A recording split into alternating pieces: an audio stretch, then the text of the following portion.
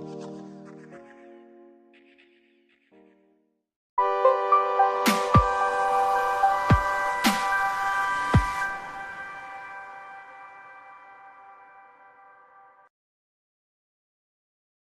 the breakfast, even the arbiters weren't sure. Hello everyone and welcome in the final round of Chessable Sitges Chess Festival. I'm Women Grandmaster Kedita Zelashvili. This is International Master Michael Rahal and we are having round 10. Michael, we were just talking that some of the players might be a little bit late because it is a morning round and you know it's not easy to reschedule your brain, your body to wake up so early, to start so early. But hey, we are here and we are about to kick off a day. So, Michael, what is your expectations today? It's going to be an interesting round. It's the final round. The sea is behind us. A lovely day here in Sitges. And the round starts at 9:30, but I saw lots of players in the breakfast area. Yes. So for sure, some of them will be slightly late getting their breakfast in. It's difficult to reschedule. We've been playing every afternoon, and now they have to change their dynamics and come in the morning and play a morning round. We'll see how that goes. Exactly. I'm expecting a few draws in the top boards because that always happens in the last rounds of the tournament. But then again, anyone can win the tournament, and there's a tiebreak this afternoon, so it's going to be fast and furious, as they say. All right, let's take a look what we have on the table and take a look of the results of previous day and check it out once again what just happened. We do had two sole leaders, but they made a draw on the first board, and then Aravin together with Puranik, they had a decisive result and they joined the Setraman and Murzin in leadings. And we can see already 4 Indian players in the top ranks: Puranik, Aravind, and Setiruman. All of those players have 7.5 points, or 7.5 points, and they will go with Murzin to play for the win of the tournament. And then there's many other players with 7 points who will need to win and hope for an upset in the first boards to get to the first place. Several other Indian players. Yes, indeed. It's time now to take a look at the pairings of today, what we have in the morning round. We're starting this tournament, this final round, early morning, because we might have the tie breaks, Michael. And look at the situation. Murzan against Aravin, big match. Puranik against Setraman. Who wants to face his countrymen in the last round, fighting for the gold medal? I don't think no one, but they have to play. They have to play, of course. Those are the 4 players who has the best chance because they are half a point ahead. But the rest of boards, for instance, Krishna against Jakobson, Vignesh against Raja, they still have very good chances. And we have here 12 years old Erdogmus playing brilliant tournament, achieving his Grandmaster title already in the 9th round. He's now having white pieces against Brahat, and the game will be very interesting. That's going to be a good one as well. Yeah, I think we'll have to see how the game progresses, but Murzin against Aravind is a very close game. They're 2 very solid players, especially Aravind when he plays with black. He's quite solid, and Murzin will normally play the London system. So if I had to venture a result, on that board, I think a draw will be the most probable result. So I really think that the game between Puranik and Seturaman will get a winner on that game because those 2 players are very aggressive players. Indeed. And both of them will play for a win, both with white and black. So I would venture that there will be 1 player who will end up with 8.5. And if not, we'll have maybe a 4, 5 or 6-way tie with 8 points. And that will mean a really fun tiebreak this afternoon. Yes, final look at the standings after 9th round to take a look once again more clearly who are leading and who has very good chances. Top 10 after round 9, Murzin, Setramar, Aravin, Puranik with 7.5 points, and we have all rest of the players with 7 points. So this is the final picture of the Chessable Sunway Sitges Chess Festival. I think it's now time to take a look of the playing venue and check it out, how many of the players are already at the board, and if we have someone missing the first moves, because that's a normal thing in the last round to be just a bit late. We can see on the right of the screen, we'll probably get a full shot now of the playing hall. As far as I can see, in the first boards, basically everyone has arrived. All the first games have started, so no worries there. But as you say, in the middle boards and in the lower boards, for sure, there'll be players arriving slightly late. Breakfast is always later on the last round. People get up late. Some players also, as you know, Ketty, have to leave their apartments before midday.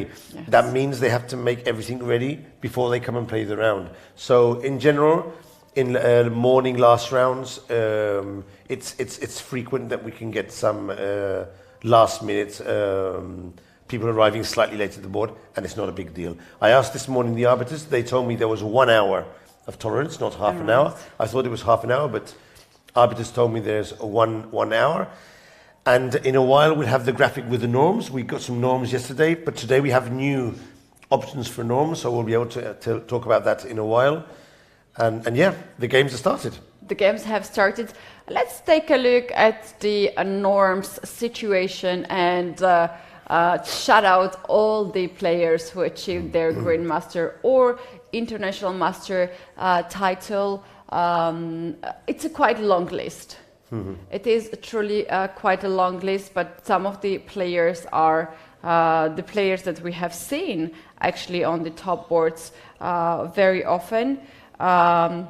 So let's have also a moment of the Pool B. We don't have the games. But we do have the standings of Pool B. In the Group B, we have Jamieson, Edric, Cal. I'm not quite sure the country. Maybe you can recognize that flag. He's on 8 points and basically has the tournament tied up. He still has to play against Hakan Yaramis from Turk and also Mark Manucharian from Armenia. Both of these are on 7 points. And Sindarov from Uzbekistan, who has a striking resemblance to the great Sindarov, who's a top 20 player. I think it's his smaller brother. He's also on 7.5. So, Ketty, in Group B, the foreigners are dominating the tournament, and the first local player is Avelino Antonano, who's in 7th place. So, in the B group, foreigners clearly taking over and taking away the first places. And in the streaming section, as we saw before, the streamers are back. Yes. One of the streamers, Samagova, took a bye this morning, but we have other streamers in their place, as we can see on the screen. And yeah, they have been having a wonderful time.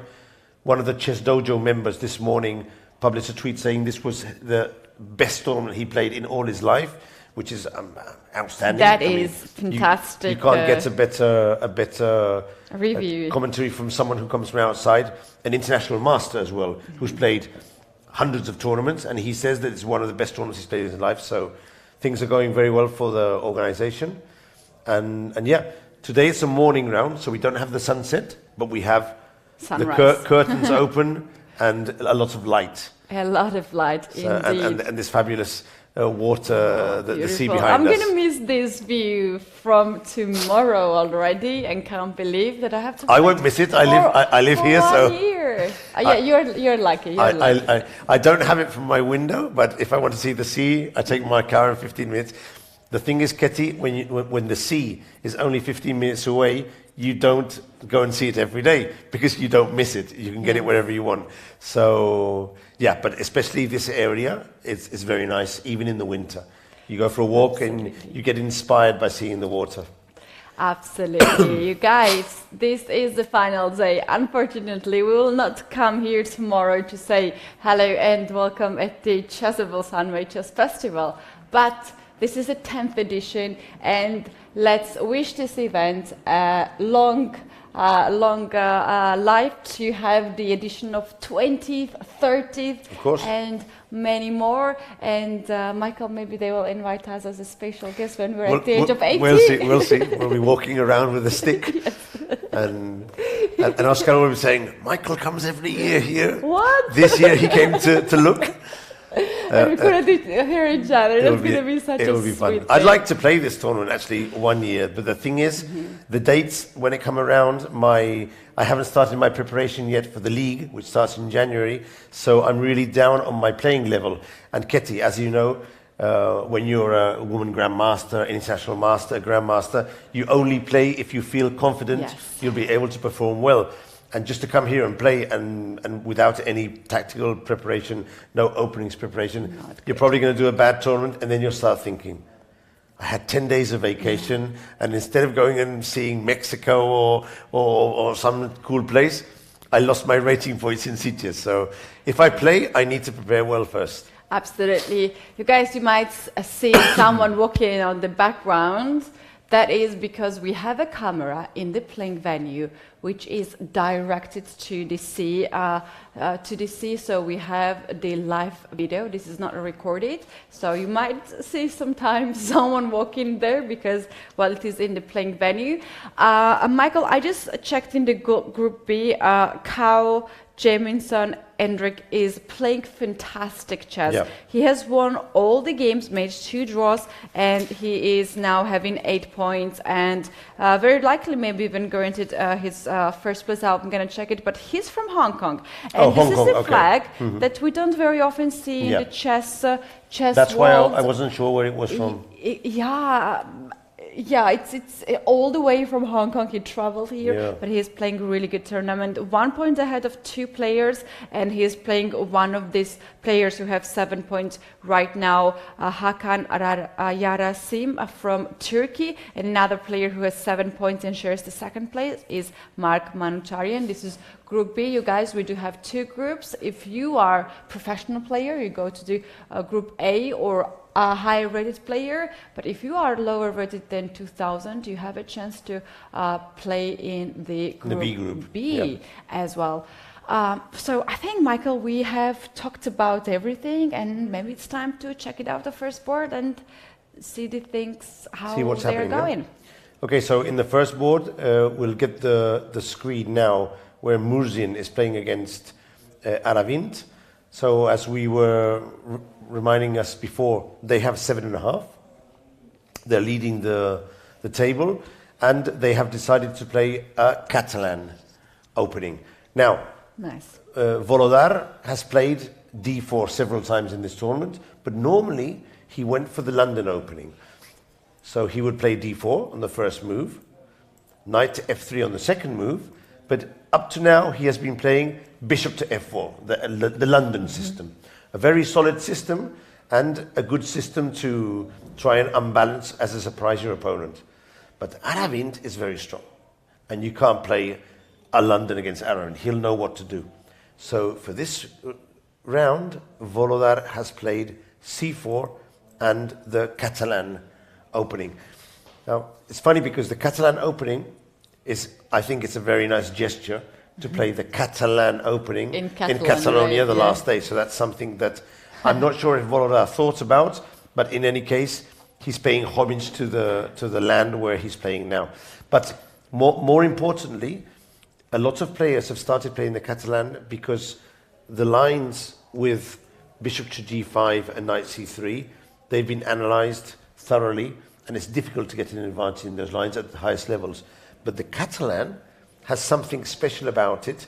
It allows for a lot of more game. It's not so analysed. There's a lot of lines to play, but there's a lot of pieces on the board, and a lot of different situations can be played. And it is very rich opening. Yeah. I love Catalan very much. I play Catalan since I am little child, because, Michael, the story is very weird.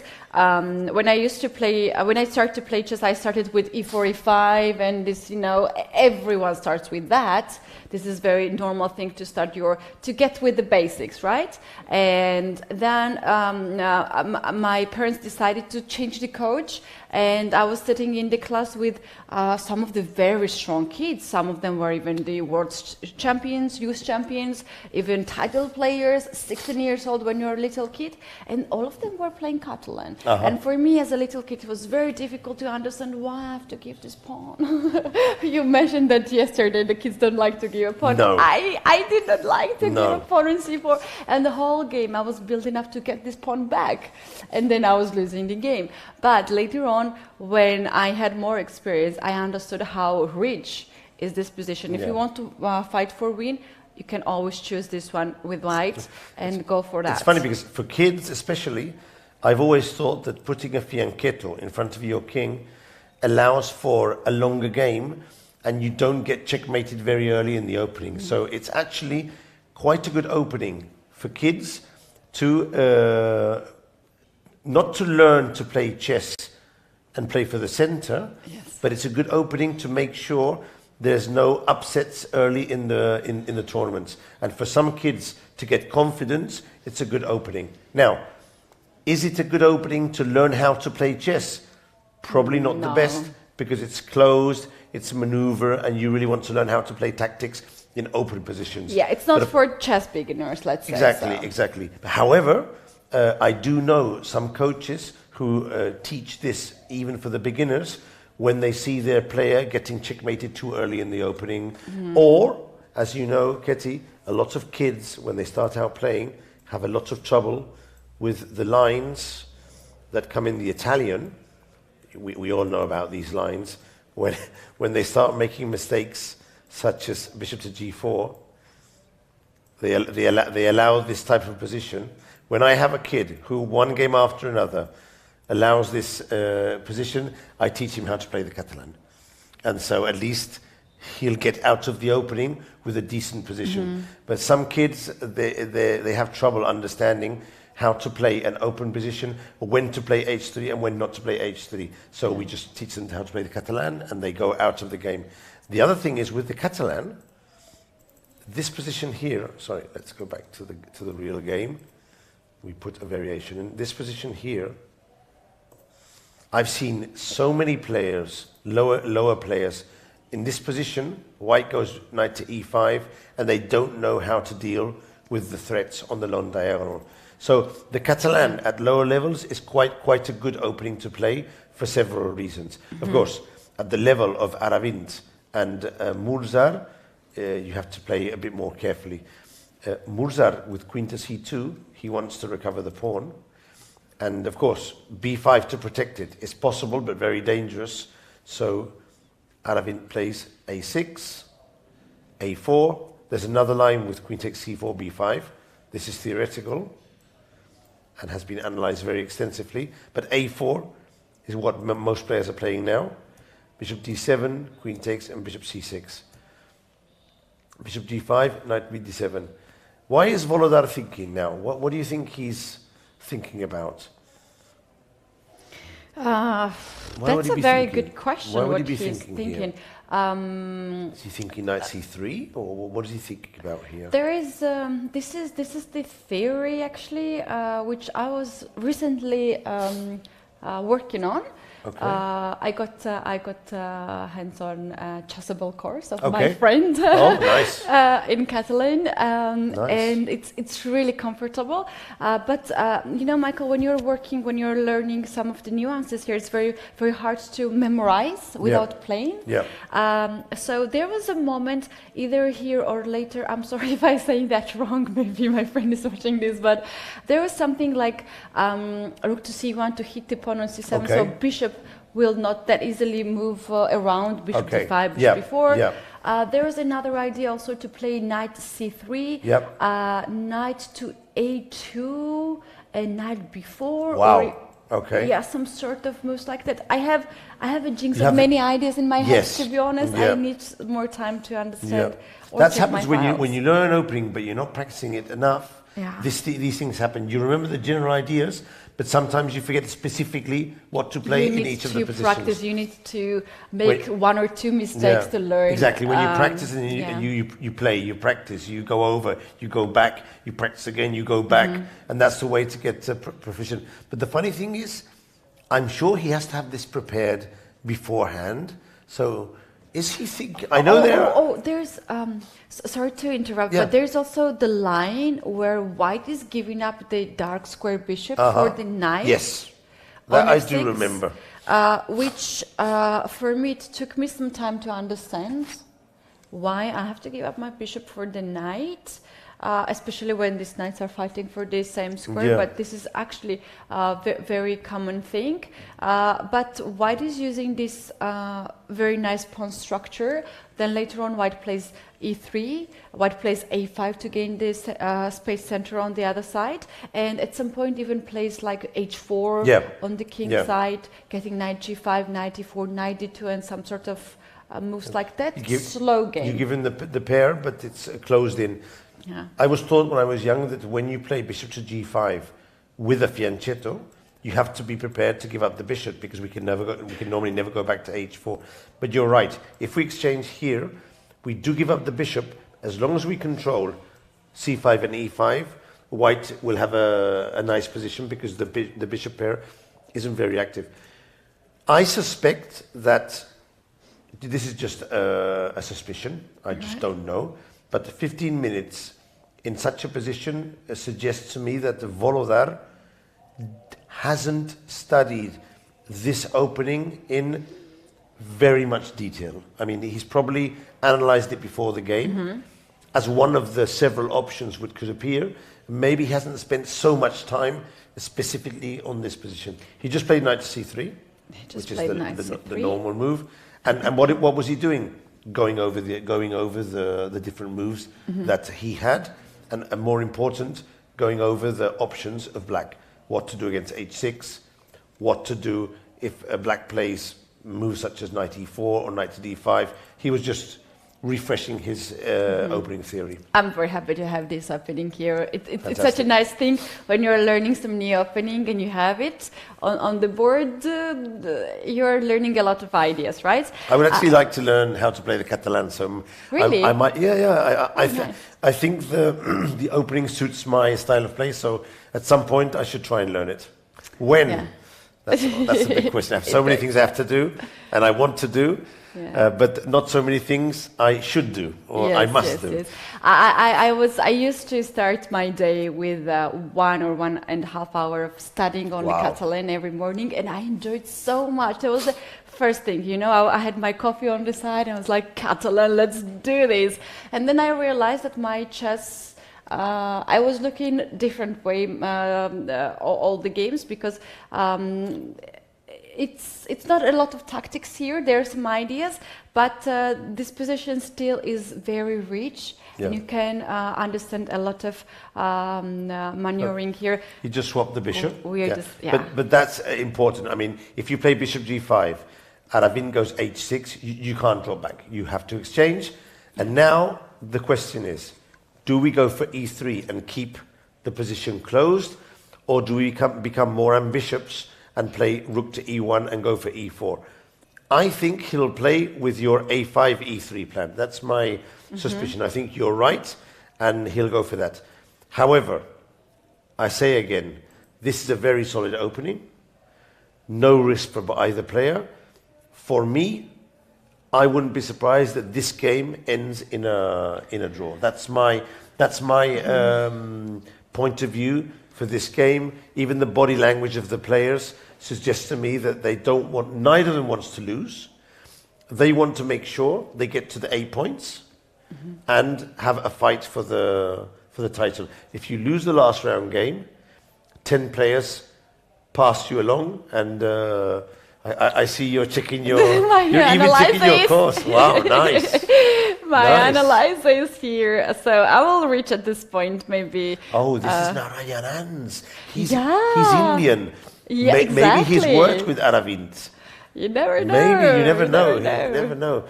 I know who Narayan is. He's a very nice guy. I met him, Narayana, I met him in Leon one year. He was the manager trainer of Nihal Sarin. And then later he was... and then he was coaching the Olympic team in Chennai. Yeah. And we became friends and, colleagues more than friends. But he's very nice. Very very cool, very smart, very intelligent, very caring.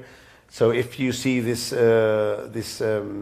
broadcast, Sinath, a warm and affectionate hug from Ketty and from myself. Exactly. And you're doing a great job with many of the Indian players. Exactly. You guys so can what does this course clip say? this and ship to Srinath. Actually, Srinath himself, he was one of the organizers of the Chennai tournament where Gukesh and Arjun shined. The Masters. So he's not only coaching but also now taking its organization roles. Different level. Also working on the course. I know Srinath from my childhood. We are very close friends and also worked a lot together. And so some of our friends said that our commentary was so funny because we have different energy. Yeah. I'm very noisy and he's very calm. He's very calm. Yes, Katie. Yes, all the time he was agreeing on my weird things. So big shout outs to Srinath, and I believe people like him. They are giving so much to chess. That in some years we will very much appreciate. Of course. Also to and he's helped a lot of young Indian kids, which is very important. And also these kids actually thank the masters socially and publicly every time they get a success. Yes. So this helps the Indian environment. Everyone's supporting each other. So what does the theory say here? Rook to d1. Okay, rook to d1, according to the analysis. He has played, he's still thinking. So according to the analysis, he says rook to d1. And how does he assess this position? So at some point, black has to give up the light square bishop, which is also, something for me, very hard to understand. Something like this, yeah? Yes, why we are giving up first dark square bishop, we understand that there is no better square. But why we're giving up the light square bishop, also quite questionable for the viewers who are watching this, and they like bishop pair very much. So we're doing that because with this pawn structure c6, e6, we're controlling very nicely the center, and white's plan to play e4 and d5, which is a very, very nice plan here. Somehow you are stopping. With the bishop on the board, you cannot find the best square for this bishop. That's why you have to give it away and play this structure. It's actually not so bad position for black. Yeah, this is very similar to some lines in the French. There's a line in the French, Ketty, which of course you know, the Fort Knox variation. It has a very similar idea, and one of the lines goes like this: bishop to d7, knight to f3, bishop c6, and in one of the lines there is an idea which is exactly the same as the Catalan. What you do is you exchange the bishop for the knight on f3, and then you put the pawns on e6 and c6. And this is called the Alekhine center. Yeah. It's an old pawn formation which is very resistant, very solid. It has to be said that in this line that we have on the board, white does have the bishop pair and options to attack the king. Whereas in the line, in the game of Volodar, there is no bishop pair. And when you give up the bishop for black, the thing is, each of the players has one bishop. But as you said, if white finally breaks open with e5, you just swap off everything and the game goes to a draw. Exactly. And that's why in this line, I think Aravind, his strategy is to get a draw with black and progress to the finals. And you can see the body language of Volodar. He is a 2600 player, and he knows that if all the pieces are exchanged, he just played b4. b4 is ambitious, I think. b4 is very ambitious. I think he's just played b4. The thing is, I understand b4. He wants to prevent that after this swap and c6, black can get in a5. If black gets in a5, then he secures the square b4 for the bishop. So this is the idea. Possibly to play b5 and to prevent black securing that square. Yeah, here is the thing, Michael. We were talking about the whole situation, right? In my opinion, what I have seen so far, Murzin is very stable player, very solid player. If you just watch his games, and you would think that he's a well-experienced player who's playing for years and years and years. If you don't know how old is he, he's very young, 17 years old already, but classy player. For him, this is a perfect game because he can play long game, which is his style. He likes to play a lot moves until the very end, and tired his opponent. Yep. Another thing is, Michael, that in this position you can go e4, d5 very quickly, but you can also play e3. You can play h4. You can play rook to d1. More to play solid. Yeah. You can play these 50 moves at this point. b4, on the other hand, kind of forces the matters because now bishop d5 has been played. He has to exchange. Withdraw the queen back because pawn on b4 will hang. Yep. So the capture is forced. I suspect that Aravin will capture back with the pawn, and now you have to retreat the queen, protecting the pawn on b3. And this is more similar to a Carlsbad structure. Yeah. There's been a transformation of the position because now white has the option of playing for the b5 Carlsbad. However, the bishop is on g2, which is slightly different. And I am suspecting that this structure with the bishop on g2 and the bishop on e7 is a bit more comfortable for black. But we'll see. We'll see how this one develops. We'll see. I think Aravin just blitzed out the move. He played bishop to d6. He knows his moves. Yeah, he knows his moves. He knows his moves. He took back. And when you play bishop d6 without even thinking, this means the theory you're playing perfectly. You've studied this position at home. I mean, Ketty, you have c6. You have bishop to d6. You have knight to e4. You have like 5 or 6 different moves. And he blitzes bishop to d6. That means he knows. You know what he wants to do? He wants to play queen to e7 and hit the pawn on here. And I wouldn't be surprised if against b5 he starts swapping off pawns. And if he gets c6 in, for example, let's say something like this, I've seen many times this idea here and passing the pawn with a5.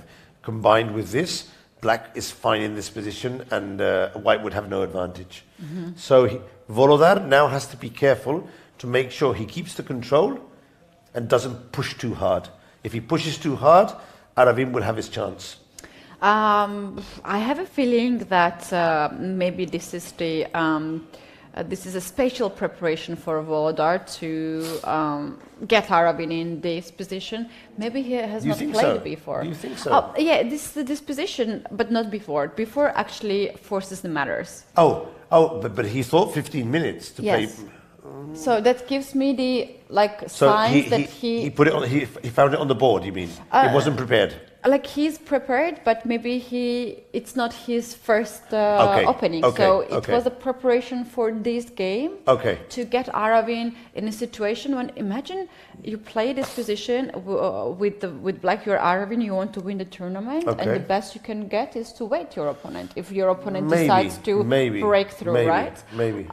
So Voldar's idea might be to get him out of his comfort zone, to get him in the position long game and do his thing, what he does really good. He can play long games really you might be right. You might be right. However, if you play this position for the first time, I think before it's not. I recommend it very much, as I remember there, because of these things. It forces too much. Black has no worries here in this position. Let's say you don't even want to play c6 here because b5 in that case. When I have b7 and c7, where do you really go with this pawn, right? Yeah. The thing is, in the Karlbach structure, we don't have the bishop normally. It's been exchanged by the dark square bishop. But having the bishop here, you don't need to play c6. There's no threat on the pawn on d5. So why would we play c6 and allow white to have a double point of contact? No, but he might end up playing it at some point. But for the moment, I think this is comfortable for black. It seems very comfortable for black. Yeah. I'm not saying black has any advantage, but it's a comfortable position, a more or less equal position. After queen e7 and rook e8, I think black has an okay position here.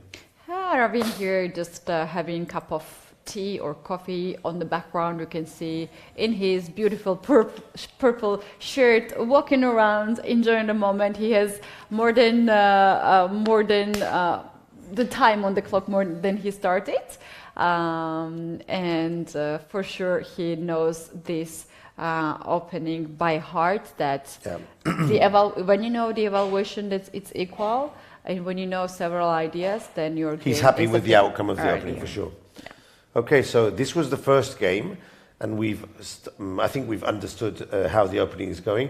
Let's drop down to the second game, which is also very important because the second game could also be decisive for the tournament situation. And with this h5, h4, it's clear that Seturaman is going for the win. I mean, he hasn't decided to play solid. He's going all out to try and win this game. So let's see. I like h5, h4 moves. Also, he's half an hour ahead on the clock. So it also looks that he's got what he wanted. It's a special type of Catalan. And while white is trying to recover the pawn, he protects it with all his strength, and h5. Could you check when you can, Ketty, if this h5 is a new move? Because in this position, white is going to recover the pawn on c4, and it strikes me that h5 is not a developing move, so it might be a new idea in the position. Have we got it played before? We have some of the games also in the online database, h5. Indeed, this is not the first line here. Okay. Black plays queen to d4 instead and going after the knight on e5. Trying to protect the pawn and going after the knight, yes. Yeah, but what Seturaman decided was h5, and here several game has been played, and black has really good results here, winning in 44% of the games.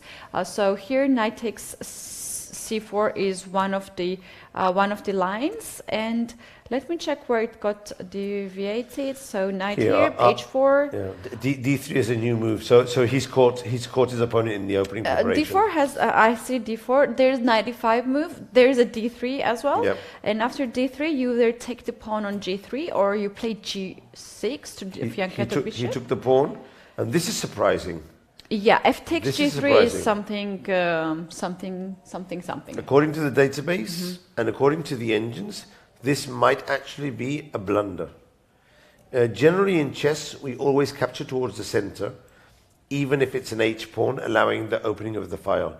This is quite standard. But for some reason, Puranik has preferred to capture towards the side, opening his f-file. But this weakens considerably the dark squares and might allow for some tactics with knight to g4. So, okay, of course black is neglecting his development, but even so, I'm not sure if this is the right strategy. We'll see. The engine gives an advantage for black now, but it is a complicated position, so we have to see if there's a way of getting the advantage. I'm worried about this development. I see this for the first time myself as well, Michael. And as they're looking for on the engine right now, g6 is the first suggested. G6 and bishop g7. This does make sense. Yeah, this does make certain sense. And there is also a little bit weird move after g6. At some point, the engine suggests to play rook to h5, somewhere in the variation. I saw this. To play bishop g7, the king can go to f8, it doesn't have to castle, and we can keep our rook on the file to create some threats on the king's side. This would be quite interesting. For example, bishop to d2, bishop g7, maybe rook d1 or rook c1, and now rook h5, something like this. It's a weird move, but it makes sense to not castle, just hide your king on f8 or g8 and keep your rook active on the 5th rank and still attacking the pawn on h2. It's weird. It's weird. I haven't seen it played before, but the computers are suggesting ideas that are new for everyone. So let's see if Seturaman is able to come up with this idea. What a final day, right? What a final day. Games, huge fights. No easy draws. Even though we have the players from the same federation playing in the last round, you might expect to have like fast draws and sharing the first and second places, but everyone came here to get the title. Yep. They want to get the title, and that's very much understandable. And also, we do have a prize fund of 28,000 euro. Wow. And you get better place, you get more money. That's lots of money, yeah. That's lots of money. 5,000 euro for the first place, 3,000 for the second place. Very good prizes. Very good prizes for 10 days of chess here. Now we're going on to the boards where players have 7 points. On these boards, a win is very valuable because it could guarantee a playoff for the first prize. So we have to pay attention closely to these games. In the first one, Grandmaster Krishna is playing against Grandmaster Jacobson. And it's funny because Krishna has decided to play white as if he was playing black. Only on the 3rd rank, no occupation of the center. He has more or less conceded to his opponent the occupation of the center. And also he's conceded half an hour of time. Did he arrive late to the game? I don't think so. Let us check the moves. No, he spent all his time on this move here, bishop to e2. But of course he arrived at this position and spent nearly half an hour to play here because he was trying to understand if he had to capture pawns or not capture pawns. That's a lot of time to spend on just one move, Ketty. And he's come out.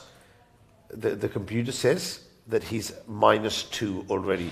So he is in a very, very, very dangerous position. This has gone totally wrong for white. Jacobson has the chance now to develop his bishop to g4, strike on f3, and force d4, and try and open up the position in the center. This could be risky. This could be very, very risky for Krishna. Very risky indeed. I don't exactly know where he's made a mistake, but something has gone wrong in his opening. Let's see here. He played the Reti opening. This is standard. And he probably should have taken now pawn takes pawn and d4. And he didn't do that. And now he's landed in a worse position. Yep, things have gone wrong for Krishna in this game. And Brandon Jacobson could easily get the advantage if he finds this idea of bishop to g4, followed by pawn to d4. We'll see if he's able to find this line. Okay, let's go on to the game on board number 5. So here we have the Turkish 12-year-old kid playing with white against another Indian player, Bharat Subramaniam. Is that the name? Subramaniam? Yes. So difficult to pronounce some of these names. It is. It's tremendously difficult. Bharat Subramaniam, 2500, against Yagiz Khan Erdogmus from Turkey. Okay, so the Turkish kid opened the game with e4 and played the advanced variation against the Caro-Kann with this very trendy knight d2 b3 line, trying to prevent c5. And we have the position on the board. Normally the white does the castling and at some point goes knight to d4. This is theoretical. Lots of games played in this variation. So I expect a long technical game here. Okay. Yeah, I agree with that, Michael. I was just taking a moment right now. What have you been checking there?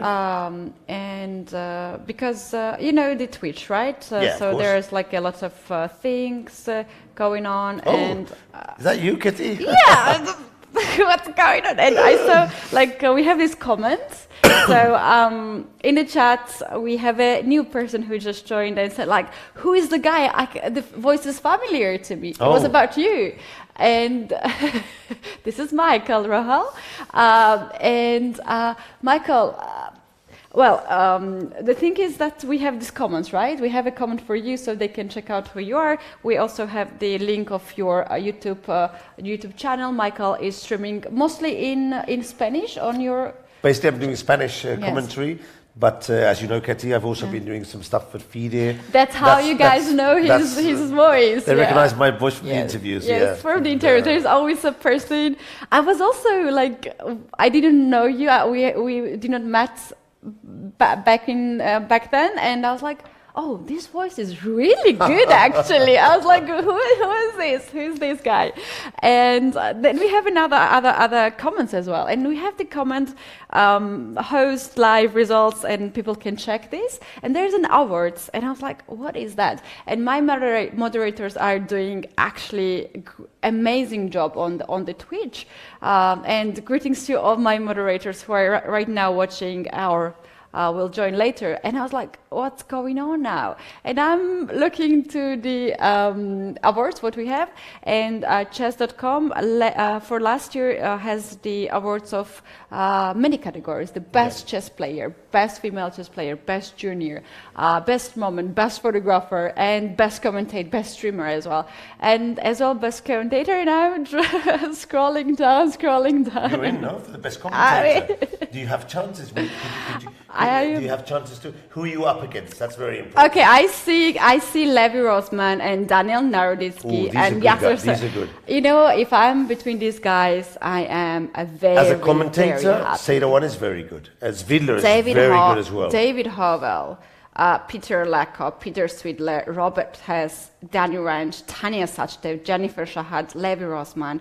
But this is commentator. Yes, Yasser. I would say as a commentator, Zvidler is in a class of his own. Yes. Zvidler is very, very good.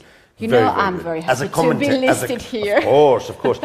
But one thing is a commentator, and the other thing is a streamer. No, this is the commentator. If you're a streamer, for example, in streaming, you're a great streamer. Eric Rosen is a great streamer. Anna Kramling, I see her name there. The Chess Brass, all these guys are very good streamers. But as a commentator, I think Seda One and Zvidler are very good. They are all very good. They're able to convey their chess knowledge in a simple way, but also give very good analysis. So they do both things very well. Absolutely. But all these people who are named... Lekko is also very good commentator. Amazing. Lekko's very good as well. David Hovell, I had a chance to work in the studio with David Hovell in Norway. He gives such a nice information, chess analysis. I worked with Robert Haas, amazing commentator. Daniel, amazing commentator. Are these FIDE awards or chess.com awards? It is chess.com. Okay. And and I'm here for 2 years in a row. 2 years in a row. You're there as the commentator of the year. Wow, imagine you win that. That would be fantastic, Kitty. That would be great. I mean, wow.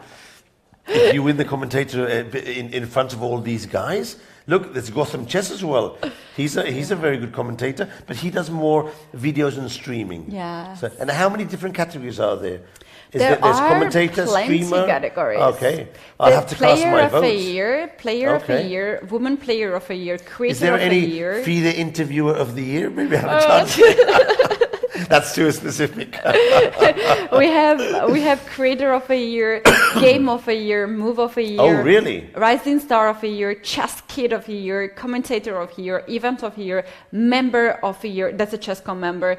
A book of the year, chessable course of the year. Nice. That's a lot of categories. Player of the year, woman player of the year, creator of the year, the game of the year. That would be a cool one to see which is the best game has been played. So do they offer games, or can you submit your own game to see if it wants to be the game of the year? They probably give a list of games, yeah? They are giving list of the games, and you can actually see them on the diagram. On the diagram, here are the moves and the tournaments where they played, and the players' names as well. So this is really nice stuff. I'll check this this weekend. The 2023 Chess.com Awards of the Year. Something to be thumbs up. The knight d4 of Williams against Makarova. It's actually, I analysed that game. That was really cool. This is such a nice thing. Myself, I also took a part last year, and I took a part last year, and it's actually very informative and very nice thing.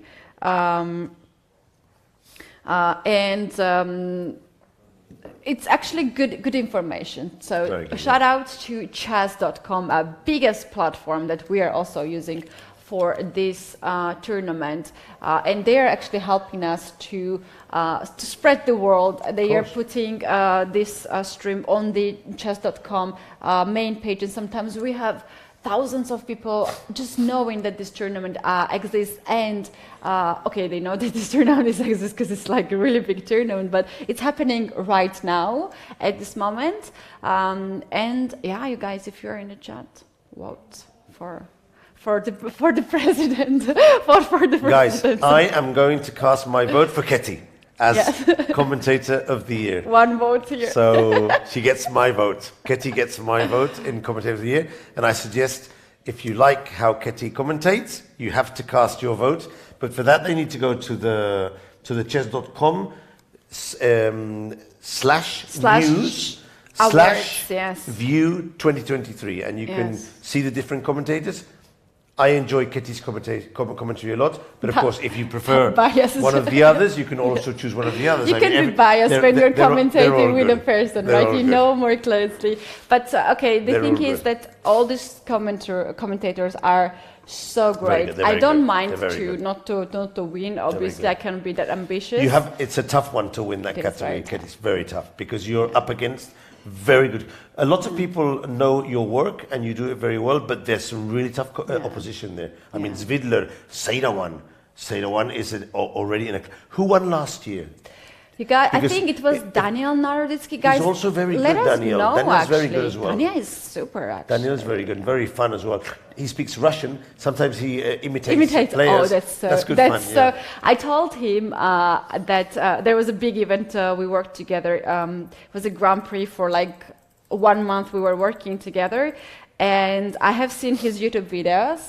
And I told him very specifically, if he does this one particular imitation, I can't stop myself. Like I will die on the stream because that is super hilarious. And I think I can actually say I love the most out of all these imitations, Wesley. So this is such a brilliant. He does also Kasparov imitation. I think they worked together, and he picked up some of the moments from Kasparov, and many more. I think also Ivanchuk. He's very good with the Russian accents. Yeah. So while you were checking Komarov is also hilarious. Dmitry Komarov is the best. Komarov, I used to watch his Blitz and Rapid commentary. He's not doing it anymore, which is a pity, because he's very good. He's very good. He had a way of engaging you to see the blitz. I just don't understand why Fili doesn't keep it on as a commentator, because he's very funny. He's very funny. He's a good commentator, he's Grandmaster. Obviously, he's not in the level as a commentator as someone like Visharan, for example, because they're better players. But he had a way. I was watching the Blitz and Rapid just to listen how he was saying Hikaru Nakamura, good move by Nakamura. Magnus Carlsen, he just did the best move in the position. He was so funny, Komarov. I don't know. He should be back. He's really shout out to FIDE really to bring back Komarov for the commentators. Yes, we need to sign the petition to bring Komarov back. While you were talking about the commentator of the year, I was checking this game between Bryce and between Vikesh. Now they're already in an end game. This is board number 7, and maybe we can get board number 7 up on the screen between American Bryce Tiglon and Grandmaster Vinish. Let me check the name here. Visak, who, by the way, I think knows this position completely well, because he's a pawn down, but he's blitzed out nearly 30 moves, 25 moves, and went straight for the rook ending, a pawn down. So this suggests to me that he knows that by putting the 2 rooks on the 7th rank, he gets a draw in this position. So I'm suspecting that this is something that he's worked out in his home preparation. So look at this, Ketty. I mean, how can we come and play a tournament here when there are players that come here with home preparation in openings that takes them straight to the ending without any mistakes? Yes. We also do the same. Otherwise, we don't come here as players. But we can't come and play as a player if we haven't done the work of analysis and preparation necessary to be able to perform against the grandmasters. We can come as commentary to do commentary because our general knowledge of chess is high. But to really play and perform, you need to be doing your daily tactics, your daily openings, your daily blitz games, and this is something that requires time. And that's why these guys are professional chess players. They do it every day and at a high level. So here we have the position. Now Bryce has an extra pawn, so he probably thinks that he can try and win this game. But look at the body language of Vikash. He's like, come on, I mean, this is a draw. I've analysed this at home already, and it's a draw. Because look, how can you advance the pawn to a queen when the other player is about to put his 2 rooks on the 7th file? What can you do? Michael, in the books, with like yellow pages, very old books, in the classical chess, you say G4, great move here, and white is winning. You know why?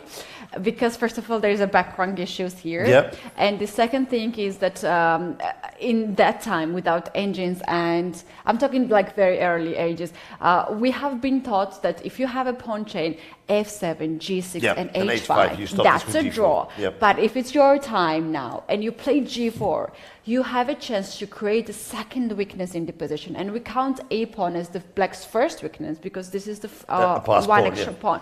And after a long game, probably some inaccuracy from black side, you can create the weakness on the h7 or whatever this pawn is, and white is winning. I have studied these games actually. I wonder if it could be a moment to play this g4. I would play g4 here. Because there's another thing. Later on, when he doubles rooks on the 7th file, you can actually put your rook on f6 to protect f2 and hold it with g5. So that might be a move to, but I'm sure, look at Vikash. He's probably analysed g4 at home as well. The g4, no problem, Ketty. No problem. All analysed. G4, I know G4. It's easy draw. Yeah, there's a comment, g4 looks weird, rook to c4 is a scary move. It is to try and hit the pawns. Of course, if you want to win with the a pawn, you have to be prepared to sacrifice a pawn on the king side.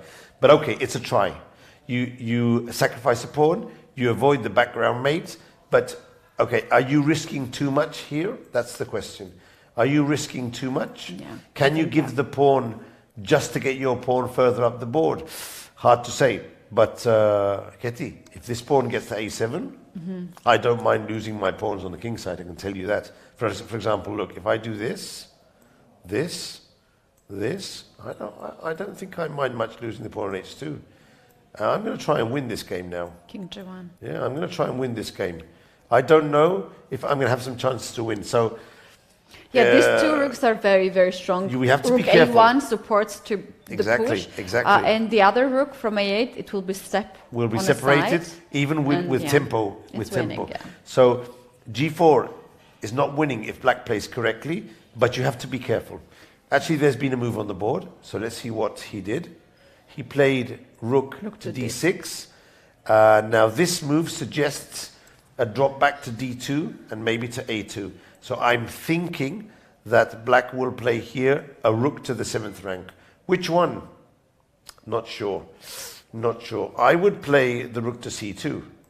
Now I wonder what white will do if I double rooks on the 7th file. I think he'll go to defend on f6. Michael, I have a question here in this position.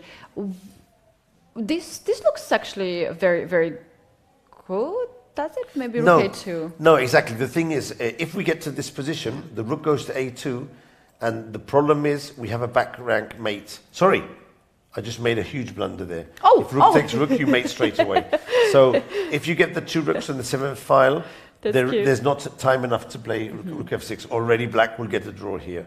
So instead of a5, it's time to do something like g3, rook f2, rook f6, and now rook a2. And the thing is, Ketty, we're going to get to the typical position where I'll have to go back here, you get your h5 in, and we know by theory that as long as black plays well, normally it's a draw. However, in this specific position, if the pawn hasn't crossed the 5th rank, sometimes white can win here, because you bring your king, and when the king gets to f1, black doesn't have enough space to keep the rook behind the pawn. So, okay, we'll see. We'll see. This has to be played on. It has to be played on. We'll see what happens. Okay, so Visak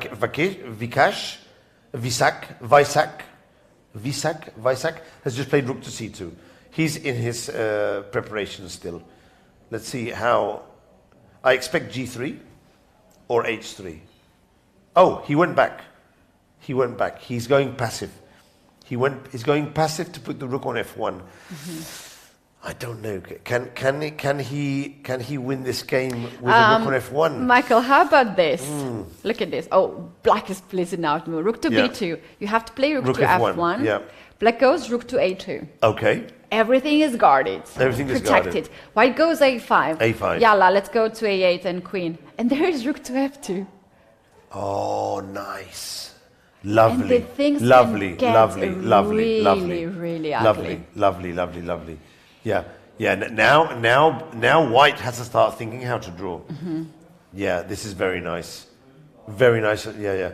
It's still a draw probably because I can play take, hang this pawn and draw 3 against 2. But now it's white has to play for the draw. With white pieces. Wow. Well, wow, we can see the body language of both players. White has already accepted the fact that black has here everything. Draw. And the pawn has been captured. Draw. They cannot agree on a draw, I think. They have no, they have reached 30 also. Now they'll do a draw. Yeah.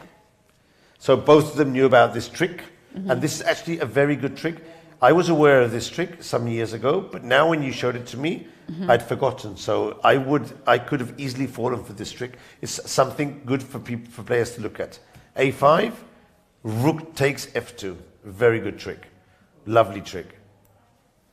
Yep. And actually a necessary trick, because if you don't do rook takes f2, then the pawn will go to queen. So it's an important ending to recognize for your Instagram.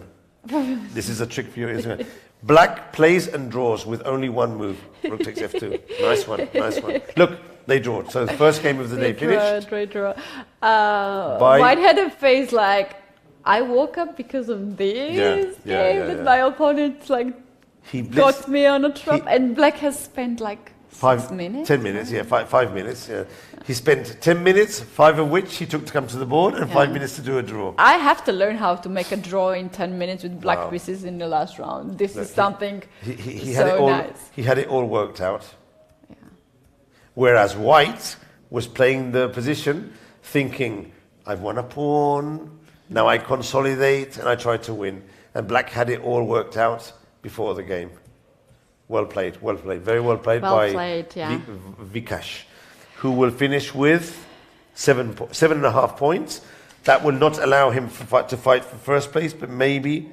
It was a long tournament. 10 rounds is not easy to play. Maybe for second place. Indeed. The colors are getting really cute on the background. This is the live video from Sitges. Beautiful place in December if you are looking for holidays as well. You guys, we do have the list of the players who have achieved the Grandmaster or International Master title. Let's bring it up on the screen and check out those happy people who have achieved what they wanted to. So in a moment, we're gonna have a graphics on the screen. And we're gonna have actually quite a number of the players, right? A lot of norms here. Always a lot of norms in Sitges. 10 rounds, a huge amount of international masters and grandmasters. That allows for very good options to get a norm.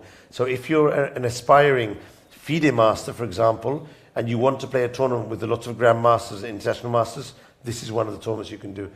By the way, it's not the only tournament in Spain in these days. You can start with Llobregat, then go to Sitges, and carry on to play Roquetas. So there's 3 tournaments in a row. And actually, many of the Indian players playing here have played Llobregat, play here, and then go to Roquetas to play afterwards. Also, people from USA, some of them are actually coming here as a second tournament, and they are also traveling. They're playing 3 in a row. Which makes a lot of sense. When you travel so long, you need to get in the way you need to play 1 or 2 tournaments. Graphics in the studio. Let's see if we can have that. If we have that on the screen. Do we get our graphics today? Have we been notified? Are they coming? Hello, hello, hello. Are they coming, or should we wait until a bit later? Let's wait for a bit, Okay. because we should have it at the.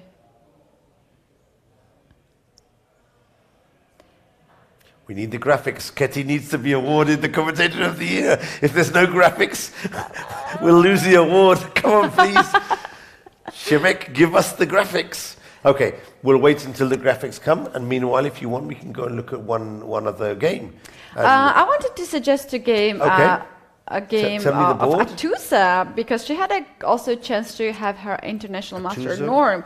A player whose opponent did not show up in the first round, she still played so well. And look at her position now, 4 points She's on going the king for side. it. She's going for it. She's going for it. Yeah. So as everyone knows, Atusa married very recently with Hikaru Nakamura, and I'm sure Hikaru has given her some last-minute instructions or some help on how to try and defeat her opponent Ladmanda. Okay, we have a graphics on the screen. We have the graphics. There was maybe a bit of delay, some We have the graphics. Glitch there. Michael, I see 2 Turkish kids. When we're calling kids them, we're calling because of the age, but their chess is they're fantastic players. Erdogmus. He's done his Grandmaster Norm, and as far as you said, I think you mentioned that he might already have his title, the complete title. We were looking actually for that together with the organizer of the event, because that's a big achievement. Also, Bryce Tiglon, as far as I know, he has the 3 Grandmaster Norms. He has the rating, but I was told this morning that maybe he doesn't have enough games, because one of the norms was done in a 7-round tournament. So it's 3 Grandmaster Norms, 27 minimum games. So if you get a Grandmaster Norm in a 9-round Swiss, you get 3, 9, 18, 27 normal. Why so many? But if you get a Grandmaster Norm in a 7-round Swiss, in the team tournaments, you can get them in 7 rounds. So then you need 4 Grandmaster Norms, not enough with 3, because you don't get the 27 games. It's the rule. Yeah, I was told this morning by an arbiter. Wow, that's so weird. Actually, that's why getting a Grandmaster Norm in an Olympiad, 11 rounds, is very good. Then you can get another one in a 7-round tournament to compensate. Yeah, I had situations for my international master Norm. It was a team competition. I played really, really good. My performance was very high for almost 2,600.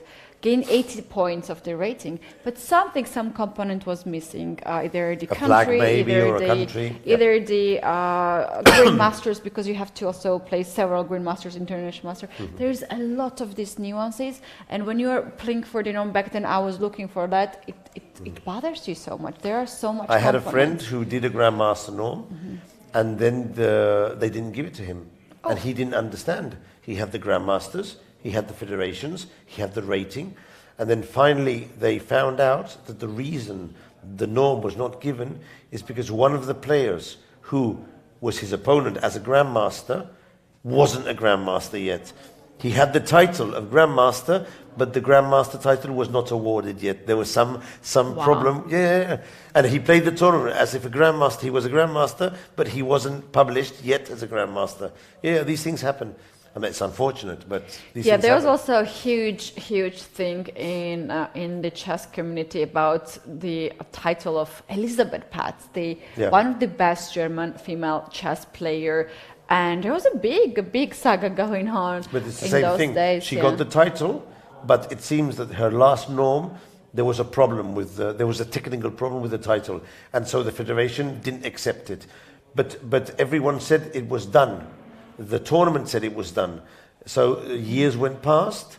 They didn't give her the tournament title, and she thought she was already a Grandmaster. And then, of course, your performance can go down because you think you've already got the title. And finally, they didn't give it to her. But now it's been reverted, and they have given it to her. So finally, she was able to get her Grandmaster title. These things happen, and they're unfortunate, but you just carry on what to do. The best thing is to get a few more norms. Elizabeth only played 2 Grandmasters for one of her norms. Something like that, something like that. But the thing is, the arbiter of the tournament and the federation confirmed the norm, although it wasn't totally correct. So everyone thought there was a norm. It was on the news. It was everywhere. And that was unfortunate because then she stopped playing tournaments because she already had the tournament. Okay, so we have more norms confirmed. We have Adar Tarhan, Another IM norm, Turkish and Krishna, youth a player. grandmaster norm. By the way, Alexiadis Christos, he talked to me this morning in the breakfast. He told me, Michael, when you passed my board yesterday, I was lost, but then I ended up winning, so I was able to get my international master norm. Yeah, which wow. I don't remember, but it seems I went for a walk, Yeah. and he must have thought that I was looking at his game, and I just don't remember. But I went for a walk in the hall, and it seemed he was lost. He saw me. And he told me I was lost then, but then I won. Wow. So I congratulated him. Very nice kid from Greece.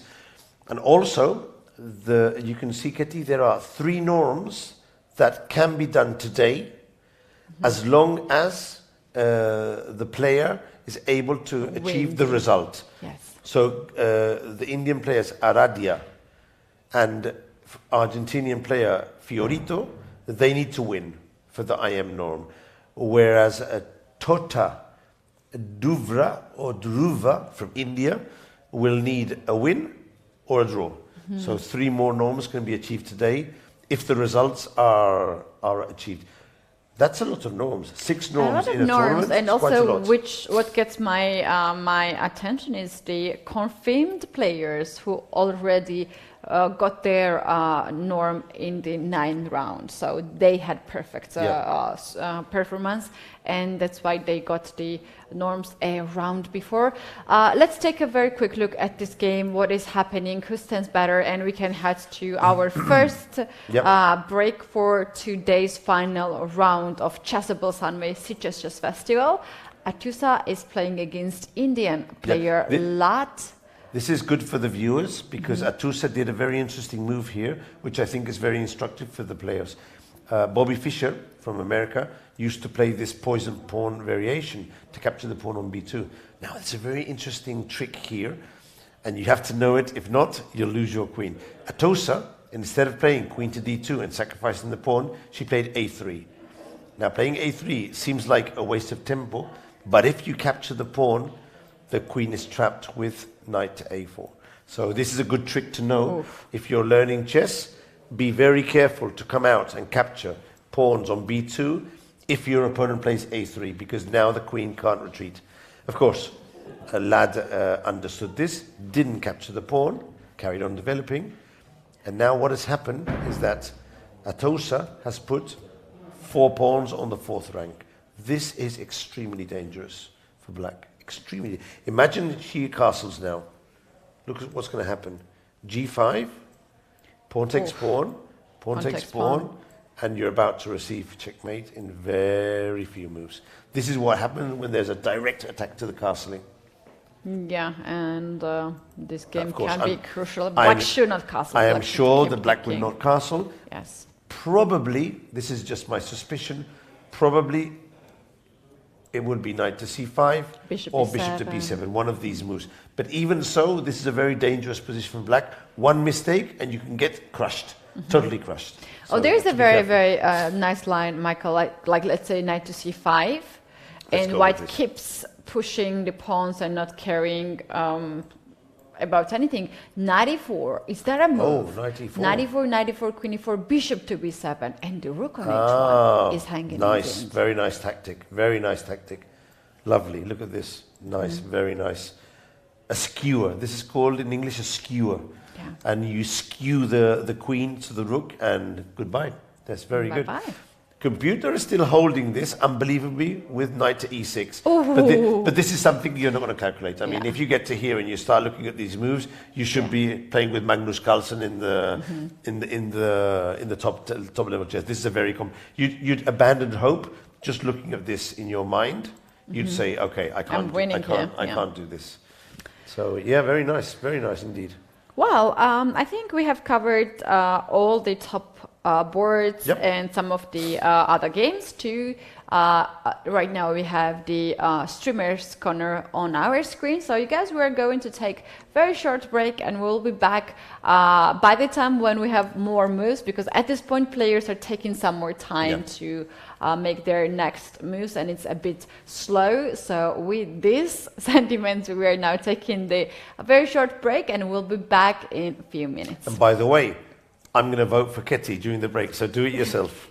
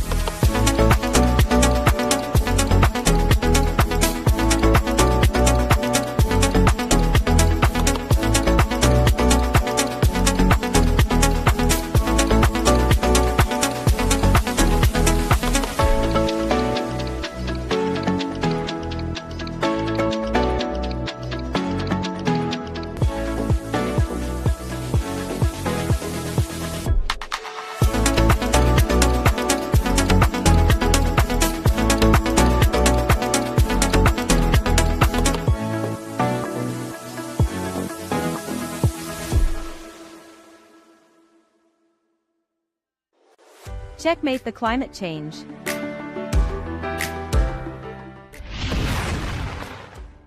We're close to the climate endgame, and we have an inferior position, but a victorious checkmate to climate change is still possible. We're just pawns in this game, but does anyone know better than a chess player how powerful pawns can be in an endgame? At Chessable Sunway Sitges International Chess Festival, we recognize the power of isolated pawns, but we love to play in coordination. We can castle and wait, but we always preferred dynamic moves. This is why we ask you to embark with us on this journey to help raise awareness in our beloved chess community. One move at a time, and we'll see if a small advantage becomes decisive one day. We can all together put our grain of sand to save our planet. There's no better game to win. So how are we doing more precise moves now than we used to? Less paper, more digital. We stopped using tons of paper to publish and distribute results in pairings, announcements of lectures and side activities, etc. Emails and WhatsApp messages have become our bishops to rapidly spread our messages, and our screens strategically placed across our facilities help cover all squares, so that no one can move without knowing what's going on. It's not only sustainable, it's convenient. Cell phones may be the enemy of fair play in the playing halls, but they are our best ally outside them. We developed our own app for iOS and Android that you can download and open anytime, while not playing, to be up to date with what's going on in our chess festival, and without any risk of being blamed for cheating. It's also available in the smart TV of your room. And what about accreditations? Here's the deal, don't throw them, because with just a little water and minimal care, your accreditation, printed on paper with seeds, will germinate and become a plant. When you're home, it will remind you of the memorable moments you spent at Chessable Sunway Sitges International Chess Festival, and it will cheer you to help us to be just part of the opening of the chess community's game against climate change. Don't get it wrong though, our accreditation won't grow green chessboards. Electronic score sheets are arriving, but we may need some extra time to adopt them. Players will need to keep on writing. However, when printing is necessary, we try to use recycled paper. Less plastic. We may not be able to make it disappear immediately, but we're looking to leave plastic in Zhuangzhuang. Quality and attention to details has always been part of our identity sign at Sunway events, so we're not cutting anything. Will we still be giving pens for notation of score sheets or gifts to participants? Let us keep the surprise, but if we did, who knows, they will preferably be made with biodegradable and ecological materials. What about free water during the rounds? We will be using sustainable packaging, and we will ask players to take a small step towards sustainability to have their ecological bottles refilled. While we love online chess, over-the-board tournaments like Sunway are a unique experience to take part in. So, what about plastic chess sets? We know we still have many, but we're very aware of time pressure. We're kind of turning back the clock to enlarge the number of wooden boards and pieces in our tournament, in a timeless move for EcoChess Crusaders. Better accommodation. Since 2021, our 4-star hotel in Sitges has the Biosphere certification in tourism, which recognizes our continuous improvement towards more sustainable models. And, knowing that chess players require very well-lit playing halls, since 2023, solar panels installed next to the main playing hall are producing part of our own energy. There are many other measures that Sunway Playa Golf Hotel and Spa, venue of the Chess Festival, has been introducing during these years to reduce its carbon footprint, improve water efficiency or allow energy savings, like changing almost all lighting to LED lighting, or installing motion sensors to activate lights in the hotel's less crowded areas, detecting even the quietest chess players. Sensors in windows and doors limit the useless operation of air conditioning machines when those windows and doors are open. Taps in restrooms have been changed to prevent the waste of water, which is precious in our warm Mediterranean location. Amenities left in the rooms for guests are biodegradable and ecological, etc. All guests at Sunway Hotel and Apartments have free bicycles to facilitate their mobility, reducing the environmental impact of transportation. There's no more enjoyable and sustainable way of entering a game or of mentally analyzing your moves after hours of concentration than to cycle along the seafront promenade. And for those who don't want to cycle, we also provide free bus passes that will allow you to forget your own car during your stay in Sitges. Responsible F&B management. Just in case players haven't eaten any opponent's pieces during their games, we make sure they have enough quality food and beverages in our restaurants at Sunway Playa Golf Hotel and Spa. Purchase from local suppliers, when possible, to reduce the impact of CO2 and promote proximity trade is just part of our game strategy. It's not only time we don't like to waste, so we use efficient waste management to get a better endgame position. Selective garbage collection, or use of returnable glass bottles and other containers, are our defense, no matter if Sicilian, Slav or French, against environmental degradation. And our openings list includes the use of biodegradable and recycled single-use items such as tablecloths, straws or napkins. Let's talk coffee. It's organic, it's sustainable, and it's in a biodegradable cup. Even our coffee beans are in on this eco-chess game. And we don't forget the quick response QR codes, which are available in our restaurants, and they remind us that a quick response is what our planet needs. Chessable Sunway Sitges Chess Festival was born 10 years ago with a mission, offering quality and taking care of details. We want every player to feel like a grandmaster. It's time to expand that mission for our next editions. We want every player to get a grandmaster in sustainability norm. We're far from perfect, but we're studying, training and calculating to improve. Climate change seems to be using the latest version of Stockfish, but working all together can build an unbeatable database of ideas to checkmate it. Welcome to our Green and Sustainable Chess Festival.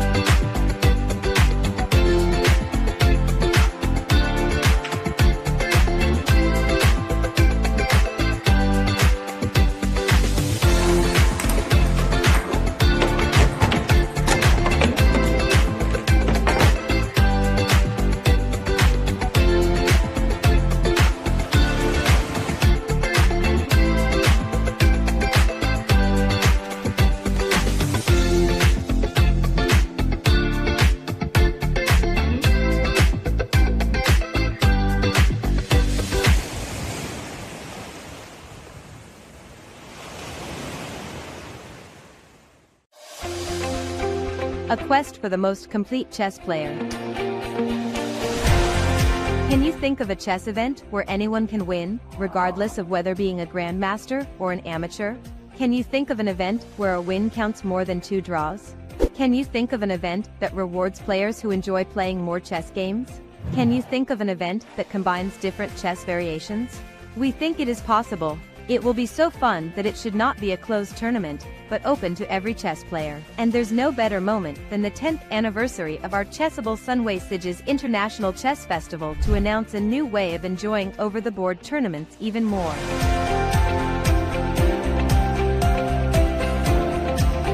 We'll still have an admirable and very strong Classic Chess Open champion.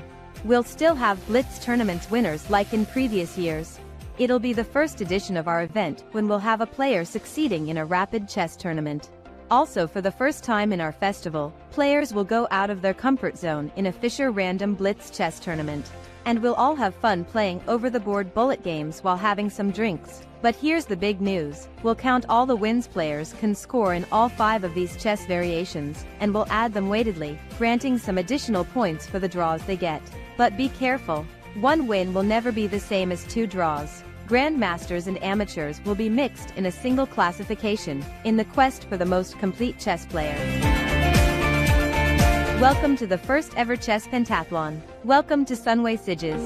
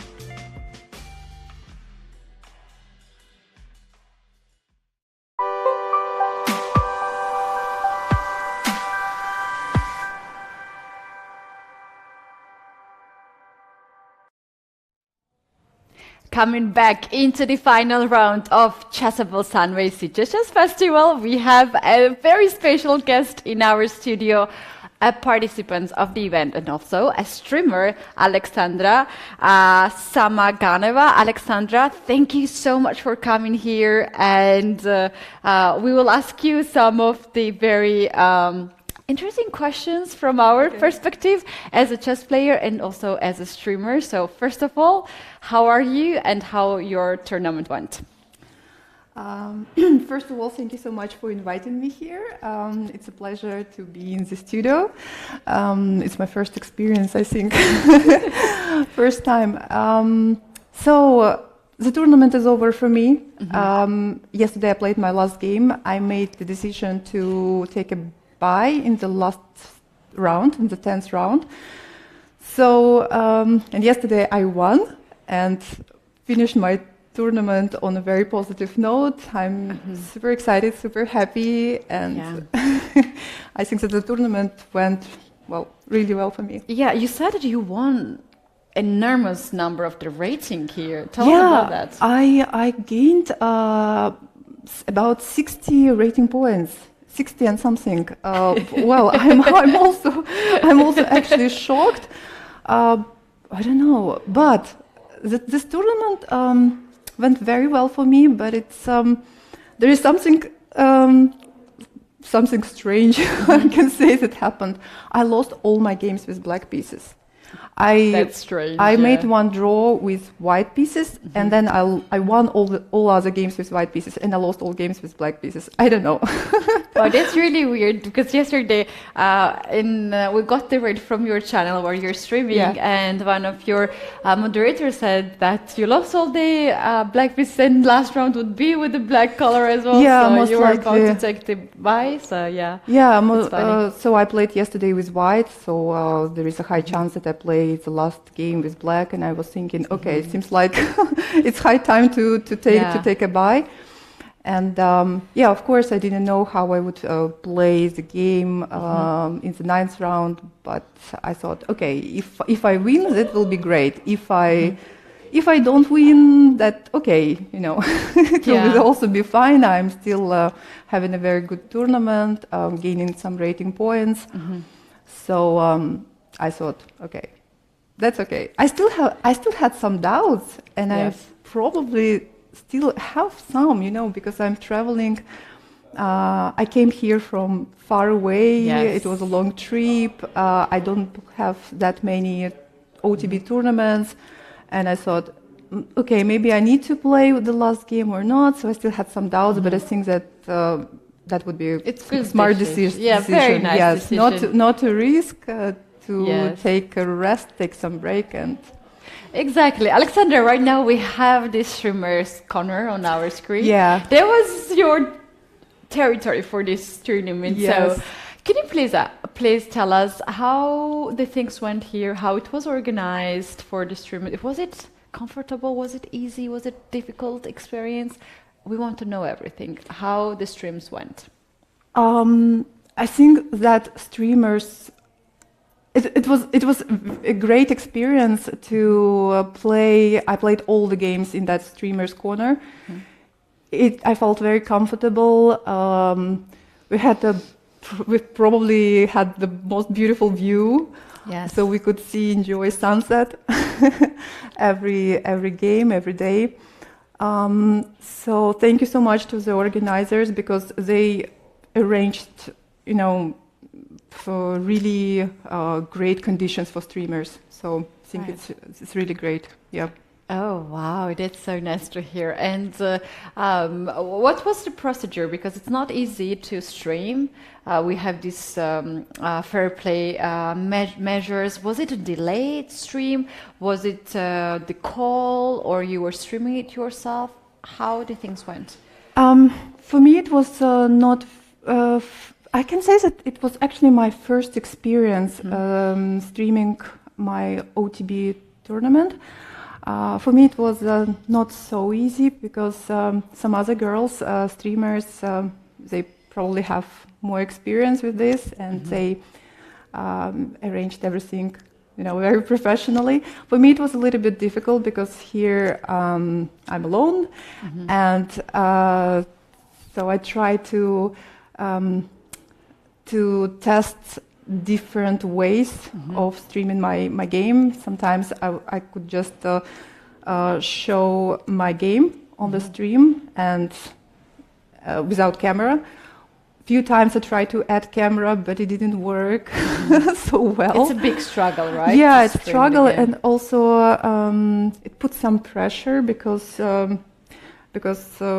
it's instead of focusing, concentrating on the game, you're thinking, oh, I hope that my stream, my stream goes well. I hope that the camera is still working. I have it's like no low battery or something. Yeah. So I want to say that everyone who is every streamer, everyone who is streaming, it's really hard job actually. Yeah, that's what we were actually thinking. So was there any game, any case with you, or maybe if you have any information with other streamers that the opponent said like, I don't want to be on camera, I don't want to be on stream? No, I think that I didn't have problems.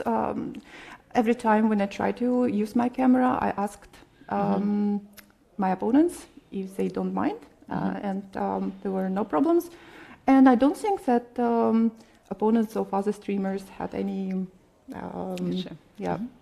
so any problems about that. So I think that people feel fine about it. Wow, so nice. I also saw you at the side activities, for instance, at the Blitz event that you were streaming that too, and we also had another type of side events. If you can tell us about that experience, and for instance, if you choose this tournament particularly for that to, for instance, to play chess and also to do your to create your work here as a content creator.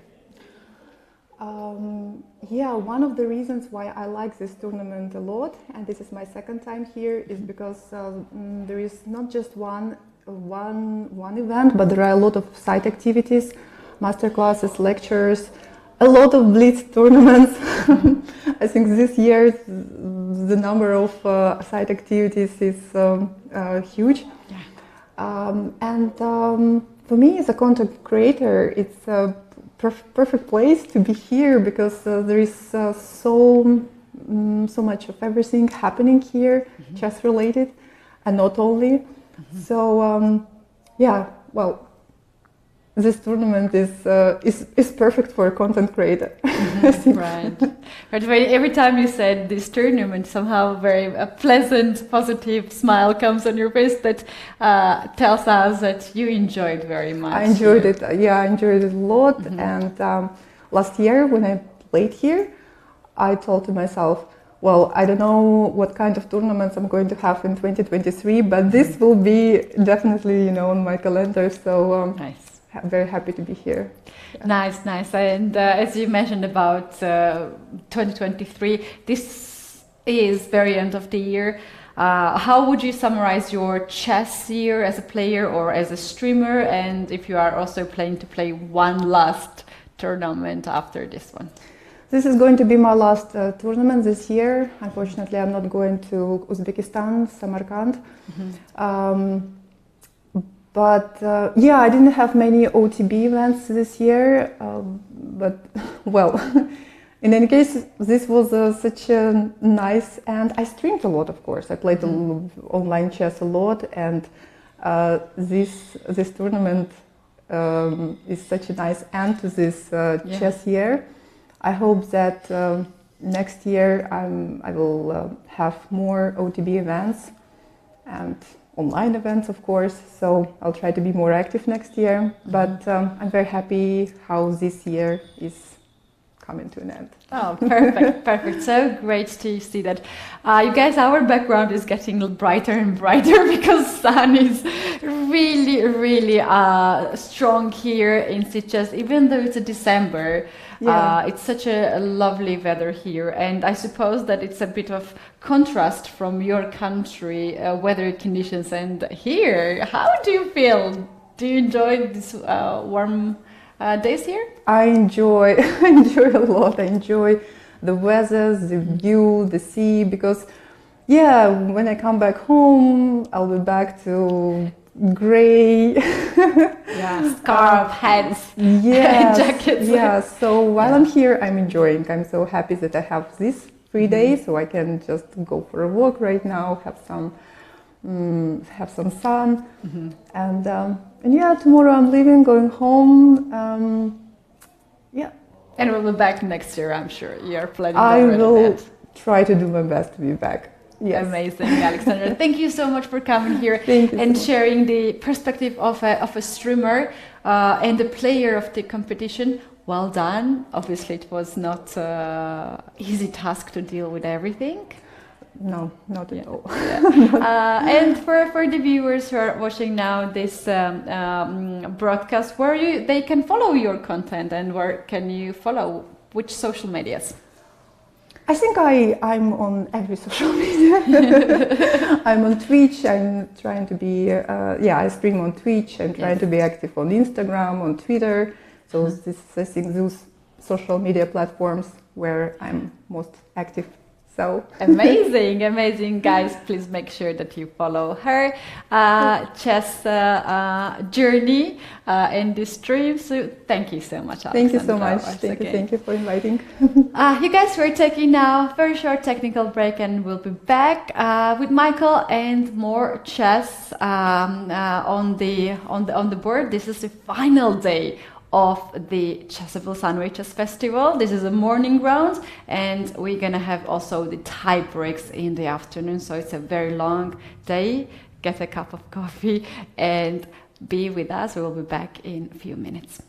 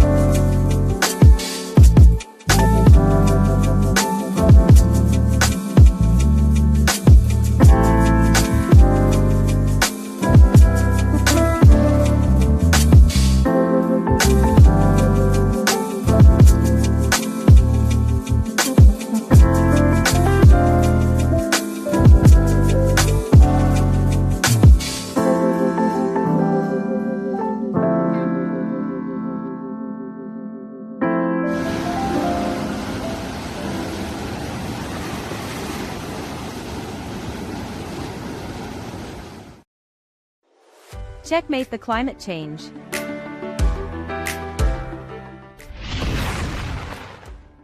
We're close to the climate endgame, and we have an inferior position, but a victorious checkmate to climate change is still possible. We're just pawns in this game, but does anyone know better than a chess player how powerful pawns can be in an endgame? At Chessable Sunway Sitges International Chess Festival we recognize the power of isolated pawns, but we love to play in coordination. We can castle and wait, but we always preferred dynamic moves. This is why we ask you to embark with us on this journey to help raise awareness in our beloved chess community. One move at a time, and we'll see if a small advantage becomes decisive one day. We can all together put our grain of sand to save our planet. There's no better game to win. So how are we doing more precise moves now than we used to? Less paper, more digital. We stopped using tons of paper to publish and distribute results in pairings, announcements of lectures and side activities, etc. Emails and WhatsApp messages have become our bishops to rapidly spread our messages, and our screens strategically placed across our facilities help cover all squares, so that no one can move without knowing what's going on. It's not only sustainable, it's convenient. Cell phones may be the enemy of fair play in the playing halls, but they are our best ally outside them. We developed our own app for iOS and Android that you can download and open anytime, while not playing, to be up to date with what's going on in our chess festival, and without any risk of being blamed for cheating. It's also available in the smart TV of your room. And what about accreditations? Here's the deal, don't throw them, because with just a little water and minimal care, your accreditation, printed on paper with seeds, will germinate and become a plant. When you're home it will remind you of the memorable moments you spent at Chessable Sunway Sitges International Chess Festival, and it will cheer you to help us to be just part of the opening of the chess community's game against climate change. Don't get it wrong though, our accreditation won't grow green chessboards. Electronic score sheets are arriving, but we may need some extra time to adopt them. Players will need to keep on writing. However, when printing is necessary, we try to use recycled paper. Less plastic. We may not be able to make it disappear immediately, but we're looking to leave plastic in Zhuangzhuang. Quality and attention to details has always been part of our identity sign at Sunway events, so we're not cutting anything. Will we still be giving pens for notation of score sheets or gifts to participants? Let us keep the surprise, but, if we did, who knows, they will preferably be made with biodegradable and ecological materials. What about free water during the rounds? We will be using sustainable packaging, and we will ask players to take a small step towards sustainability to have their ecological bottles refilled. While we love online chess, over-the-board tournaments like Sunway are a unique experience to take part in. So, what about plastic chess sets? We know we still have many, but we're very aware of time pressure. We're kind of turning back the clock to enlarge the number of wooden boards and pieces in our tournament, in a timeless move for eco-chess crusaders. Better accommodation. Since 2021, our 4-star hotel in Sitges has the Biosphere certification in tourism, which recognizes our continuous improvement towards more sustainable models. And, knowing that chess players require very well-lit playing halls, since 2023, solar panels installed next to the main playing hall are producing part of our own energy. There are many other measures that Sunway Playa Golf Hotel and Spa, venue of the chess festival, has been introducing during these years to reduce its carbon footprint, improve water efficiency or allow energy savings, like changing almost all lighting to LED lighting, or installing motion sensors to activate lights in the hotel's less crowded areas, detecting even the quietest chess players. Sensors in windows and doors limit the useless operation of air conditioning machines when those windows and doors are open. Taps in restrooms have been changed to prevent the waste of water, which is precious in our warm Mediterranean location. Amenities left in the rooms for guests are biodegradable and ecological, etc. All guests at Sunway Hotel and Apartments have free bicycles to facilitate their mobility, reducing the environmental impact of transportation. There's no more enjoyable and sustainable way of entering a game or of mentally analyzing your moves after hours of concentration than to cycle along the seafront promenade. And for those who don't want to cycle, we also provide free bus passes that will allow you to forget your own car during your stay in Sitges. Responsible F&B management. Just in case players haven't eaten any opponent's pieces during their games, we make sure they have enough quality food and beverages in our restaurants at Sunway Playa Golf Hotel and Spa. Purchase from local suppliers, when possible, to reduce the impact of CO2 and promote proximity trade is just part of our game strategy. It's not only time we don't like to waste, so we use efficient waste management to get a better endgame position. Selective garbage collection, or use of returnable glass bottles and other containers, are our defense, no matter if Sicilian, Slav or French, against environmental degradation. And our openings list includes the use of biodegradable and recycled single-use items such as tablecloths, straws or napkins. Let's talk coffee. It's organic, it's sustainable, and it's in a biodegradable cup. Even our coffee beans are in on this eco-chess game. And we don't forget the quick response QR codes, which are available in our restaurants, and they remind us that a quick response is what our planet needs. Chessable Sunway Sitges Chess Festival was born 10 years ago with a mission, offering quality and taking care of details. We want every player to feel like a grandmaster. It's time to expand that mission for our next editions. We want every player to get a grandmaster in sustainability norm. We're far from perfect, but we're studying, training and calculating to improve. Climate change seems to be using the latest version of Stockfish, but working all together can build an unbeatable database of ideas to checkmate it. Welcome to our Green and Sustainable Chess Festival.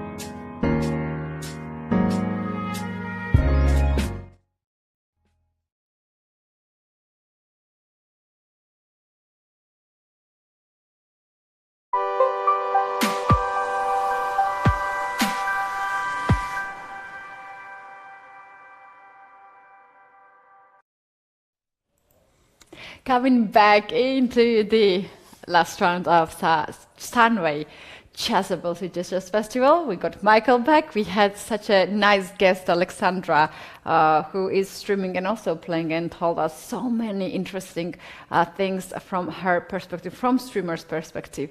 And now we are back. You guys can see our beautiful background. This is a live video from the players' venue. And Michael, players are now fighting for the title, for 5K euro. That's a lot on the table, a lot of nerves. I think it's time to go back and check it out how they are doing. I was taking advantage to have a walk and see some of the tension in the games. You know, Ketty, it's unbelievable the amount of kids who are playing nowadays. I mean, most of these tournaments are filled with young kids, players between 10 years old, 9 years old, and maybe 22, 23. 80% of the tournament is young players, young kids with energy to play a lot of tournaments. So I was walking around, getting the feeling of the environment, and now we get a chance to see some of the top boards. And most importantly, I was checking while you're doing the introduction the game between Volodar, Murzin, and Aravint. This is the first board, and as we predicted, Aravint has this all very, very well worked out. He has blitzed out everything up to here, and probably in home analysis he has decided that this position with basically a pawn down, he could protect with rook d8, but he prefers to give the pawn, and he probably already understood that this endgame is a draw. So this endgame has a funny story. We were talking about this before, remember, when there was 2 against 1 is easy draw, 3 against 2 is draw, 4 against 3, sometimes a bit tricky to do the draw. But Kasparov, many years ago, played against Jérôme Piquet. It's one of the most famous endings. It was a 4 against 3. And he actually was able to win the game.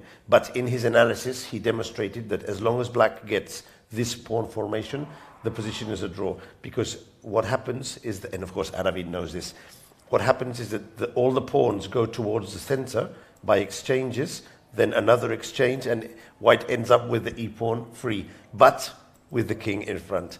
And what's one of the first things that we learn as chess professionals, and all viewers should know, how to do the Philidor third rank defense. So this position will most likely be a draw. Most likely. Of course, Volodar will try. He's just played g5, which is the best try to fix the pawns.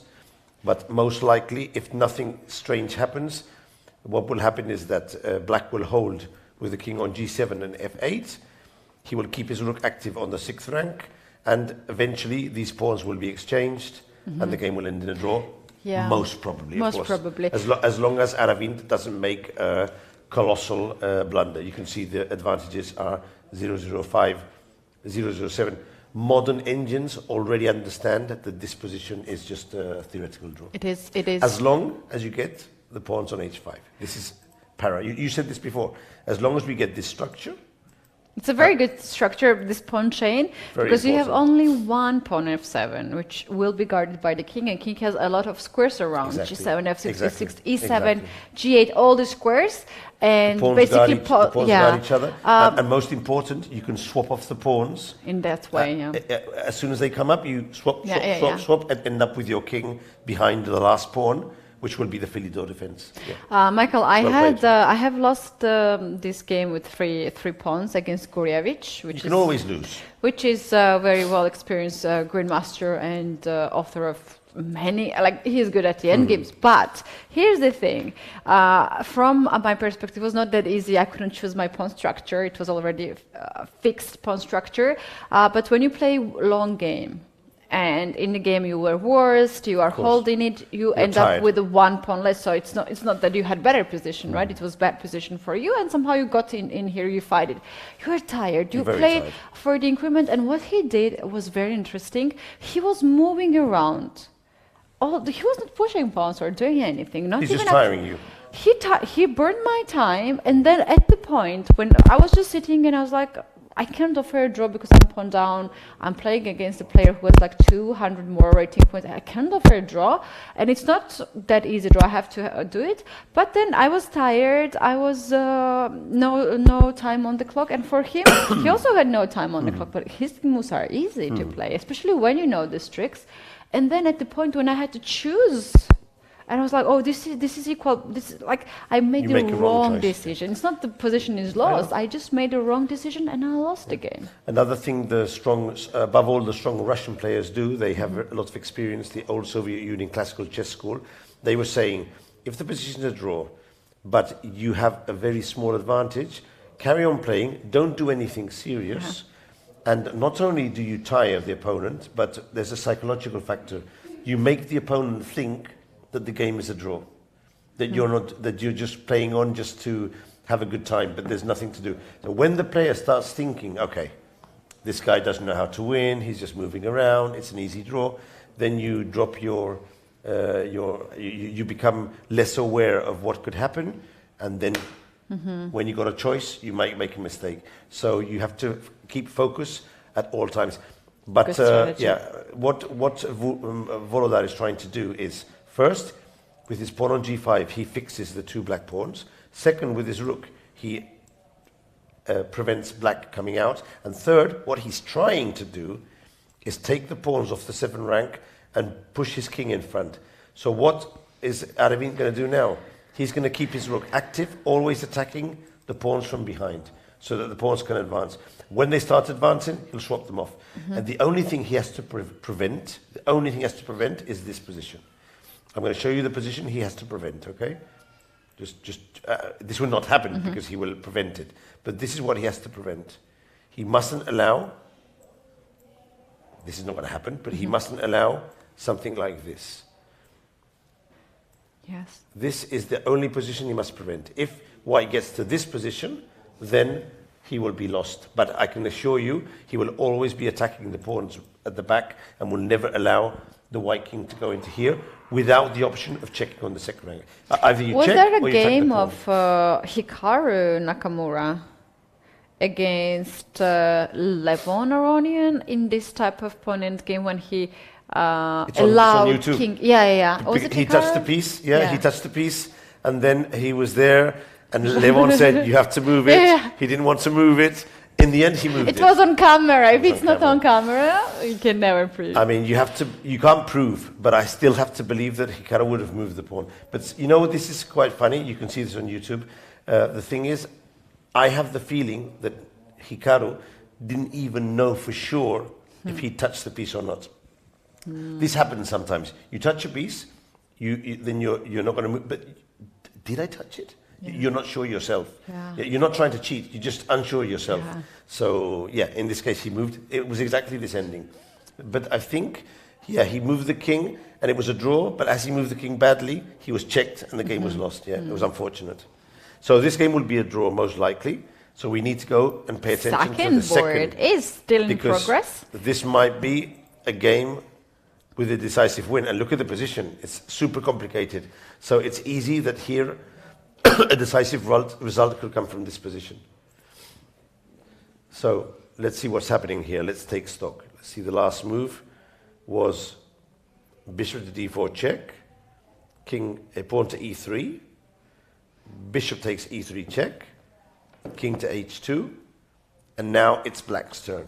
Now black has his rook under attack, so this can be seen very clearly by the bishop, but at the same time he is attacking the king's position. So I think that the first thing he has to do is move the rook. So let's say he moves the rook maybe to h7, just get it out of the attack.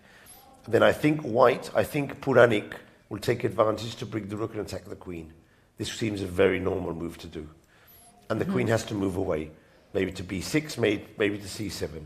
This will be the key position. What to do here look at this trick. Ketty, we attack the bishop, possibly with this rook, and when it goes back, we have this sacrifice. This looks very dangerous. Look at this. This looks very dangerous. If this happens, Seturaman will lose the game. But I think he can find another defense. I wouldn't be surprised if this game ends in a decisive result for one of the two players. Which one? We'll have to see. Computer says that black is okay now, but there's a lot of tactics in this position, a huge amount of tactics. The rook is open. We have pins. We have sacrifices. King in the center. Weak king on h2. Anything can happen in this game. There's going to be fireworks in this game. So take into account that the other game is being a draw. Whoever wins this game is going to win the tournament. Yeah. And they're going to see this. They're looking at the other game and they know it's going to finish in a draw. So both players will try and make a win to outright win the 5,000 prize euro. It's a lot of money. Lots of money. And also it's so good to win one of the prestigious open tournaments. Winning open tournaments is no fun. It's not easy, actually. It's a lot of fun. So, well, we're going to leave these boards maybe here and go to the third board. That's why you can see both of them are super focused on the game. They're not leaving the board today. They know this is one of the most important games of the year, maybe even of their career. Maybe even of their career. When you get a last chance to win a tournament, that game, Ketty, is the game where you will not move. He's just moved. He moved rook to h7. Let me just see if Puranik plays quickly. Rook to d1. There he goes, there he goes. I think he's going to play quickly rook to d1. There he goes. Look, he didn't even think about it. Already his hand is prepared. Look at his hand. When someone does like this, he's about to move. You do like this. If you do this, then it's to the left. If you do this, it's to the right. He's about to move it. Yeah. I think he's going to do rook to b to d1. Come on, Puranik. Glance of the position. Show us the move. Last minute calculations or last second calculations. Let's see if he does it. It's supernatural. Look at the rook. It's not doing anything here. Maybe he's between rook e2, rook d2, rook d1, rook e1. Maybe. I think he's going to go rook to d1. I mean, you put your rook in the center, you hit the queen, and you prevent the castling. What better move can you do than that? After this one, of course. This is the move. So the correct position is this. And we're thinking that he might go for this. He could possibly go for this straight away.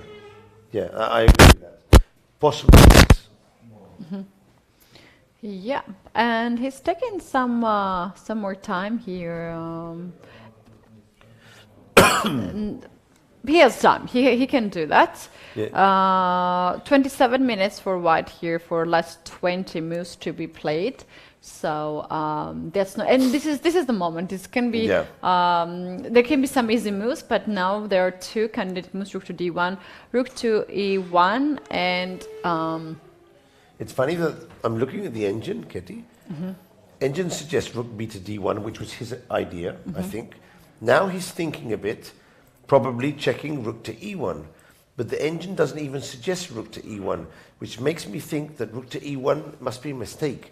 But can you see why it could be a mistake?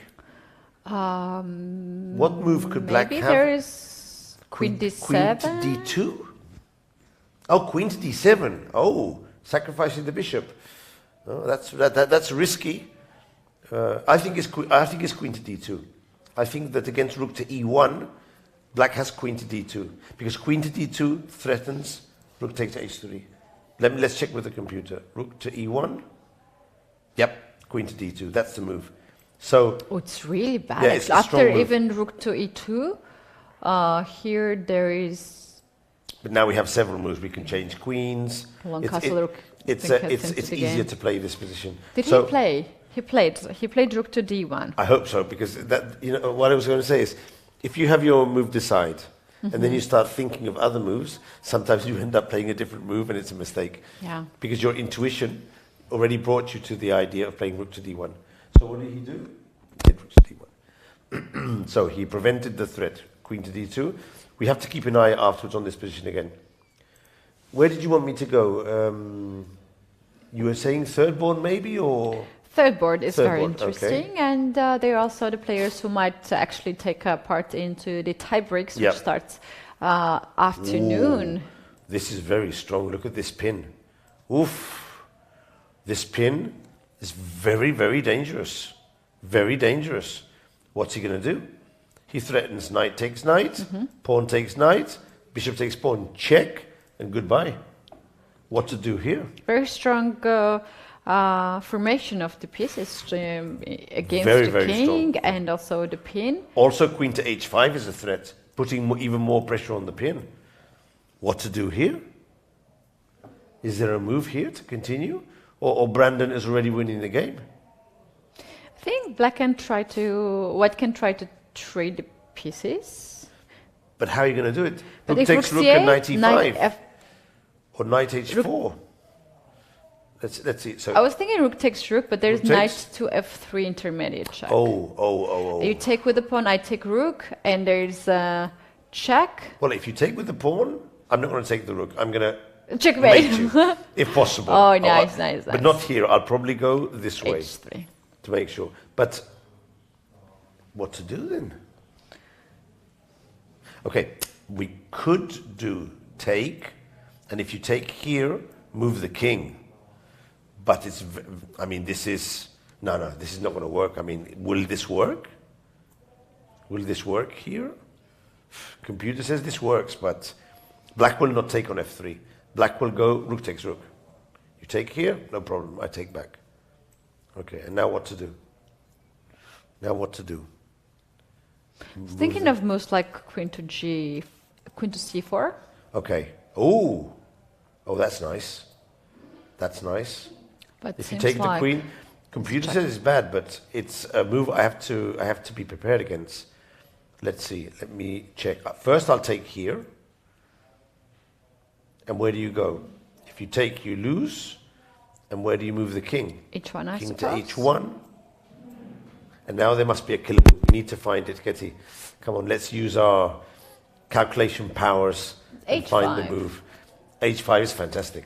You protect the And rook, queen is hanging. and queen is hanging. Just move the pawn. Bishop is This not is under protected. attack too, yeah. Everything is protected. Game over. I'm sorry to say that Krishna is in big trouble. If there's a move here, he has to find it. Let's check the analysis and see if there's a move. King to h1. King is to the h1, first okay. Let's say he suggestion. finds this move, okay. h5 or h6. Computer prefers h6, let's say it's h6, keeping up all the pressure. Okay, now what to do? Because the threat is queen to h5. Oh, very difficult. No, this is I very really difficult. don't see any. The computer suggests there might be a way to save the game, but it's so difficult. Take here, take, and e4. And against queen h5, let's see which move do we have. Rook to, what does it say there? Rook to d5. What a move to find here. Okay, this move somehow holds the balance, but even this is losing according to the computer. No, I think Brandon is going to win this game. And also look at his body language. He seems very calm. He's calculating while his opponent is suffering this position. And all of this comes from the opening, where I said more or less around here that d4 with bishop g4 was a very strong threat. He did it. He sacrificed the pawn, and everything is working here. Look at this initiative. Fantastic. Knight to d4. Knight takes bishop. Knight to g5. Fantastic. Very well played by Brandon. Very well played. Fantastic. All the initiative was developed in great style. Another game to be put in your chess files to learn how to develop the initiative. There's so many good games you can see in a tournament, but you need to look at them every night and find the ones that can be useful to improve. Absolutely. This is a very good Brandon game. is actually in a good shape at this Very good tournament, shape. playing Very on good the shape. always on the top boards. And if you win the last game with the black pieces, you have done it really good. Outstanding. Look, they've improved here. The computer says that white is slightly improving. I still think it's a draw. Remember the 112, 112, 112? When it's all the same? Yeah. That means the engine is seeing a draw. But now the rook has no targets on the 6th rank, So now normally you drop back to the third rank. Let's see if he played this. Let's go to the moves. When there's no more pawns on the sixth, you drop back to the third. He brought his king out, which is also okay, so that the king can't pass. Black has here 1 hour and 20 minutes. Yeah. Too much time. Because they arrived at the 40th move. Fantastic. Yeah. Yeah, this is still in the realms of a draw. Second board, anything can happen. Third board for Brandon. What else do we have? A very good game of Pranish against Svia. Sorry, I need to... Which board are we on? Yeah, I have oh, here he is. Pranish. Pranish against Vyacheslav Barakusta. Board number 10. Okay. Ooh. Yeah. Ooh, another very open position. Okay. Okay. Let me take stock here. Okay, black has some extra pawns, but the rook is under attack, and the white rook is coming to here to win the queen, which means that he has to change rooks, I think, and now he has to stop this move here. How does he stop this move here? And also, by the way, he has to stop losing the bishop.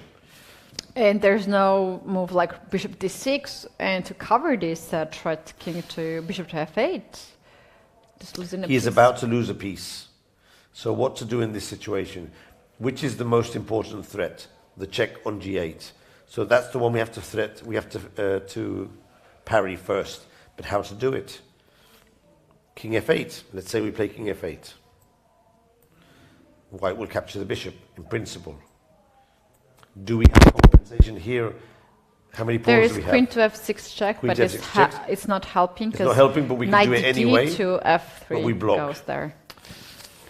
Ketty, I think this position is lost for black because it's one extra piece and a strong attack on the black king. Oh, he found a very nice resource. Okay, let's see. Instead of trading the rooks, he went for queen to f6. Okay. And in case of white takes on g4, he will take it back, and I think he wants to go after c3 pawn. Yep. And try to and get some mix it pawns up. there, but Try and mix it still, up. is that enough for a We rook? can check. So take the rook, take the pawn, and now this rook is under attack. But the move that the computer says is very strong. Why not? Just hit the queen. Mm-hmm. The queen has to drop back, and now we move the rook. The thing is where to move the rook. Where should we move the rook now? I would put it in the center, either on d1 or on e1, one of these two squares. And then the king can go here. Okay, how many pawns does he have for the rook? 1, 2, in between 2 and 3 pawns for the rook. It's not enough, Ketty, No. it's not enough. White is going to win this game. And Sviatoslav Barakusta will, I think, miss his international master norm. Oh, he achieved already, no? I think he had to win. Was he one of the... Oh. Or maybe he had it already. That would be cool if he had it already. Let's take a look at that. It would be great for Very him to have the quickly. norm already, because that means he's under no pressure. in He's his confirmed game. in Fantastic. ninth round that he Fantastic. got the norm. Fantastic. He had the 9-round norm. Fantastic. And against a very strong player with black, so anything could happen here. Okay. What else do we have? Let's see our friend Ernesto with black against Volodymyr. Vitoshko Volodymyr. So it's 4 against 4, 2 against 2. White does have the extra c file. The rest of the position is equal. And it's white to play. Okay, should we go to the 7th or should we double rooks? What's the best move here? I think we can actually double the rooks, not Double even the allowed rooks. to trade one Yep. pair of rook as a start.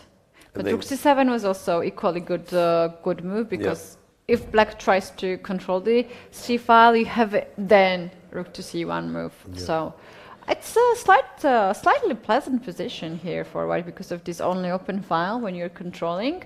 Then you can somehow get the pieces together, maybe 95 to trade the light square bishop to control c6 square. Yep. Somewhere before to kick the knight back. So this can get very dangerous for black. This is good. Also, if the rook gets to the 7th rank, it attacks these two pawns here, and more importantly, the knight on a5 can no longer go back. This is risky. This is risky, and if we stick in knight e5 or knight g5 with the rook on 7th, black could be in big trouble. That's right.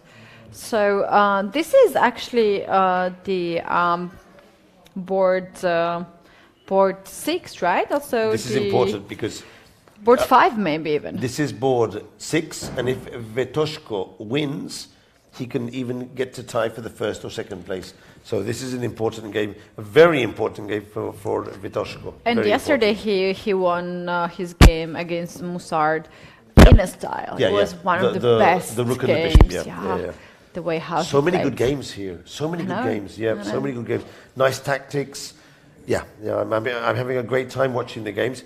To be expected when you have 2,500 players. They're extremely strong, but they make more mistakes than the Magnus Carlsen, Caruanas of the world. No, these guys are very, very strong, but they make mistakes. So the games are more exciting. There's more mistakes and more tactics.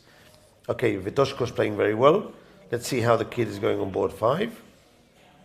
Okay, here he's holding his own. 6 pawns against 6. Position approximately equal. I think Yagiz Edogmus can get a draw in this position if he's able to finish his development and maybe go for the exchange of rooks. So this one will probably end in a draw.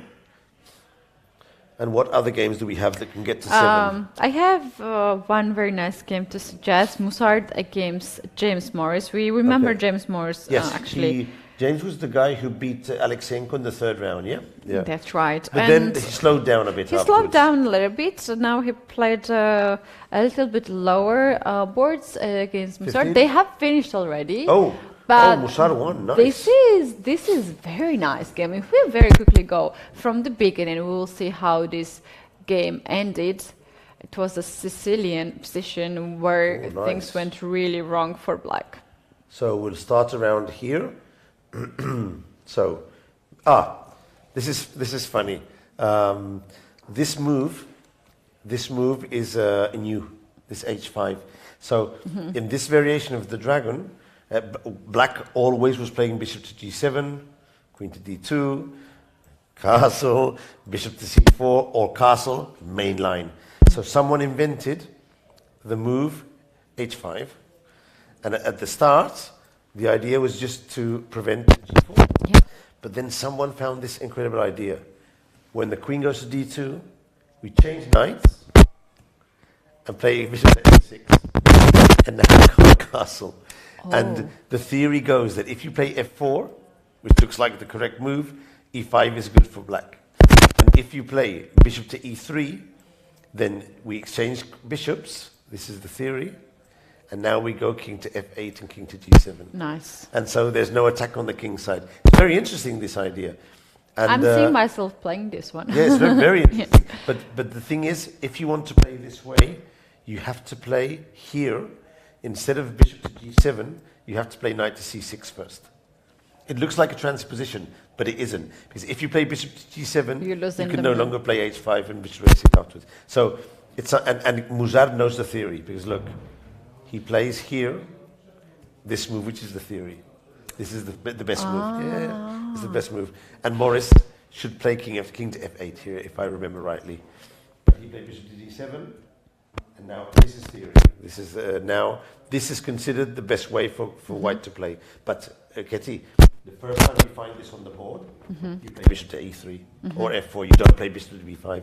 So it's a very good thing to have in your repertoire. I think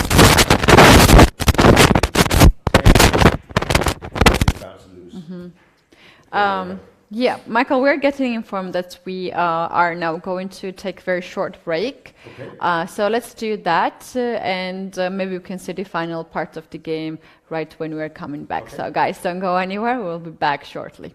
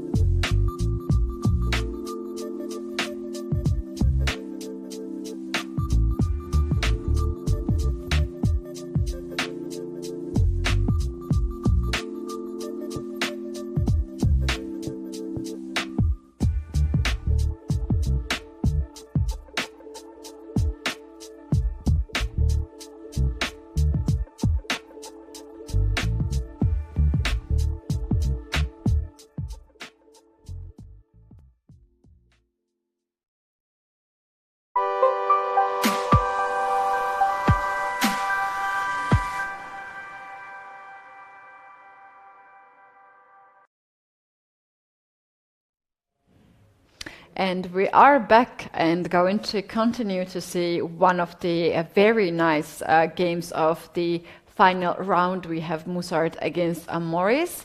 And let's bring up the chess board on the screen and see the final of this game. Yeah, so we had a small technical issue. Things are good now, microphones are good.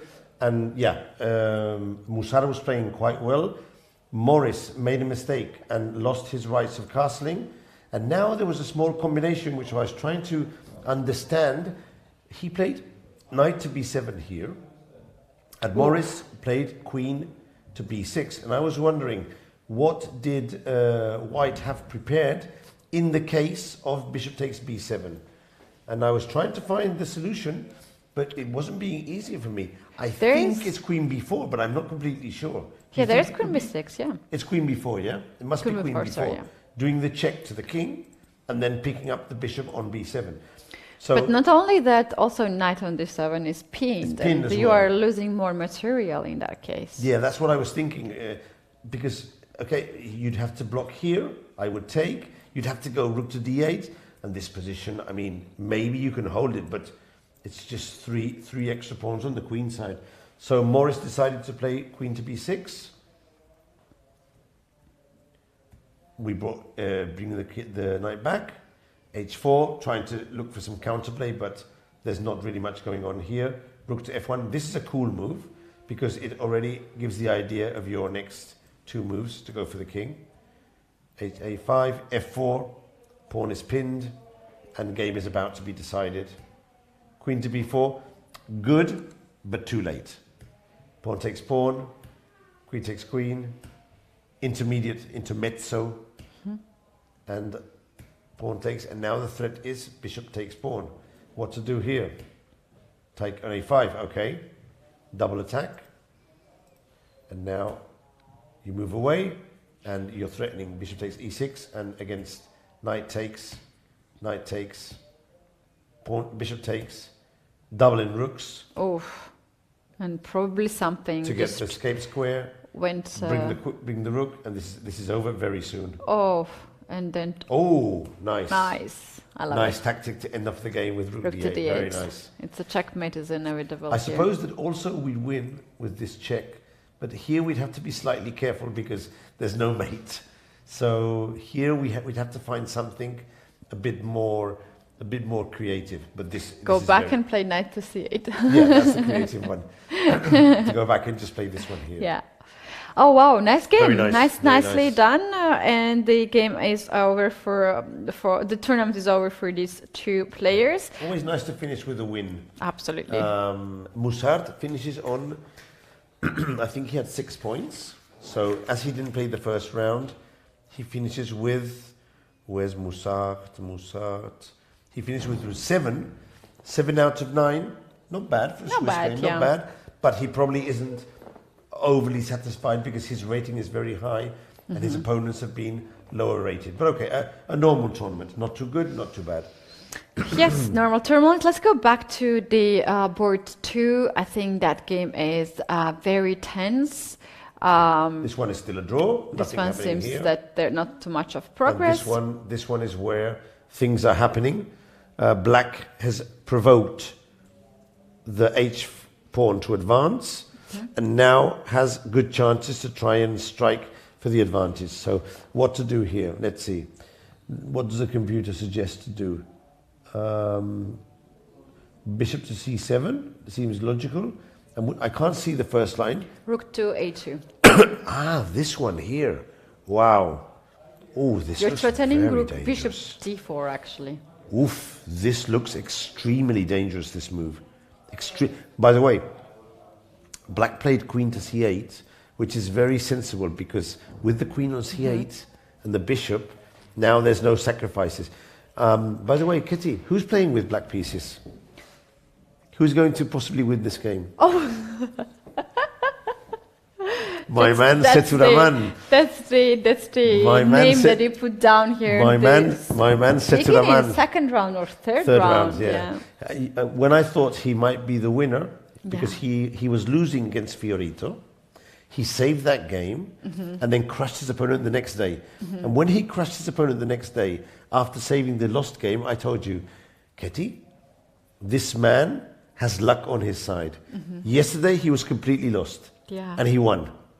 And today, he's come back and crushed his opponent. He's my pick for the tournament win. It's something, it's like you see someone save a completely lost game and you see the luck is on his side. So, yeah, he could be the winner. He can increase this This advantage. looks very strong. It looks very strong, but not very difficult to spot it. But the other move also, bishop to c7, also is very strong. Very strong itself. The threat is rook to h4 right away.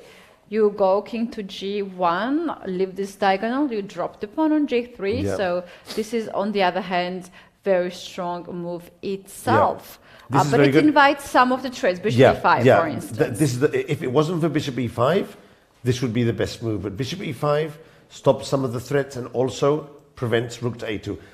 Seturaman will play rook to a2, I'm completely sure. I mean, I have no doubt in my mind that he's going to find rook to a2. Rook to a2, yeah. Can we get them on the... are these players on the board? They are on the board. Seturaman now... He's thinking of his move next moves. It's his move 24, so they have to make 16 more moves. White has 15 minutes and black has 21 minutes. This game can also go down, so the times crumble. Possibly, yeah, possibly. So if Seturaman wins and Volodar doesn't win, he takes the tournament as a sole winner. He doesn't do any tie breaks. He wins outright. Nice. So he's really in a really good position now. What do you think of Abimanyu's body language? He's a bit worried, I guess. He sees all these threats, and himself, he also has equal chances to win the tournament. If he wins, he gets lucky in this position. He needs to get lucky. I can see this Seturaman is like he knows that something is. He's analyzing, and Abimanyu also knows there's something there, but sometimes you just need to, hold a little bit. You cannot do much. It's your opponent's move to play. He's looking around right now, and in the playing venue.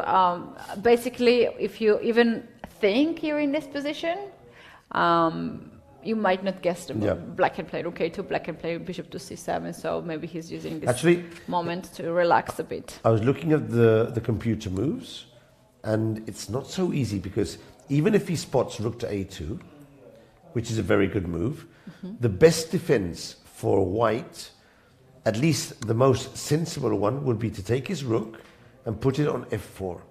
And why f4? Because he defends the attack here, he defends the attack on bishop to d4, and also he defends the pawn on c4. He more or less defends everything with rook to f4. But it drops for bishop c7, which is another that is true. That is here. true. But I'm suspecting that against bishop c7 there is some sort of defense. Let's see. Bishop to c7, move the rook to d4. Okay, will Abimanyu be able to spot this tricky defense? Not so easy. Not so easy. Look at black's pieces. If I had white and all these pieces attacking all my pieces, I'd be very worried in this position. You can easily go wrong. The computer is holding, but by only moves. And that is always very dangerous. Very, very dangerous. Okay, we'll keep an eye on this one to see if Seturaman is able to find rook to a2. And meanwhile, let's go back to Brandon on the third board and see if he's able to win the game or not. Okay, so now we're here. Yeah, he's doing very well.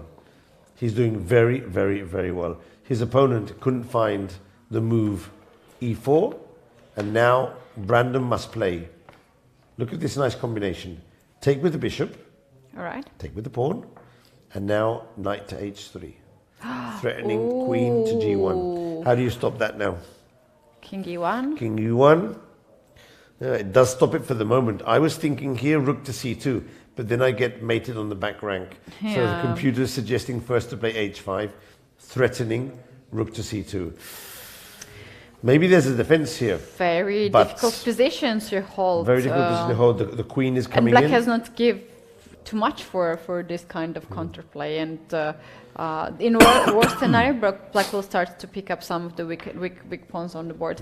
Michael, we do have the information that we have another guest in the studio. Today is the last day. We have a lot of guests, and the chief arbiter of the tournament, Nuno Philip Andrade, is right now with us, and will be very soon in the studio. And we have so many questions to ask him to manage more than 400 players in the one tournament. We have many things to ask him. Bring him in.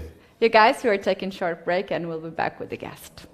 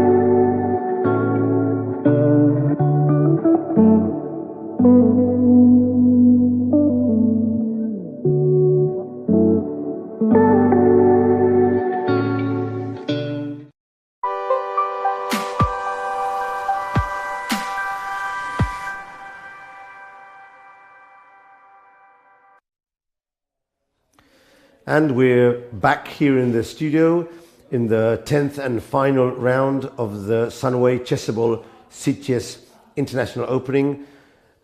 Fantastically joined by a new guest with me, Nuno Andrade, who is the principal arbiter, both of the Sitges Sunway of Sitges and also of the Formentera Sunway and other very important events here in Spain and all over the world. Nuno, first of all, thank you for coming to join me here in the studio. As you can see, we're in a very special place with the sea behind us. And tell me, how's the tournament going from the point of view of the main arbiter and the arbiter team? Well, actually, the tournament it's going very well, very quiet or smoothly, because usually this tournament it's a very big tournament, and everyone is very nervous. I will be with some questions. Sometimes we have new arbiters as well, so people are learning what we expect and how to do the things. And this year it was a very nice surprise to me because it's going very smoothly. Very smoothly. About Formentera, you talk about Formentera. I will give you a new. We already have dates. Nice. 9 and from 9 until 19th of April. It's 9 already till 19th of April. yeah. Fantastic. It's already confirmed. Keep those dates in mind. Sitges Sunway has also hotels in the island of Formentera next to Ibiza. I was there last year playing the event. Nuno was the main arbiter, and I can't say anything better than to go to play this tournament and enjoy Formentera. Nuno, it's your third or fourth time already in Sitges, and you have a team of arbiters, some of which come every year. Also, there are 4 venues here. There are different venues. Yeah. As main arbiter, how are you able to control what is happening in the different venues when you're upstairs in the Atalaya? How do you do that? It's not easy. It's not easy. I need to be in touch with everyone. This year, I have a deputy chief arbiter from Hungary, Clara Kovacs, and then I choose sector arbiters to be fixed in all the playing goals and be in touch with them about what is happening. You don't rotate. Everyone has their area. Yes. Okay. I in the playing goal Formentera, I have José Vicente Jiménez from Spain. In Vento playing goal, I have Cristina Pernici from Italy, and Clara Kovacs, the deputy chief arbiter. It's in Subur with the group B. But we are always in contact with each other to know what is happening, if they need me to take to decide something, some decision or whatever. Nuno, a very important thing, especially for the viewers who might not understand how these tournaments are run. So we have a problem nowadays with the cheating situation. We have a problem. Maybe it's not such a big a problem as many people think. I am sure that practically all the players play in good faith and they want to do things correctly. But for the arbiter's point of view, you need to make sure that the players who come to play here feel safe, knowing that measures are being taken, that everything is going smoothly. How do you do the anti-cheating measures when there's so many players to control? What can you tell us about that? Yeah. It's not a difficult question, but it's a tricky question, and the answer will be tricky as well, because in this started here in the Sunway Sitges, I think last year or 2 years ago, we decided do some improvements in the anti-cheating measures. So we work with metal detectors. Yep. We have cameras in all the playing halls, of course, but in upstairs in the first playing hall, we have metal detectors to the VIP zone, so to the top players. So before the round, all the players are checked, and in all the playing halls we have hotel staff collecting the electronic devices because are totally forbidden in the playing hall. And of course, check only the top players. It's a nonsense because in another board they can have the electronic devices. Do you do random checks every now and then? Exactly. It's without saying trick. anything? Yeah. We don't say, we choose randomly someone. We wait for the finish of the game, and then we ask that person to follow us to another office to check. That's good. That's very reassuring. Do you do checks in the middle of the game in any moments? No, not in the middle of the game. No, because this was used to be done, but it's not a good idea. Yeah. It's not, because if not, you are disturbing the player. Even if the player is clean, that the player will be nervous. And if you do during the game, what will happen? You stop the clock, you stop the time running, or the time is running and the player is be punishing without any reason. I understand. So my last question regarding the anti-cheating, I see that with all these measures, plus the delay of the time of the moves, it makes it much more difficult for someone to be able to cheat or do some cheating. But how can you prevent players leaving the hall, maybe to go to the toilet or to smoke or something, and maybe talking to some other person outside who may be following the game on the computer phone. How do you prevent this? Are accompanying persons allowed inside the playing venue, or do they have to stay outside the playing venue? What are the rules there? Well, in each playing hall, we have a smoking area. Okay. So in that area are it's restricted only for the players. Okay, so it's under control and other players can't go in. Yeah. That's good. Except it's true. Except the playing hall number 4. Because I have the bar very nearby, so the terrace of the bar, so it's more difficult there. But about that, I'm totally sure it's a safe idea. But about talking each other, it's something which happen in all the tournaments. The players like to talk with players, and then must be with the arbiters asking to the players, don't talk. Not to talk outside the hall, yeah. And that's not easy. Because we don't like to do that, but it's our work. It's part of the job. Yeah, okay. It's part of the job.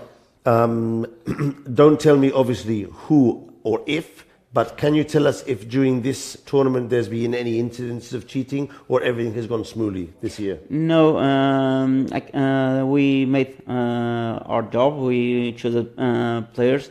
We check it, and until now... That's fantastic. Yeah. That's very reassuring, because nowadays, Nuno, this is one of the things that has to be really taken seriously, and arbiters really need to be trained to be able to be better, not only with the rules, but also with cheating. Indeed. So, I hope you enjoyed coming here. Of course, it's always a pleasure. If you want, you can look at one of the games with me, because there is a game on the first board which we think will most probably end in a draw, which is this position here. This will most probably end in a draw. But on the second board, and this is important, if one of these two players wins the game, then we will have an outright winner of the tournament. And it's a funny thing that on the third round, I told Ketty, I think Seturaman will be the winner of this tournament. And she said, why? I said, because he just won against Fiorito when he was completely lost. That was yesterday. And today he completely crushed his opponent. So it seems to me that luck is on his side. And now Seturaman has a chance of winning the tournament. Tell me, and my final question, this afternoon there will be some tiebreaks. Yes. But if Seturaman wins the tournament by himself, what will the tiebreaks be for then? In which case, what will we do? Why will there be tiebreaks? For we what? We will have always tiebreaks. Oh, okay. Doesn't matter if it's if it's to the first place, or if it's for second, third, and fourth place. Okay. The tiebreaks are to 8 top players. Okay, so the 8 top players, if they're tied, we have a tiebreak. Yes. So it's nearly impossible not to have a tiebreak. Yes. There will always be some players tied in first or second place. Yes. So tell me, how do you decide which of the players tied with the points play the tiebreak? Because there may be more players. So how is this decided? Okay, by the tiebreak? Yes, the bull shows. By bull shows, we have the final standings, the top 8. You take the top 8? Yes. And they tiebreak for the prizes? Yes. Okay. Tiebreaks, it's for the prizes. Okay. Of course, you can ask me. No. And if the 8th place, it's have the same. It's in the same group of points of the 9 and 10 place. Doesn't matter. The 9 and 10 are out. So my last question then. Let's say Seturaman wins with 8.5, and with 8 points. If there are 7 players, easy. You tiebreak the 7 players.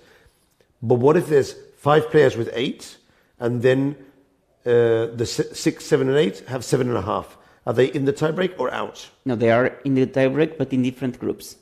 Oh, so they're fighting then for the 6, 7, 8 place because they did 7.5. Exactly. I understand. So it's going to be a bit tricky this afternoon, but basically we're tie-breaking the first 8 spots for the prizes. And it doesn't matter the points they have. They take the standings and fight for those spots. Exactly. No. thank you a lot for coming. It's always a and good pleasure. luck for the rest of the tournament and for this afternoon in the tie breaks. Thank you. So we're going to go to break, and we'll be right back with Ketty again after this interesting interview with Nuno.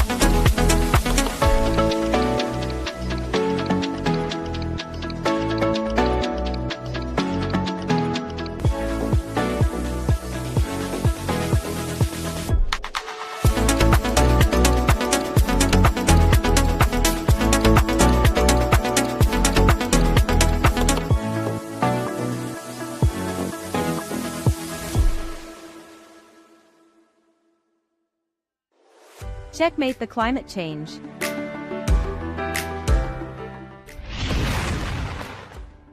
We're close to the climate endgame, and we have an inferior position, but a victorious checkmate to climate change is still possible. We're just pawns in this game, but does anyone know better than a chess player how powerful pawns can be in an endgame? At Chessable Sunway Sitges International Chess Festival, we recognize the power of isolated pawns, but we love to play in coordination. We can castle and wait, but we always preferred dynamic moves. This is why we ask you to embark with us on this journey to help raise awareness in our beloved chess community. One move at a time, and we'll see if a small advantage becomes decisive one day. We can all together put our grain of sand to save our planet. There's no better game to win. So how are we doing more precise moves now than we used to? Less paper, more digital. We stopped using tons of paper to publish and distribute results in pairings, announcements of lectures and side activities, etc. Emails and WhatsApp messages have become our bishops to rapidly spread our messages, and our screens strategically placed across our facilities help cover all squares, so that no one can move without knowing what's going on.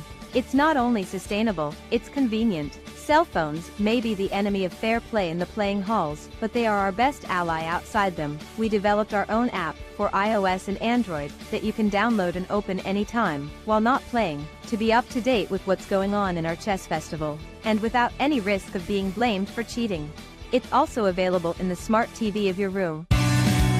And what about accreditations? Here's the deal, don't throw them, because with just a little water and minimal care, your accreditation, printed on paper with seeds, will germinate and become a plant. When you're home, it will remind you of the memorable moments you spent at Chessable Sunway Sitges International Chess Festival, and it will cheer you to help us to be just part of the opening of the chess community's game against climate change. Don't get it wrong though, our accreditation won't grow green chessboards. Electronic score sheets are arriving, but we may need some extra time to adopt them. Players will need to keep on writing. However, when printing is necessary, we try to use recycled paper.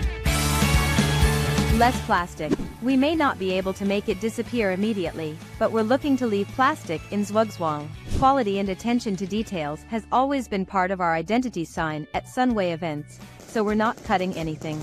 Will we still be giving pens for notation of score sheets or gifts to participants? Let us keep the surprise, but if we did, who knows, they will preferably be made with biodegradable and ecological materials. What about free water during the rounds? We will be using sustainable packaging, and we will ask players to take a small step towards sustainability to have their ecological bottles refilled. While we love online chess, over-the-board tournaments like Sunway are a unique experience to take part in. So, what about plastic chess sets? We know we still have many, but we're very aware of time pressure. We're kind of turning back the clock to enlarge the number of wooden boards and pieces in our tournament, in a timeless move for eco-chess crusaders. Better accommodation. Since 2021, our 4-star hotel in Sitges has the Biosphere certification in tourism, which recognizes our continuous improvement towards more sustainable models. And, knowing that chess players require very well-lit playing halls, since 2023, solar panels installed next to the main playing hall are producing part of our own energy. There are many other measures that Sunway Playa Golf Hotel and Spa, venue of the Chess Festival, has been introducing during these years to reduce its carbon footprint, improve water efficiency or allow energy savings, like changing almost all lighting to LED lighting, or installing motion sensors to activate lights in the hotel's less crowded areas, detecting even the quietest chess players. Sensors in windows and doors limit the useless operation of air conditioning machines when those windows and doors are open. Taps in restrooms have been changed to prevent the waste of water, which is precious in our warm Mediterranean location. Amenities left in the rooms for guests are biodegradable and ecological, etc. All guests at Sunway Hotel and Apartments have free bicycles to facilitate their mobility, reducing the environmental impact of transportation. There's no more enjoyable and sustainable way of entering a game or of mentally analyzing your moves after hours of concentration than to cycle along the seafront promenade. And for those who don't want to cycle, we also provide free bus passes that will allow you to forget your own car during your stay in Sitges. Responsible F&B management. Just in case players haven't eaten any opponent's pieces during their games, we make sure they have enough quality food and beverages in our restaurants at Sunway Playa Golf Hotel and Spa. Purchase from local suppliers, when possible, to reduce the impact of CO2 and promote proximity trade is just part of our game strategy. It's not only time we don't like to waste, so we use efficient waste management to get a better endgame position. Selective garbage collection, or use of returnable glass bottles and other containers, are our defense, no matter if Sicilian, Slav or French, against environmental degradation. And our openings list includes the use of biodegradable and recycled single-use items such as tablecloths, straws or napkins. Let's talk coffee. It's organic, it's sustainable, and it's in a biodegradable cup. Even our coffee beans are in on this eco-chess game. And we don't forget the quick response QR codes, which are available in our restaurants, and they remind us that a quick response is what our planet needs. Chessable Sunway Sitges Chess Festival was born 10 years ago with a mission, offering quality and taking care of details. We want every player to feel like a grandmaster. It's time to expand that mission for our next editions. We want every player to get a grandmaster in sustainability norm. We're far from perfect, but we're studying, training and calculating to improve. Climate change seems to be using the latest version of Stockfish, but working all together can build an unbeatable database of ideas to checkmate it. Welcome to our green and sustainable chess festival.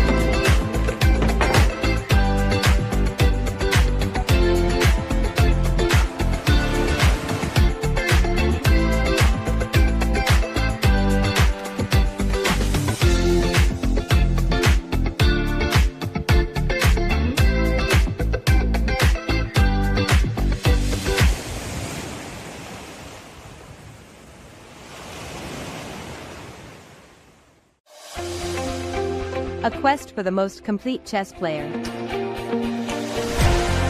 Can you think of a chess event where anyone can win, regardless of whether being a grandmaster or an amateur? Can you think of an event where a win counts more than 2 draws? Can you think of an event that rewards players who enjoy playing more chess games? Can you think of an event that combines different chess variations?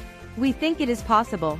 It will be so fun that it should not be a closed tournament, but open to every chess player. And there's no better moment than the 10th anniversary of our Chessable Sunway Sitges International Chess Festival to announce a new way of enjoying over-the-board tournaments even more.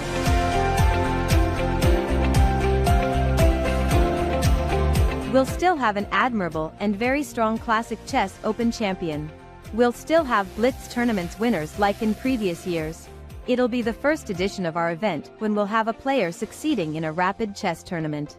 Also, for the first time in our festival, players will go out of their comfort zone in a Fischer Random Blitz chess tournament. And we'll all have fun playing over-the-board bullet games while having some drinks. But here's the big news. We'll count all the wins players can score in all 5 of these chess variations, and we'll add them weightedly, granting some additional points for the draws they get. But be careful. 1 win will never be the same as 2 draws. Grandmasters and amateurs will be mixed in a single classification, in the quest for the most complete chess player. Welcome to the first ever chess pentathlon. Welcome to Sunway Sitges.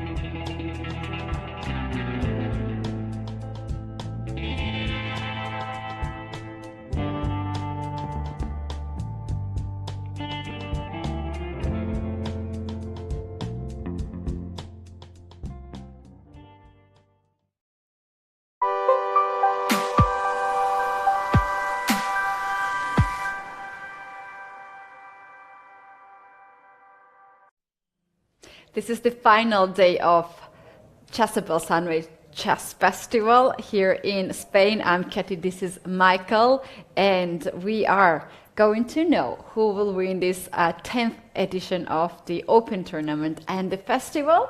You guys, today we have a morning round, but don't go anywhere because we're going to have also tie-breaks, a lot of games ahead of us. It's going to be very interesting. Some of the fast time control games are always very nice, and we might also see some of the Armageddons too. So stay with us for almost whole day and experience this amazing chess festival and festivity here in Spain. Michael, we have already first game down, and it was a draw, so second board. Now the winner of this game automatically gets the title. Whoever wins this game will win the tournament outright. We have the tie breaks at 4:30, but now we should concentrate on this position here. We want to focus on the second board between Abimanyu Puranik and Seturaman. Up to the moment, Seturaman was doing very well, but the tide has turned, and now it's Puranik who has a small advantage in the position. We're going to get the position on the screen any moment now. Here we go. And although the material is equal, there is one determining factor that gives the small advantage for white.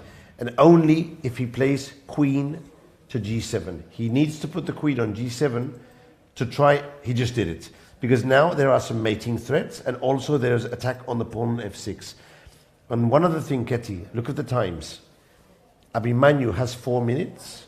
Seturaman has 1 minute left. And there are still 6 moves to go to the time control. So if Seturaman makes a mistake now, he will lose the game immediately. And he only has 40 seconds. Look at the body language.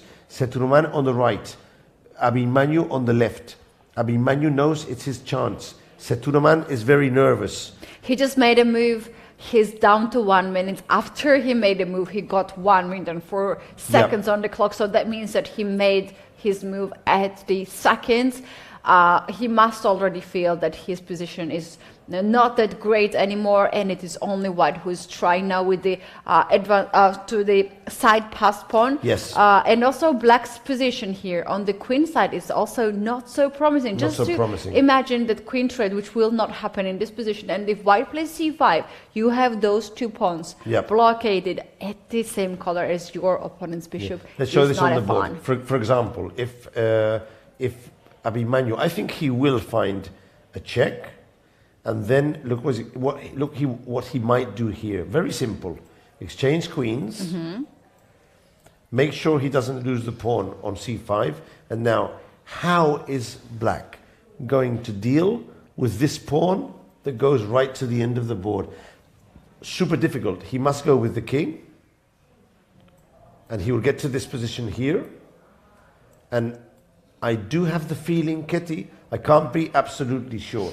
You can never be absolutely sure. But I do have the feeling that with 1 extra pawn here, plus the pawns on the light squares, and black coming up with the king, I have the feeling that this bishop ending might be lost for Seturaman.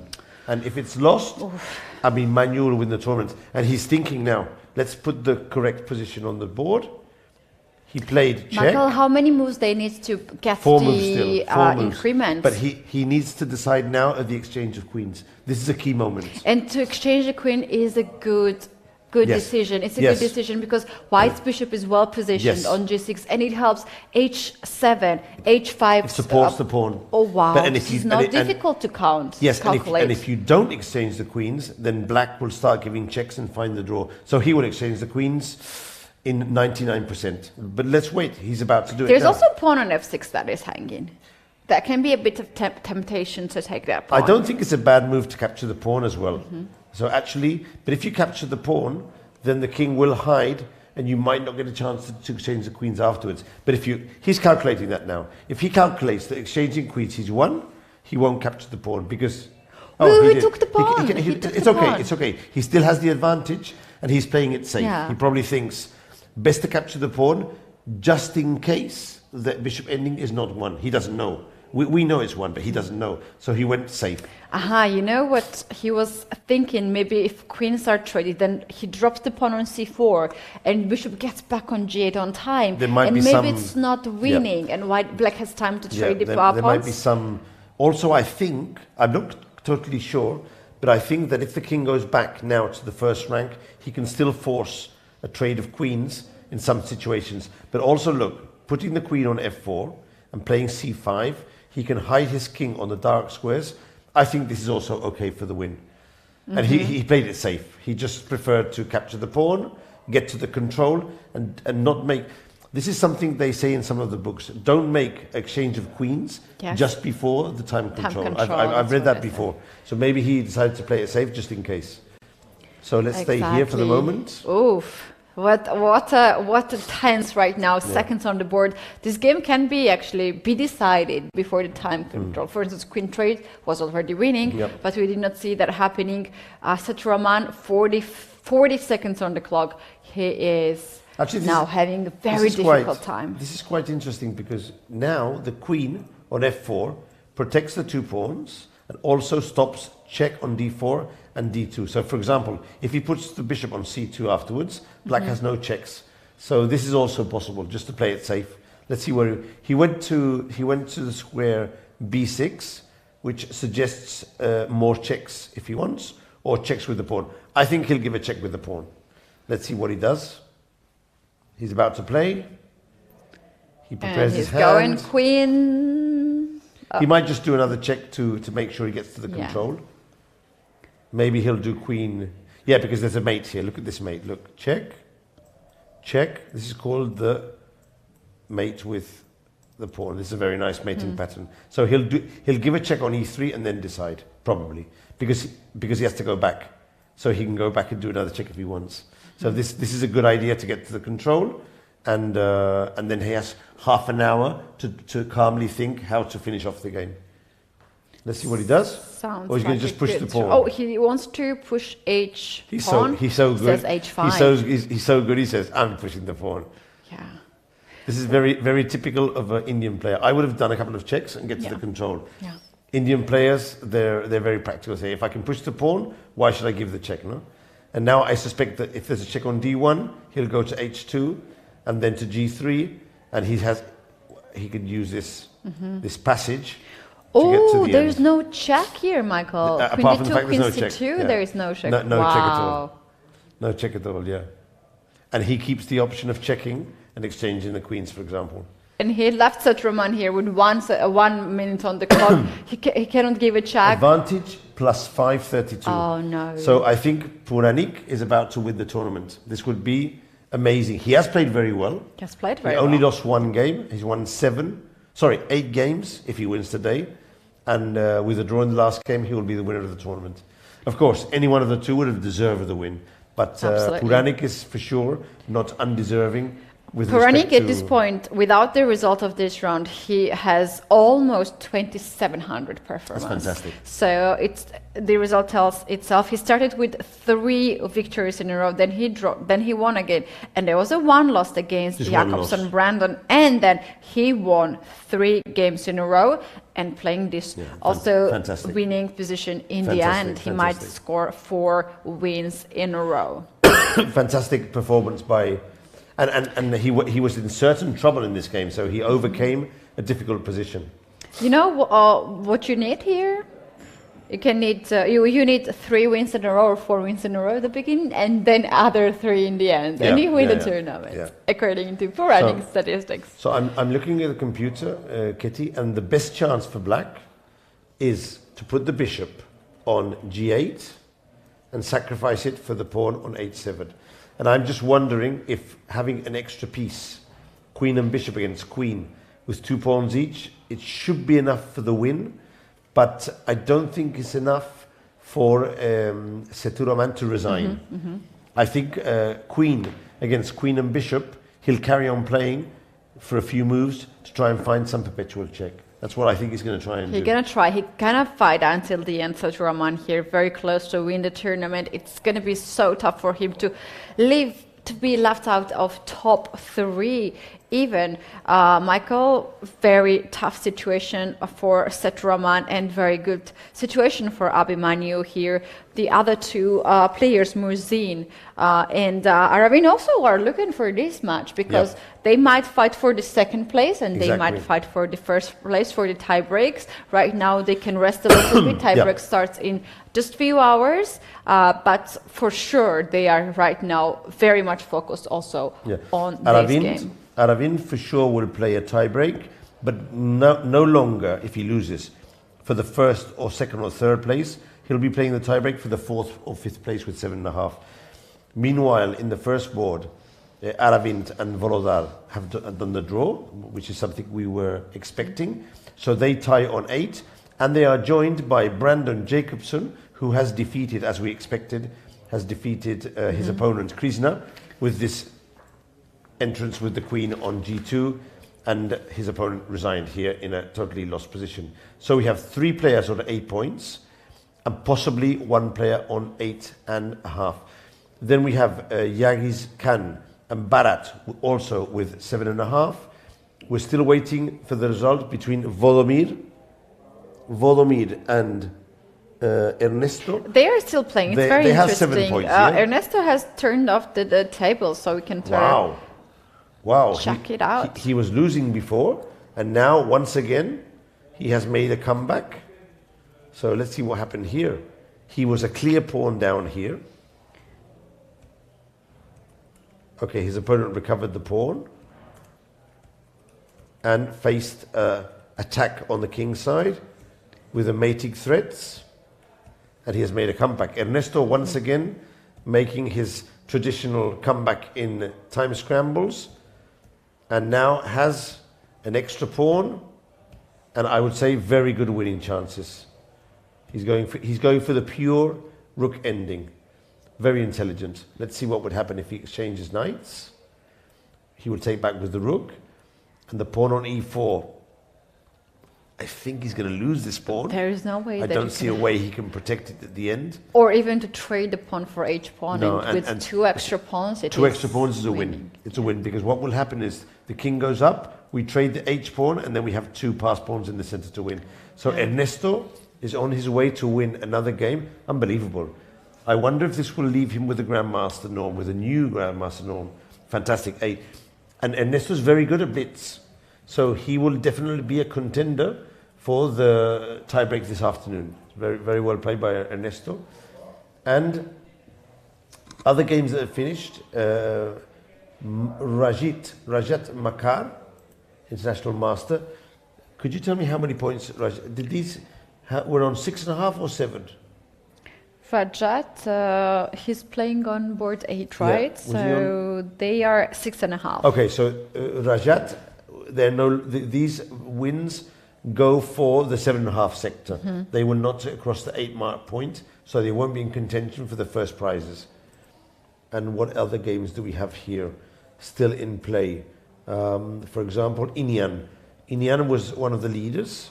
If he wins, he might get into the tiebreaks as well. Let's see what the position is like here. So he has an extra pawn, and he has a nice pin on the f6 knight. So things are looking good for Inyan here. Maybe he could even think of a clear win in this position.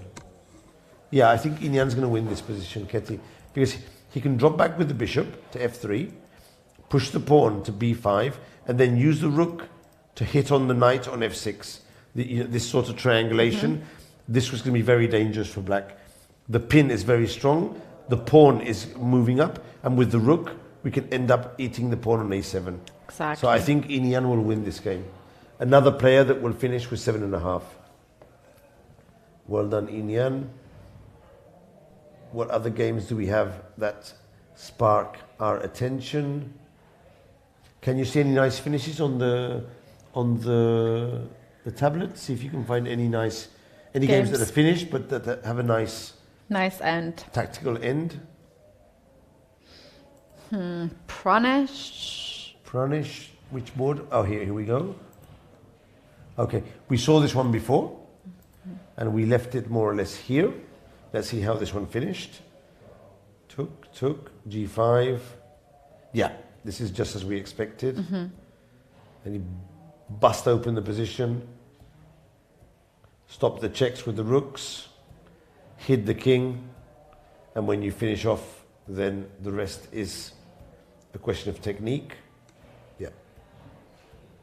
Extra rook, pass pawn, and game over after a few checks. Nicely played, nicely played. And rook 7 and game over. Funny, he carried on playing here until he resigned. Okay, so a nice win again there by Pranesh, another very strong Indian player. What else do we have here? What else do we have here? Let's see, for example, this game is still in progress. Birich against Sankalp Gupta.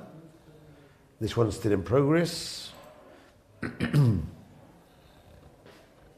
So they've arrived at the control. What do we have here? Queen and 2 bishops and 6 pawns against queen, 3 pieces and 4 pawns. So do you think white will be able to hold this with the extra piece down? Or do you think black will take it down? What do you think, Ketty? I think that black has better chances here to win rather than white has a chances to draw here. Because too many pawns, too many pieces on the board, and not that much of the weaknesses in white's position, in black's position. For instance, if you start to move your pawns at once, f3, 5, you are weakening some of the squares. So you have to hold your position. White cannot afford to push the pawns because king will be weak. And on the other side of the board, the pawn on c4 is quite weak. So black can start to somehow build up some really strong pressure against bishop. Pawn, if white, first of all, how white is going to guard this? Not so bishop easy. f1, bishop very a6, passive. Bishop queen f1, e6 very is coming. passive, of course. Yeah. Oh, how these pawns? What happened? Some palms grew behind us. It's unbelievable. Palms joined us in the studio. That They changed is our window. Beautiful. Okay, very nice. Yeah, if he drops back with the bishop to play passively, he's going to lose. And if he plays... Oh, there was a guy as Was well. that a cyclist? Yeah. Look, Wait, is that Alexandra? I don't know. Someone maybe from the playing venue. we should say hello. See if they can see us from the window. Oh, that's so nice. That's so nice for you. Oh, more people. More people. Let's go. Let's commentate the street commentary. Okay. Check it out how people are moving there. Wow. Okay, so let's go nice. back again to the settlement board and see if anything has happened here. So h5 check, king here, and he's played queen to e5, allowing a check on d2. But look, he's going for the mate. He's going for the mate here, and also hitting the bishop. This could end now. So weird. There's no check again in this position. How much squares the bishop and the queen are controlling together when the king is like wide open? This is a bit mysterious. Guys, we should put the position of the second board. We need that because he's about to resign. He can resign any moment now because he's losing the bishop. It's mate or bishop. It's the bishop or the mate. So this might be a moment for resignation for Seturaman, who's played an excellent tournament. He was my man to win, but Puranik has gone over him today. Let's wait here for a moment. I think he might resign. He might resign at any... Oh, the so handshake. We have the winner. And Puranik is... Look, he looks up at to the sky. Such a big moment for Puranik. And now they're discussing key moments of the game, which was before. But Puranik is the winner of the tournament. And nice. yeah, I wonder if Oscar or Fran could bring Yes, they are. I think they're on the way to bring the winner of the tournament in our beautiful studio. What a run for Puranik, winning this big tournament. It's not an easy task. Winning the last game in a bit worse position, also not so easy. But look at this, Seturaman is taking his moments too. He's not in the best condition right now. He lost the final game. Guys like him, grandmasters like him, are very solid actually. Yeah. But I think he wanted so much to win. He tried too hard Both to of them win. were hugely deserving. And any of the two would have been a fantastic winner. Also, Jacobsen would have been a fantastic winner. Inian has played also very well. Volodar Murzin would have been an excellent winner. Aravint. I think that these 5 or 6 players have been the players who really have dominated the tournament. And any of them is very deserving. And here we can see Clara, she's the assistant arbiter. And normally she would tell the players to leave the hall without talking, but I think she's doing correctly, giving them a moment. Yes. And we have Oscar right behind. Hopefully Oscar will take Puranik and bring him down. And David blocking the blocking view. us. No. David always complaining about players blocking the view, Yes. and he goes and blocks the view. So we'll tell David afterwards. Look, this is lovely. Look, we have skaters behind us. This is how they roll here in Sitges in December. Well, the chat says with this view, Katie will be distracted forever now. But I think you also join me with that because it's such a nice view how we can be distracted. So the arbiter is giving them a moment to talk about one of the key moments of the game. Hopefully, if Oscar can bring Puranik down to us, then he can go through the game and talk about his sensations. All the Indian players speak good English, so it shouldn't be a problem to have a small chat with him and congratulate him as the new winner of the tournament. So the rest of the games are being finished now, but of course, that was the key game of the last round. The only other game which is important is the game between Volodar and Ernesto, to see if Ernesto is able to win and join. So he's winning another pawn now. This is just too much. I think he's going to prevail.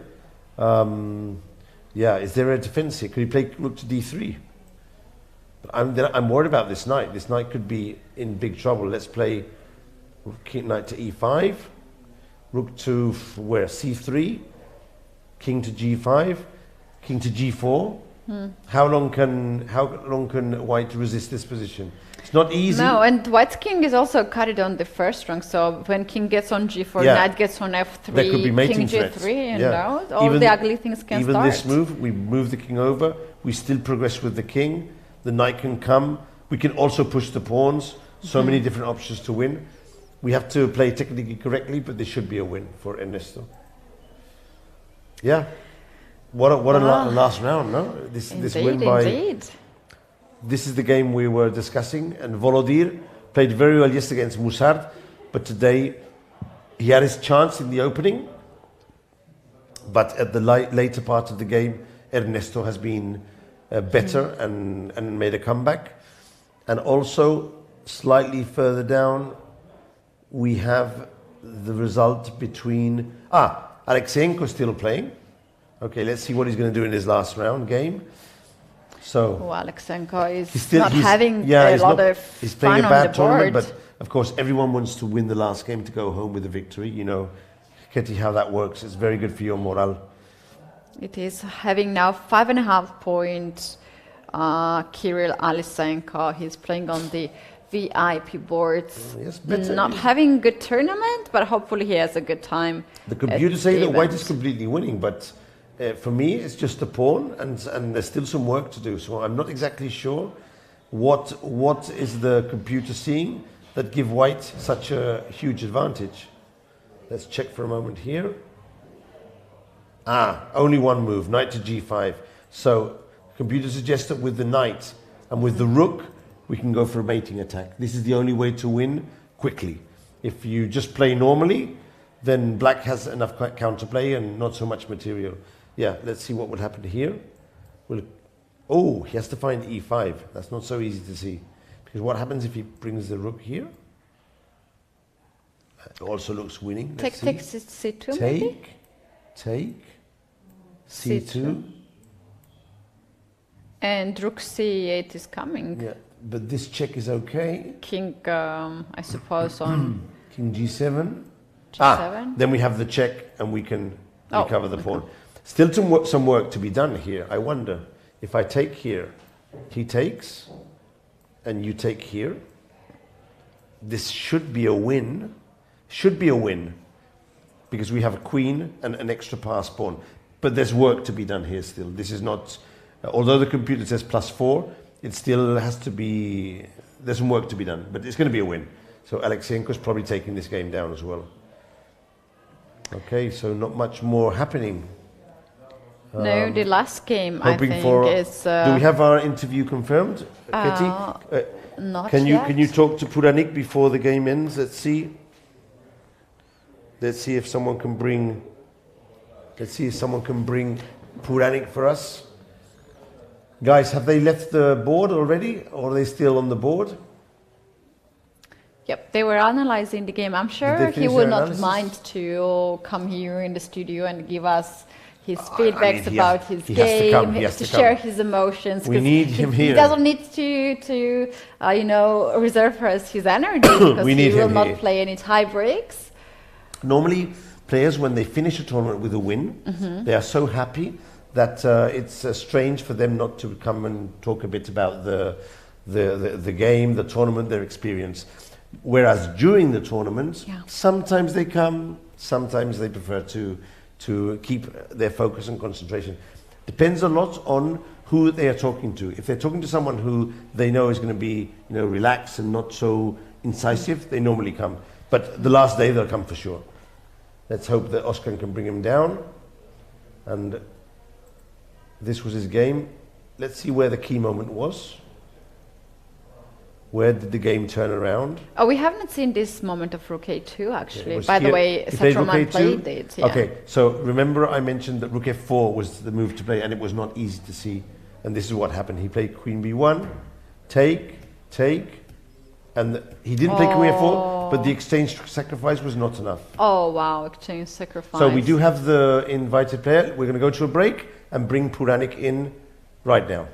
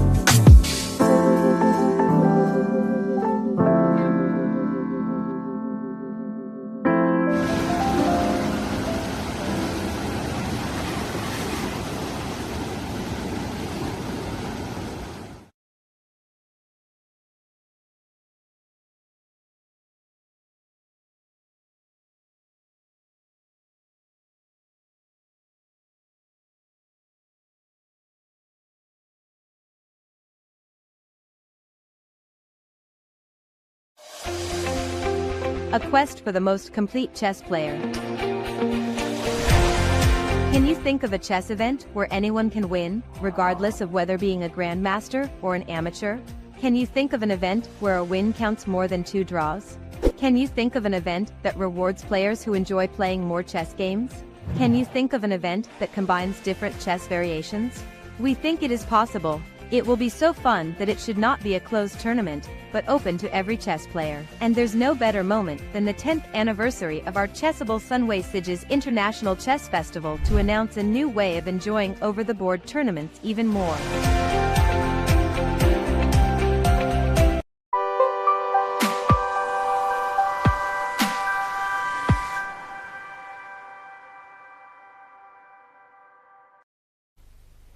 Coming back with the man of the tournament, Abhimanyu Puranik himself, who won the competition with very impressive final win, very decisive win against Seturaman, 8.5 points.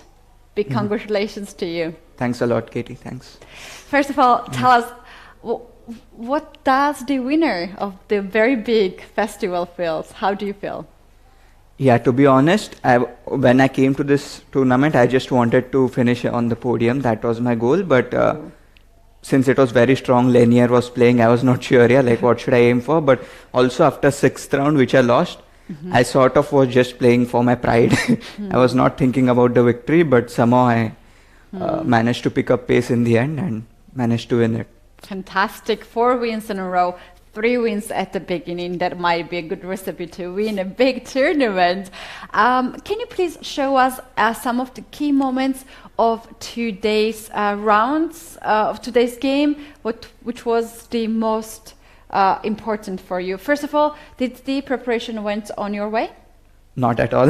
Oh, I played English and C4. So he played Slav, and I think he wanted semi-Slav because he even has a chessable course on semi-Slav. Okay. And so I didn't want to go there. Okay. I didn't want to test his knowledge, and I played G3 and DC. And I know this line, but I really couldn't remember the move orders and any details.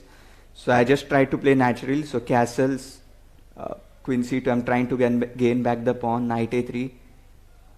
Yeah, here I think Knight G5 is the move, main move. Bishop G4, Knight C4. There is some crazy line, with completely crazy line, and I didn't remember the details. I just fairly remembered that Knight E5 is a move, and the point is, if you play Queen D4, for some reason this works. Yeah, like it's complicated, but it's not bad. Oh, nice. I think on a stronger engine at least. Yeah. Yes. So yeah, but he knew this H5 move, which is great, and this is actually pretty scary for me, and I also was low on time here, so then I decided just to play quickly. So yeah. We were a bit surprised with this opening here because like it's H5, H4, this kind of move. It's very tempting to play and open up the king side. Did you expect this move? Is this move actually in a theory, H5, H4? I think it is theory, but I couldn't remember basically anything. I was still thinking about the breakfast I had today before the game. Okay. I was thinking about food, and I was not okay. I was in a different mindset altogether. Did you miss your breakfast before the round? No, I had my breakfast, but I was still hungry. Okay. Okay. And here, I think this was all. Yeah, this actually looked very dangerous for me. He played Knight G4, H3, Knight E5. It is dangerous, but I thought I have my own chances as well because the position is super complicated. And takes. Yeah, I mean, there are lots of small details here. I could play King H2 as well.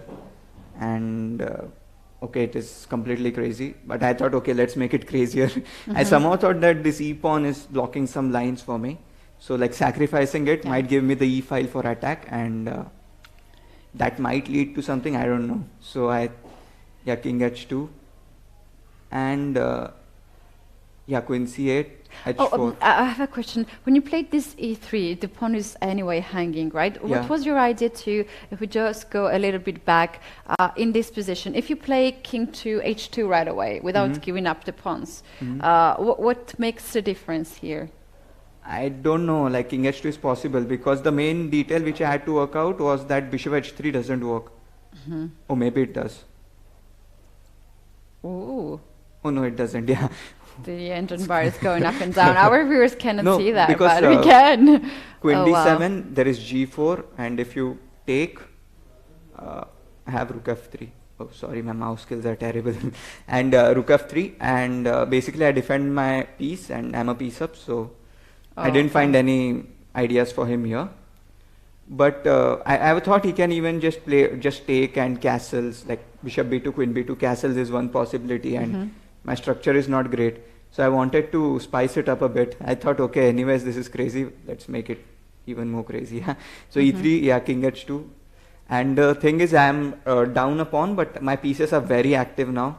And like my rooks are centralized, my queen is coming into play. But he has this annoying attack on the h file, which I have to be always careful about. And he's, of course, up a pawn. What was your evaluation of this position at this point? I thought it is dynamically equal, but you can never know the true evaluation in these positions. It's just like it depends. It many times there are some small concrete details which make a whole lot of difference. So, like here, he played bishop b6, I played rook e1. I don't know if this is great, but he found his great move a5. I really didn't expect it. You know why I'm asking this question? Because not only this board, which was fighting for the title, but also the first game turned out to be this drawish endgame, theoretical endgame, but with extra pawns. So something can happen in that position. Were you actually looking on the other game as well while you were playing this position, and somehow did that affect for your decisions in your own game? Not really. I was just playing my game, but I saw that Arvind was playing very solidly, and that game will probably end in a draw from the start. So I sort of knew it, but I was trying not to focus on that game at all. I just, because that can like mess up your mind, and you can make some very questionable decisions if you think too much about that. So true. Yeah, this a5, a3, and this looks actually, computer also says that this is great for him. Yeah, rook a2 was nice, queen b1. Okay, I don't know what the computer wants here, but there is something. What was the move that you were considering here for black? So the obvious move is like bishop into c4, but I have this move rook f4, bishop e6, and rook f e4. And both of us thought that this is quite dangerous because you had a quite long chat after the end of the game. You were considering this lines. We talked about this exact line as well. Yes. And this was quite dangerous because I have some rook into e6 ideas. Although I'm 2 pawns down, his pieces are really placed horribly. So yeah, this looked dangerous. I really don't know how he's gaining an advantage. Did you actually look, instead of queen to b1 here, rook f4 move? Because I think the engine was saying this move, and we were also thinking like, oh, that's a difficult move here. Like you just step on the side of bishop c7. Yeah, I was thinking about it, but I didn't believe in it. Don't believe in it. I didn't believe in it because you always bishop c7. You're basically giving black a tempo, and I really don't know, but it may be possible, but I didn't believe. I thought queen b1 was quite smart in a way, at least practically. And even if bishop into c4 works, I think it's very hard for him to make that move over the board. So yeah, he took on b2, which is, I guess, more practical. And the point is bishop c7. Without my dark square bishop, suddenly my king is feeling extremely weak. And I played queen d4, g5. So basically, at this point, we both were having 10 minutes. It could be anyone's game. And we both were just trying to find some small tricks. And my main aim here was just to not get into time pressure first. So I just wanted him to get into time pressure first. You always had at least 2 minutes more on the clock. Yeah, that was my main aim here. And okay, g5, king g1. So the point is, if he takes bishop g3, I have this smart move, queen d3. And I attack both the g3 bishop and h7 double rook. attack. Yeah. And okay, so it took bishop g3. I defend my h4 pawn. And here already it is quite messy. I thought like even if he plays like bishop f5, I have this move rook e3. And I really don't know how black, it doesn't look clean at all for black. And he had like couple of minutes here, like let's say rook h4, Queen G7, and Bar agrees with me for once. So, yeah, he played F5, which also looked natural. And this I thought was winning, because Queen G3 I didn't see any way for him to, like, his queen is just horribly placed, and I think this line is just concretely working for me. Is this so he had very pleasant position, and what do you think was the big mistake from his side that turned the table to you? And you also had a chat with him. What he said, like what was the mistake? I really don't know.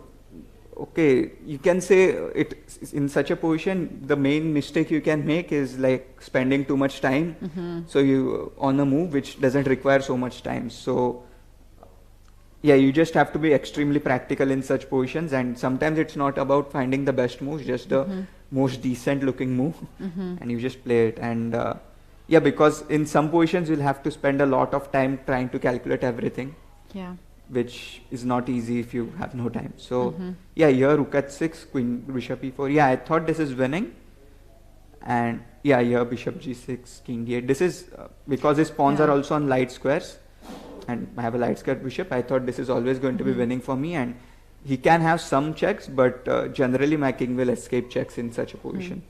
Have you considered here, instead of taking on f6, to take the queen on d7, queen trade? I was considering exactly this. Like I was thinking queen d7, king. Okay, let's say king d7, and I wanted to play c5 here. And I thought this is winning, to be honest. But I saw that we'll reach 40 moves here, and at the end of the variation, if I miss some small detail, then it could be a draw for some reason. So I was scared. So you wanted to keep the queens, get the time, and then consider and to this trade. With queens, I thought it is for sure winning. Just maybe it will take much more time. But I was sure it is winning. Okay. So I went for the long way, but the sure way. So yeah, queen f4 and h5. Yeah, and here he missed this queen e5 move, which threatens both queen a5 mate and basically loses but the also bishop. like even though the king is wide open here, there are like several times that there was no checks for white's king. There was a reason why you did not make yourself checks to increase the time on the clock, because it was like just a move or two moves before you could make checks and then think maybe h5, maybe something else, but you played h5. There was very strong move there. What was your evaluation in that position when you played h5? And not, for instance, queen to e3 or queen to f2 check. So I thought my queen on f4 is ideally placed, because I saw that whenever, okay, let's say any move, let's say king f1 I play, okay, it's a terrible move, but like queen d1, king f2, I'm escaping checks. Like no he just has one check. And so I thought, okay, if there is no real threat, why not just push the pawn? So that's why that was the only logic for me behind pushing the pawn. Right. All right, let's see the end here. Yeah, there was a couple more moves. Yeah, and here he missed queen e5, but I think this is already lost, because he doesn't have any checks, and my pawn will slowly roll forward. Yeah, at 6 at 7. Wow, what a nice end of the tournament. So big win. You won the title. There will be the photo of yours on the wall of the hotel here in Sitges, and it's a 10th edition. But it's not your first time here. You said yours. Yeah, I was actually very close to winning it in 21, but I lost in the playoffs, and so this time I was extra motivated. I wanted to take it to playoffs. 4 times the charm. Yeah, I thought so. It's our best. And if you're coming here 4 times in a row out of 10 tournaments, very likely you enjoy it. Please share us your opinion about the festival itself. Yeah, I really like the place. I mean, just even walking or cycling along the promenade is just amazing. And there are some good restaurants also in the town. And so I really is there Indian restaurant? Because I know Indian players always like to have something Indian in the town. I like everything, but there are like, I don't know, maybe 5-6 Indian restaurants within like a 1 kilometer radius there. So yeah, there is a lot of stuff, and yeah, I really enjoy it. Also, I really like the weather now. Like, you know, it's cool, but handleable for Indians. It's not so cool that So in general, I enjoy this place, and Oscar is a very good host every time. So Yes. I keep coming back. Perfect. Is there any side activities that you took apart during the tournament, or you were very strictly No, I was focused? playing a lot. Yeah, I won the foosball tournament with my roommate Leon. And Wow, that was, roommates. so that was actually, I think, a bigger accomplishment than winning the main event for me. Oh, nice. Yeah. Winning of two big events at the But chess foosball event. matters much more, of course. Of course, of course, of course. So you got the first prize, that's 5K euro. Are you planning to spend in one way or another? Have you already thought of that, or? I don't know. I'm planning to spend Christmas in Barcelona, so maybe I'll just Oh, nice. go to some fancy restaurants or something during that time, or just visit more. Yeah, like Oh, nice. money gives you freedom, so. Okay, so nice. That means that this tournament is your final tournament of a year? No, actually, I'm playing in a tournament in Krakow in Poland after this. After this? Yeah. Oh, okay. So that will, but it's ending on 4th Jan, so. Okay, It's 23, in between. 24, yeah, Yeah. yeah. Oh, okay, then get ready. Maybe you need to buy some warm clothes or maybe scarf. In Poland, it's Yeah, really yeah. cold. Yeah, I've heard. I've heard. Yeah. Oh, wow, that's amazing. There was a question for you. I'm going to read it out in our chats on Twitch. Okay, this is weird. I don't know. As Abhimanyu is famous for his dance moves in Indian circuits, Yeah. you know what they're talking. Okay. Question for him: will his fans get a special Instagram reel after his victory? Maybe, but I need a good partner. Yeah, like maybe I'll I'm a dance good with. partner. Ah, In dance you want- moves. Oh, really? Then we can Yes. try. But do you know any Bollywood moves? I can I- teach you some if you want. Okay, let's do that. Yeah, Okay, I let's can. do that. You guys, we're gonna cook Yeah. up some nice dance reels for you. Well, it's amazing. You should feel very, very happy. Also, a bit released that you don't have to play the Exactly. playoffs. Yeah? I can just rest and see everyone else. Basically, again, play the playoffs after such a long day. So. What do I'm you happy. think? Who gonna score a point in tie? Because they are now playing for the second place.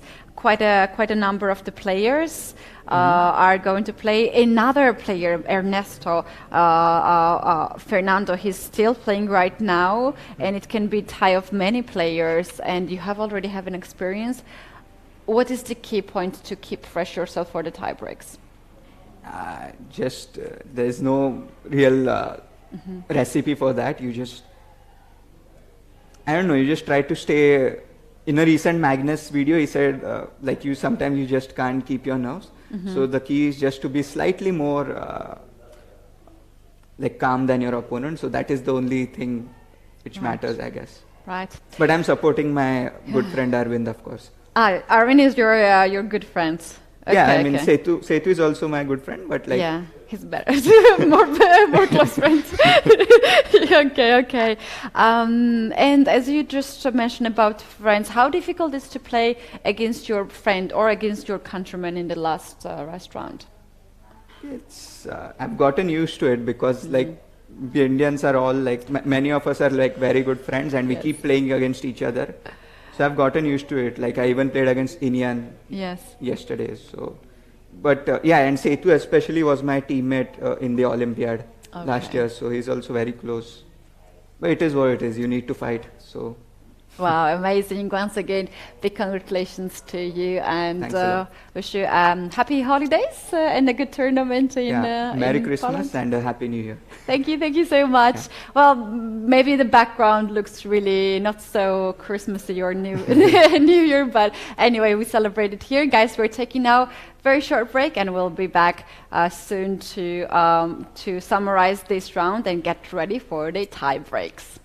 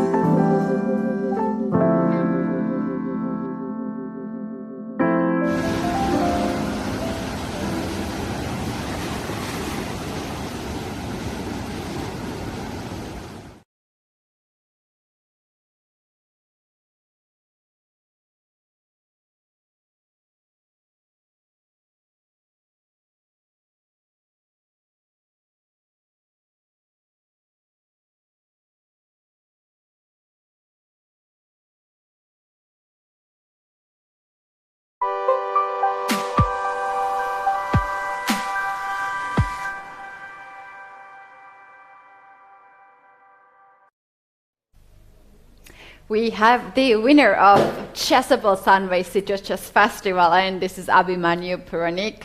But the tournament is not ended yet. In fact, a very exciting part. Second part of the tournament will start at 4 p.m. Central European Time. We will do the commentary of that, and we're going to have a lot of very nice games, blitz games, and very likely even to have the tiebreakers and Armageddon game. So it's going to be a lot of fun, guys.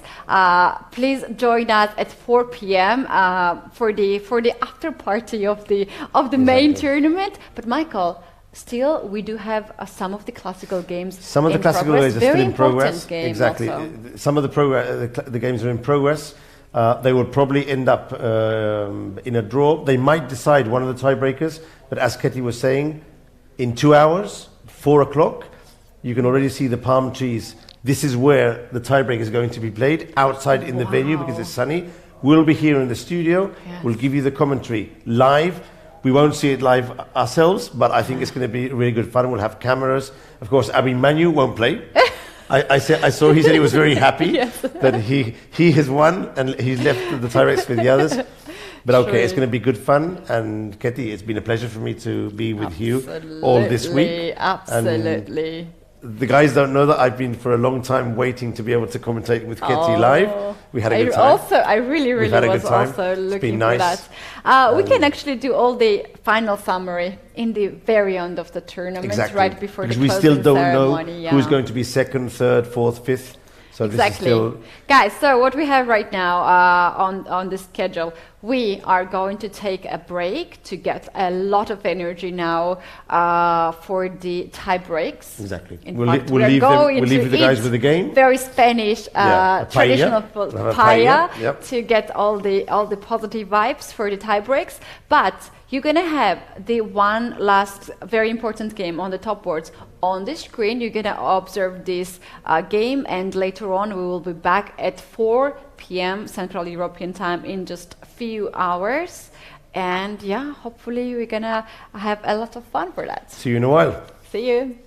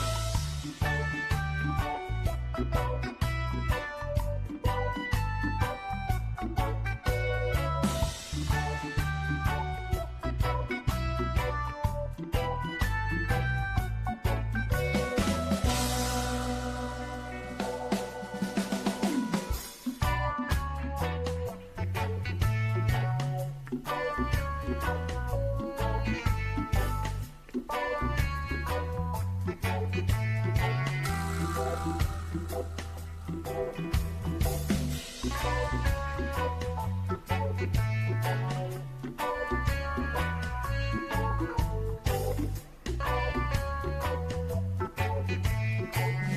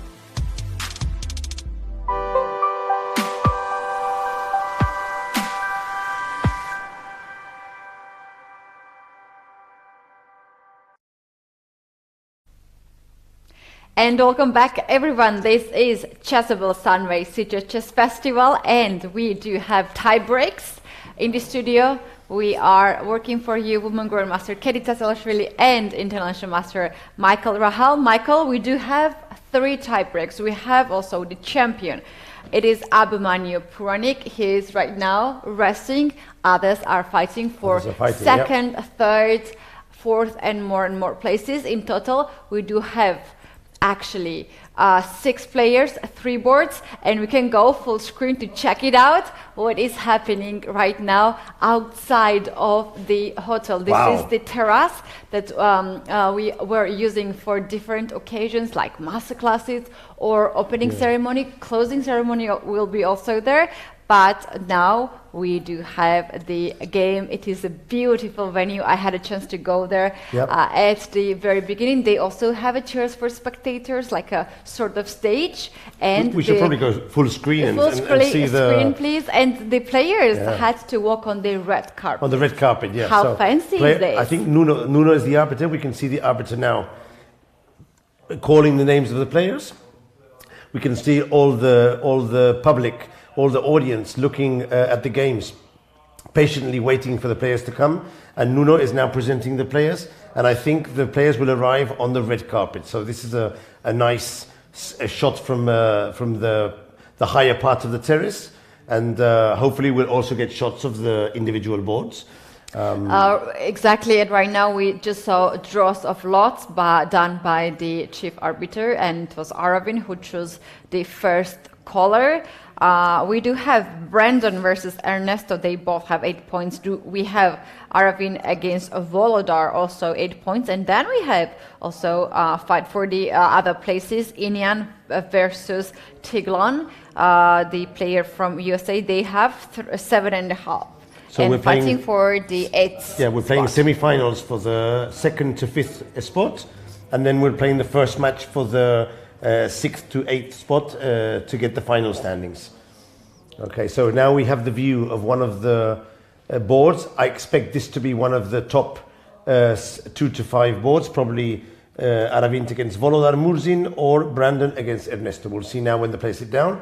Okay, so we have the flag. This means that's Brandon Jacobson with black against Ernesto Javier Guillen, surprise player, I would say, for this final, because he's beaten in a row Alexeyenko yesterday and Volodar today from Ukraine, 2 grandmasters, and he's able to play for the finals. Who do you think is the favorite in this game, Ketty?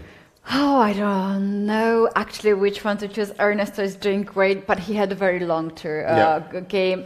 Yesterday, the longest game of the tournament, played until the end. Today, very long tournament, while his opponent Tiglan had a time to have a nice launch and a rest. At that time, Ernesto was playing. In that sense, I would say that Bryce Tiglan is having maybe more energy. But remember, it's Jacobson, not Bryce.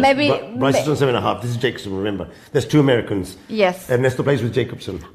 We're on the... Bryce. Oh, there are 2 Americans. Both of them have the same flag, so it's easy to mistake them. But that's Americans. Brandon. They're playing for the second place. Yeah. Oh, wow. Americans should be very, very proud of their generation. Two of the players in the final spots here.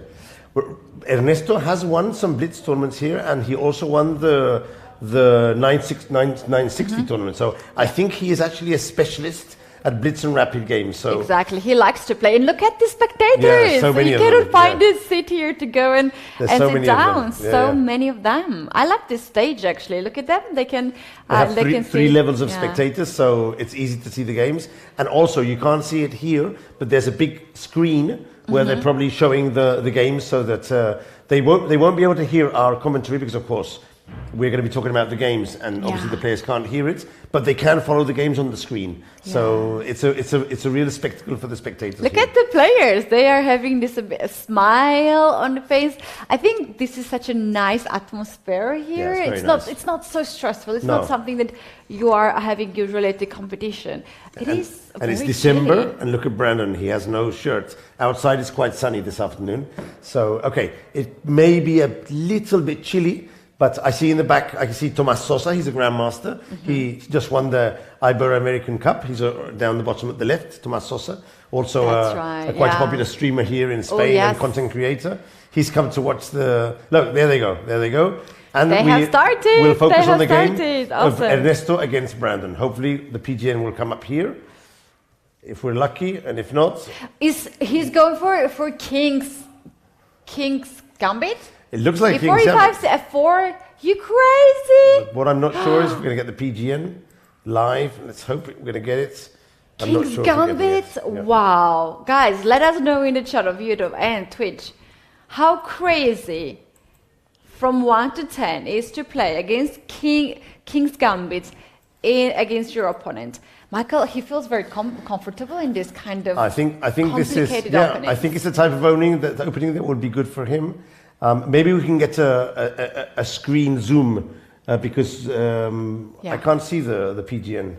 We do have three games going on. Which one we should choose? Michael, what do you think? The one we have PGN. The thing is, at the moment we can't. We have the PGN of Aravin and Volodar. Okay. Maybe we can choose that one then. Let's see if we can get a camera, or we can follow the game from the screen if we get a zoom shot. We definitely need a PGN of this with this game because King's Gambit never goes wrong. Or a closer view of the board. If we get a zoom in, then we can commentate from the board, and if not, we should go over to the game of Aravint, which we do have the PGN. Whatever the guys. So it's a 5-minute game, but are they playing with increment? Do you know if they're playing with increment or is it 5-0? Let's try and find out. A little bit. Let's see. I think they're playing with increment, but does it appear in the... I thought it was 3-2, but maybe they've gone for 5-3. So we'll try and find out quickly if it's increment. 5 plus 3. Our chat knows everything. So, you guys, is that confirmed information? If it's 5-3, it's quite slow. I mean, the games will be longer if it's 5-3. That's good. We still don't have the PGN for the... I kind of want to sit there outside and watch the game right now. Look at the spectators. They enjoy so much this moment. Let's see if we can get the PGN for the game of Ernesto and... But they're playing very slowly, so that indicates to me it's a 5-3 game. Yeah, and guys are saying that they can see the clock right now, and it says 5. It said 5 plus 3, so we trust chat in this case. So we would like to get a closer shot of the board. All right. If we can get a zoom in on the board, because if not, it's going to be difficult to be able to exactly commentate on what's happening in the games. Because now the knight on d5 is hanging. Ernesto just played queen to e4 and knight to c3 to hit the knight on d5, and his opponent. Brandon is taking his time here. I would say he's a bit surprised, although the time difference is not so big. They both have 3 minutes and 55 seconds. We do have a trade of the knights, and black just castled. All right. I'm not sure, maybe you can see it properly from there. It's just too far away from me to see here. Can we get a closer zoom to the board? Whoa! We're starting. Let's put now PGN board on the screen too. We do have all the moves. And there we go. Yeah. There we go. Michael, what we can say about this? It's a counter gambit. It's a king's. As it's 5-3, let's quickly go through. It's the King's Gambit with the Albin counter gambit, as you know, and it's quite popular. But normally e4 was the move. Nowadays, many players take on f4, and we get to this forced position where white is actually upper pawn. No, they're equal material, but white's queen is developed. Black has more development of minor pieces. So, in general, black is normally fine in these positions. That's the general consensus of this position. I would be very happy with black here. I wonder what white is thinking here. Is white going to play d4 and maintain the center, develop the bishop long castle and play on the king side? Or white will try to short castle and or use open semi f-file? So, he's taking time here. Yeah, it's because the thing is, in these positions, Ketty, you have to be very careful about moves such as knight to b4. Hitting on c2, so he has to think a bit. I think he's going to go for d3. I reckon he'll go for d3 and then castling. Let's see what he plays. Michael, can I do just a very small jump from this game to that game, because this is the correct name. So we had the second pigeon already prepared So in let's the see same if, position. if I do this, we can see it on the board, no? Yes. So I think he's going to go for d3, and just to play calmly, make sure he can protect his queen side, his king side, and then maybe short castle on the king side. But look at this. He's already spent 3 of the 5 minutes. Look, he's done short castling. Bishop c5 check. I expect king to h1 and rook to e8. This also favors Brandon. Brandon is also a specialist in open games, so it's more or less he's a position that I think both players are quite happy to have. But I'm worried about Ernesto's time management in this game. Okay, he played bishop to c4, so now he's pressing the pawn on f7, maybe with knight to g5. And I'm expecting him to play bishop to e6. I think he just played bishop to e6, yes. Exchange of bishops, he'll capture with the rook. There you go. And yeah, of course, it's an equal position, but white is lacking development on the queen side. And that's going to be a problem. Also, Brandon has nearly 4 minutes against 1.5, which is slightly worrying. It is getting really low in time for white here. Black is very comfortable time on the clock. And white needs to get something out of this position. Maybe knight g5, knight d4 can be the move. Maybe that's the idea. Yeah, it's probably the best idea, knight g5. Let's see what he does. Now but it's black's turn to play now. Let's see what black does. Queen d7, queen e7, bishop d6. There's several moves here. He needs to play a strong move which will make Ernesto think. Right. Right now I have the regulation open in it. I'm really in doubt that we're gonna have 2 blitz games, 5+3. 5-3, yeah. And they will reverse the colors next time in the next game. And in case if we have a tie, this can go to Armageddon. We were announcing that earlier. So it's a match then. It's a match, okay. 2 games match, and then we might have an Armageddon 6+5. Okay. Usually we have plates versus 4. Nowadays they're going for 6+5, yeah. And sometimes they add increment after the move 60, which we'll see if they do this time. So Brandon is spending a lot of time here. He's thinking about how to develop the initiative. Because Chad says bishop d6 looks good. That looks it's a normal move, but he has other options like queen e7 for rook e8. There are several ideas. He has to try and find the best. Even knight to d5 could be an idea. But he has to be careful because white does have the rook and the queen aligned on this file. So there might be some tactics with knight to g5. So let's see what he does. Knight to d4 is another possible move. Several moves. Come on, Brandon, make a move. He is putting his hand on the face the other way. He went knight to d4. Knight to d4. There were several moves and it wasn't easy to choose the best one. This is a forcing move. It hits the pawn on c2. So basically, the move that white has to do is knight takes knight. And then I suspect he'll capture with the bishop. But we'll see.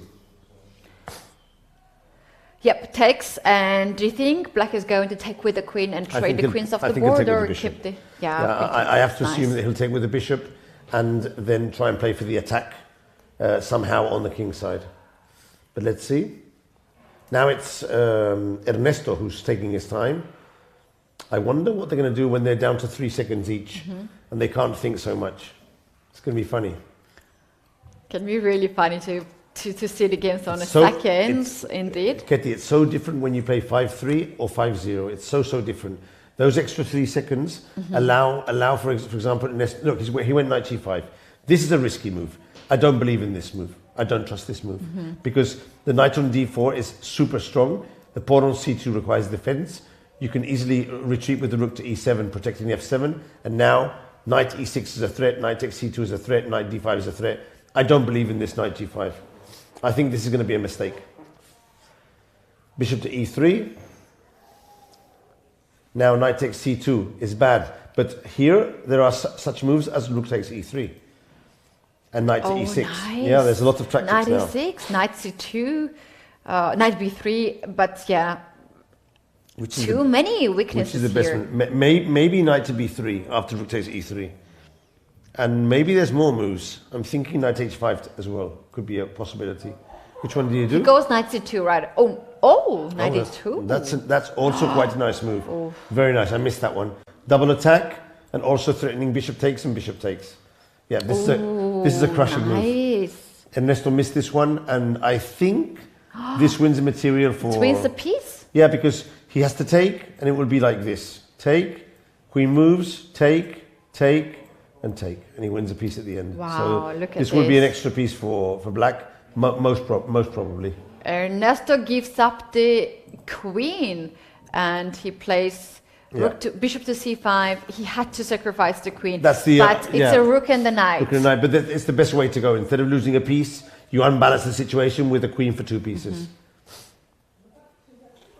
What a crazy game we have here. Nice start of the tie breaks, right, Michael? No, this is a very good move. Look at this double attack. Force the knight to h3.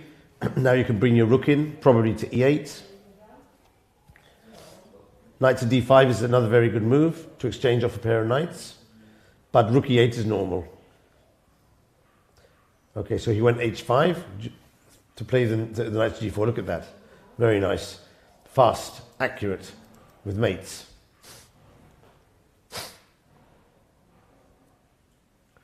Brandon is playing this very, very well. He's impressing me, actually. I didn't know he had such a strength as a player. He's played the Open tournament very well, and now he's playing fast and accurate.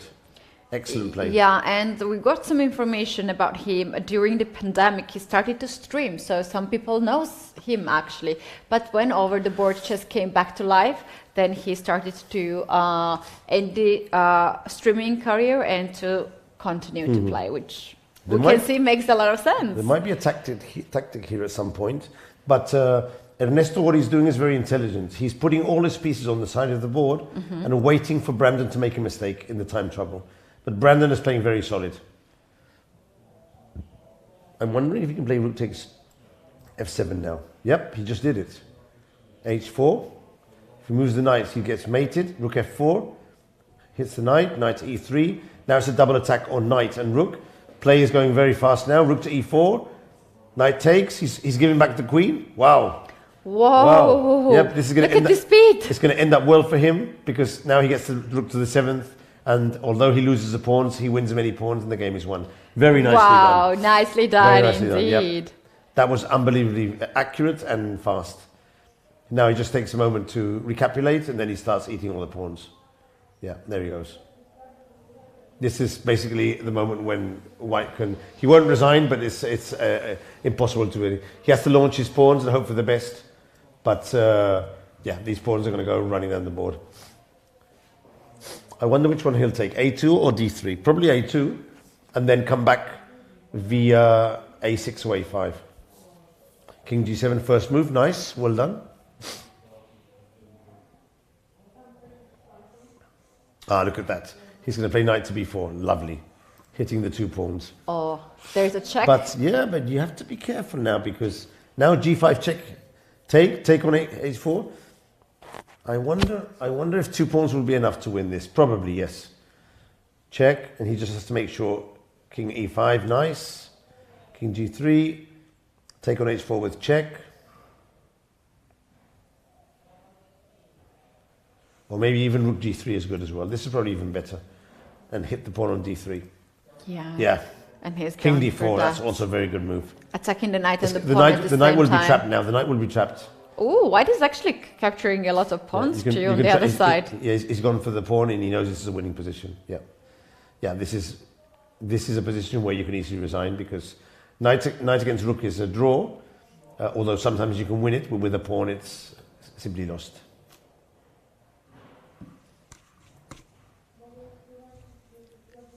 King to c4, domination.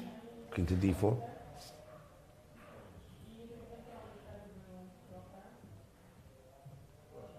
Okay, so he resigned. He's resigned. So first game goes to Brandon with the black pieces. The other 2 has also finished, Michael. Yep. And Inian beat Bryce Tegron. Inian won, and the second game was actually draw Aravin against Morzin. That was a draw. Okay, yeah. So we'll stay here and see the second game between Brandon Jacobson and Ernesto Fernandez. Let's see how much time they have to recover. And once again, we have the view of the whole playing venue for the moment. There is a sea in about 5 meters from just behind, yeah. from the playing venue. Spectators are watching the games. The players are having some nice space there. They had a red carpet to walk on. Such a nice place, and there are a lot of arbiters actually just controlling the whole situation. This is my ever favorite tie breaks, really. I love to see that. It's very well organized. Do it outside, sunny Sitges, get the players to do their games in front of the audience, and that gives a good spectacle. And here we are with our palm trees behind, and looking at the games and doing the commentary for you. Exactly, guys. So the games will start into several minutes. I was actually looking in the regulation how much time there are having between the rounds. We don't have that. I think it's just up to the arbiters and the chief arbiter can make decisions. Normally, if it's just 2 game matches, there's not so much time between rounds.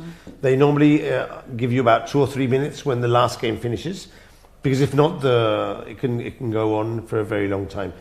Also, it's 5-3. I mean, it's not so nervous and tense as a 2-minute game, no? So I suppose they'll be back. Time to change the names around if they need to. Yeah. And look, they're already sitting down, I think. Yeah, let's take a closer look of the playing venue. We will go to full screen to check it out.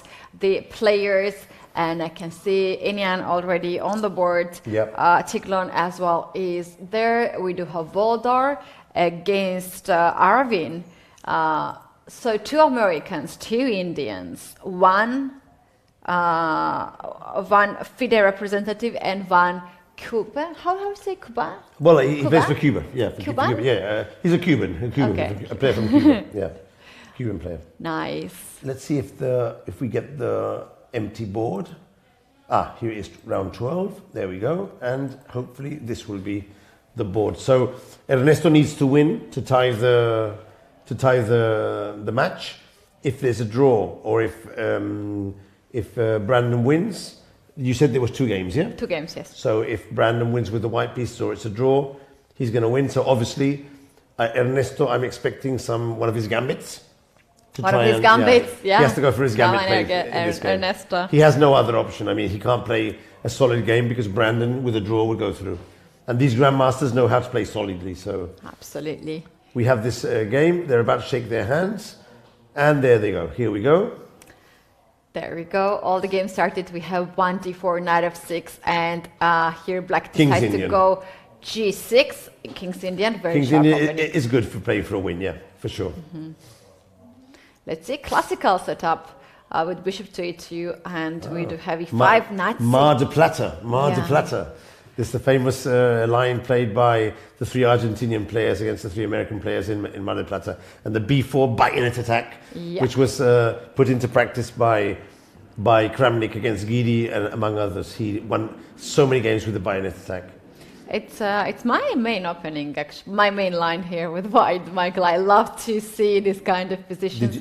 Black is attacking on the king side, white is attacking on the queen side. The one who opens up the position first wins the game. It's don't very forget, double-edged. Black goes for the king, which is it's a big difference. It's a big difference. Yeah. But actually, Kasparov stopped playing the King's Indian when Kramnik defeated him with the bayonet attack. He said, no. This f4 is probably a mistake because now white can play bishop to g4 and exchange the light square bishops. Let's see if Brandon spots this idea. No, he prefers to go for the attack. Normally for white, exchanging the white light square bishops is very good. But Brandon has his own ideas, his own way of understanding the position. Rook to f7. Here, very logical move to guard the 7th rank. And to play bishop f8 and put the rook on g7 and launch the attack. But it seems a bit slow. If there's no pawn on f3, it's very difficult to open a line. So yeah, I'm a bit surprised that white didn't went for white bishop will to go g4. He went for bishop g2. He did now spot it out. It's a standard strategic move in these positions, and normally black shouldn't allow it. But okay. Every player has their own ideas. The knight will go to c4, but probably he'll play f3 first. Because the attack with g5, g4, if you don't have the light square bishop, is not dangerous, because when the pawn goes to g3, you play h3 and the attack is over. So now he can probably play f3 and knight to c4. Let's see what happens. Clearly, Brandon has the upper hand here. Bishop a3, another very typical move here to hit the diagonal. Black played bishop to f8 to open up the road for the rook on the third rank very soon. I'm expecting b5 now. g5 would go on the board, but the pawn on h5 is hanging, so you have to play first knight f6 or knight to g7. Yeah. Knight f6 first. You have to prepare this, yeah. I'm expecting b5, knight f6, and then possibly a6 or c6. Let's see what Brandon prefers to do. He's leaving his knight on d2 for the moment to stop f3, and so not to have to play f3 himself. That's what I think he's trying to do. But he doesn't want to play f3 because then black can play g5. So I'm expecting b5. Oh, he went a6 straight away. a6 right away. b6, and now trying to hold the position. No, knight to b5. This is very good for white. Very good for white. Rook c1 he'll play now. Now he's going to go rook c1, practically for sure. I'd be amazed if he doesn't do rook c1 here. Somehow black's attack is stopped on the king side. The pawn can be pushed on g5 because on h5 is hanging. And even though you do that, if the light square bishop is missing, it will be very difficult for black to open up the position. There's no bishop, you cannot sacrifice. You can't sacrifice anything. Yeah. So he played rook c1. I'd be amazed if he didn't play rook c1.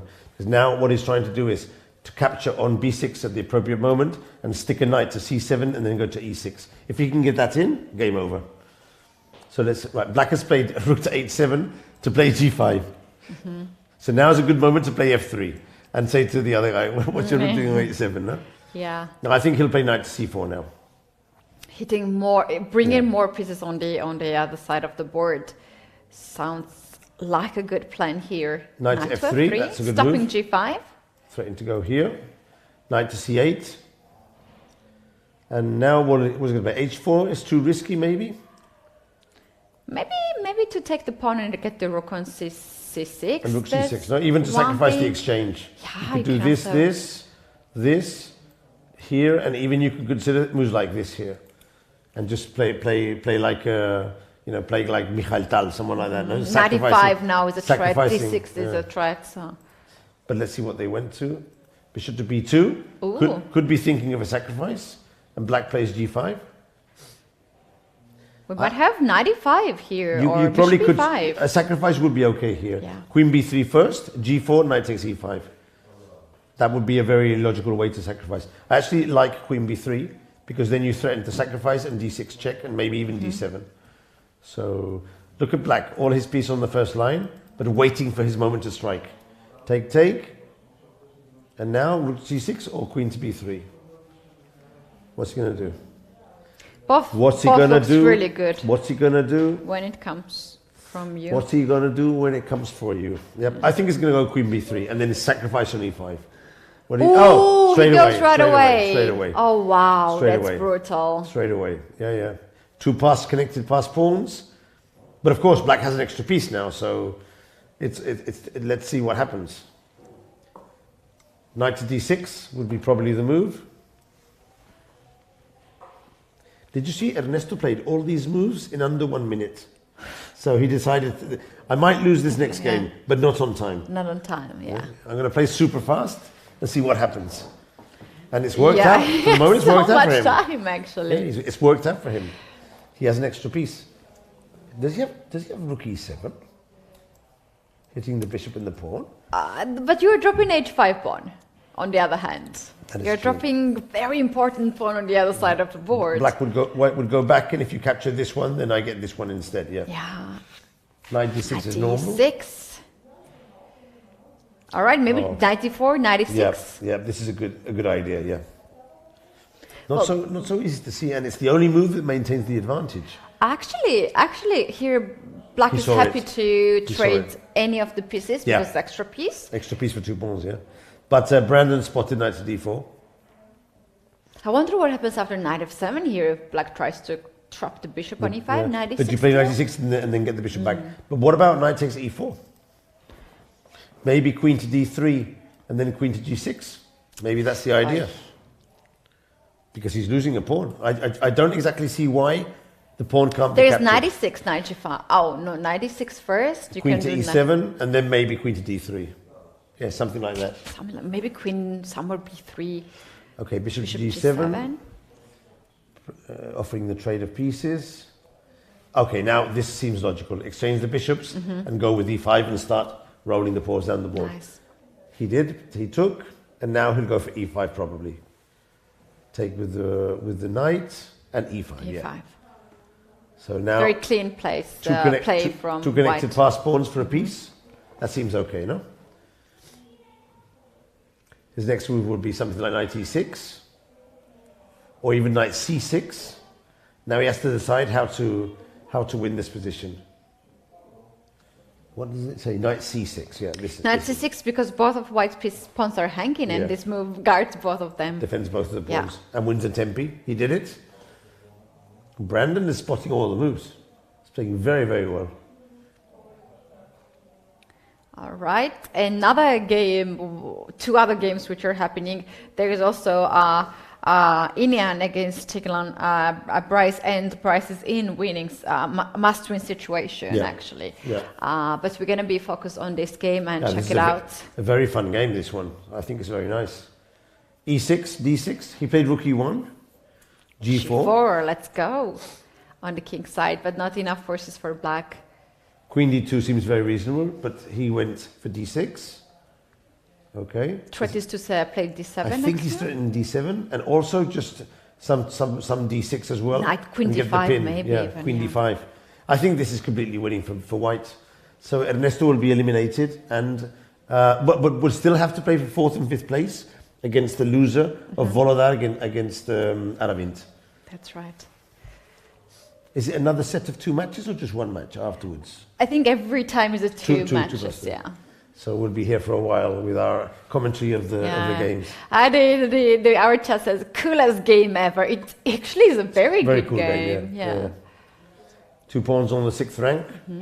They're getting very far up. And of course, 2 pawns on the 6th are better than the rook, so a piece is more than enough. He 96. blocks, that's good. There's 97 check here if you need to Nice. play that Nice. move.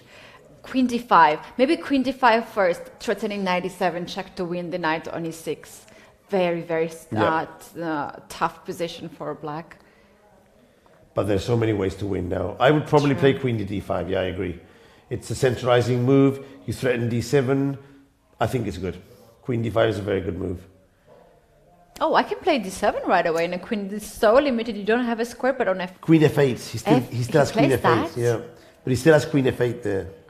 And Then queen d5. now. It's more or less the same. You're getting a very good position. Whatever. The thing is, now against queen d5, he has a knight to c7, which he didn't have before. But I don't think it's a big difference. Oh, there's 97, rook c7. But you're changing pieces. No. We have to be careful. But then the rook is attacked on a8, Yeah. so it's Yeah. good. And now look at the rook on h7. Oy. It's being wasted there. Yeah, but still a piece. Still a piece. He has to play knight c7. I don't see any other move. Maybe knight to g5 and throw in some sacrifice at some point around here. But the 2 pawns are going up to the end. But Michael, this King's Indian is so complicated that even one small mistake, inaccuracy, it was not a mistake, right? This 95 and everything, Yeah. it's not a blunder, it's a very typical sacrifice there. One wrong turn and you are done, any of the side. White can also it's lose a very this sharp game, position, but yeah. it's, First very we had sharp King's Gambit, King's second Gambit, King's Indian. King's Indian. Perfect. But what can you Perfect. expect? Ernesto has this style. That's what's to be expected. Yeah. from Ernesto him. has already 3 Grandmaster norms, Yep. and he needs to achieve his 2500 rating point, and he'll be. He'll be anointed with the Grandmaster title. One more. He must be near there because I played with him last year. It was 2470. He's won 15 points here. Yeah, he went for knight to g5. He's going to throw in a sacrifice at some point. He's going to accept that the pawn's going to promote, and he's going to throw in a sacrifice, maybe with the rook on g7, and play something like this and see what happens. Oh, look at this. Our chat suggests 97, rook e7, queen a8, rook to c8. Check. Not bad. That also not wins. bad. Not bad. Nice, But guys. this is super solid. Look at this. Just promoting the queen, because when you get the queen here, you exchange all the pieces, and so there's no attack. That's very, very intelligent. Very intelligent. Yeah, nicely done. Other 2 games also in progress. The first game was first games in the match were done rather fast than this one. Seconds on the clock for both sides. Now there's no move. I don't see a move for black. He'll play f3, but King H8. King h8. Okay, but now d8. What are you going to do against d8 now? I just don't see it. He needs a queen, by the way. Has he got it there? He put the queen in. Yeah. Oh. Yeah. There's always a spare queen on the side of the board to promote. It's like, who is this? Yeah. Who are you? Rook to b8. And he's not even down now. Now- Oh, there is actually one extra pawn for white on his Now there's no material deficit, but he's much better. e6 is okay. 30 seconds each. Queen Queen to f6. f6. Stopping pawn on, going on back or forward on e7, also guarding the knight on g5. Maybe black should try something like rook g7, knight f3 sort of sacrifices. No, I was thinking that this rook has no square. You can probably... he went for the ending. Not the most aggressive, but I think it's also quite good. It's very clean Yeah. way. Now this pawn, he won't worry about this pawn. He needs to try and promote this one here. Let's see how he does it. Rook to e1 maybe, rook to d1, rook d1 maybe, rook d6, okay. This is not such a good move. I don't like it so much because he's exposing his rook to attack on e4. Now he protects that attack, very good. Take. Knight to f3 most probably. There you go, knight f3. Rook to e4, rook to e3, rook to e3. Oops. Oh, Some mistake has been made there. knight h4 possible. I'm He not goes sure for that. because he has a double attack here now. Resto, how lucky can you get? How lucky can you? He's still slightly worse, but now there's clear chances of a draw. But of course, the knight and the pawn are worth at least the rook. But now that it's a game, now anything can happen. Anything can happen, but Ernesto is in mastering situation. He cannot afford to have a draw. But wow. I wonder how Brandon will react after making this mistake. He put his rooks on weird squares. I thought that something could happen. Okay. Now he's back in track again. He's threatening rook to d8. And there he goes. He'll start capturing pawns, which is good. Rook to c5. Now they're playing very fast. They're playing Rook to super d6, fast. b5. h4. King to 10 d2. seconds King on to the d2 clock. should be done here. The g pawn is gone. Oh, Why doesn't he capture the g pawn? He did. oh no! 3 seconds. Now he has the extra time. 9 seconds for white here. Wow, this is unbelievable. Now, What's happening how do you really? win now? Knight to b8? No. King to f3? b6? b6. Wow. The other pawn is also Wow, going this is forward. really nice. This is really nice. Really nice. Cannot stop. Rook to f2 and h2? No, you got king g2. This is very nice.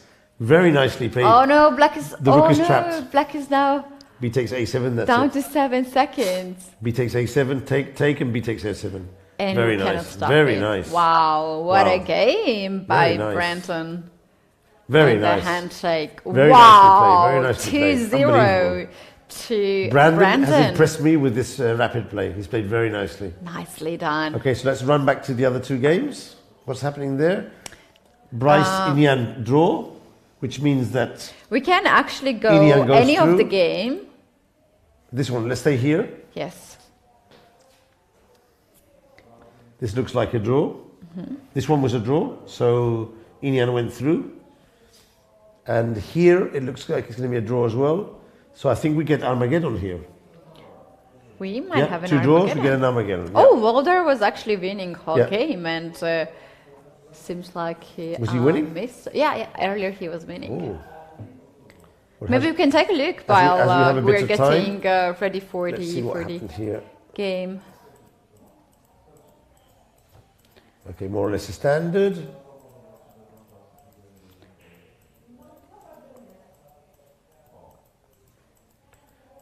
Not sure yet where he was winning.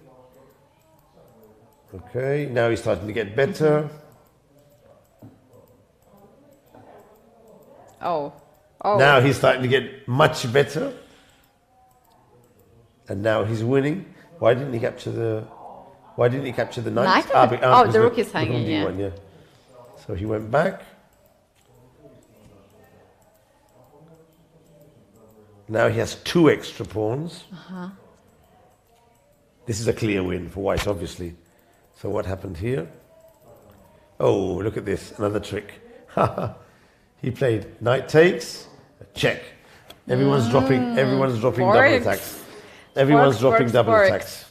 All right, Michael, the color, now we have a tiebreak. Yes. Voldar against Aravin. We need to find out who will choose the color, right? The color of each player will be referred, and in case of draw, the player who has played with black will win.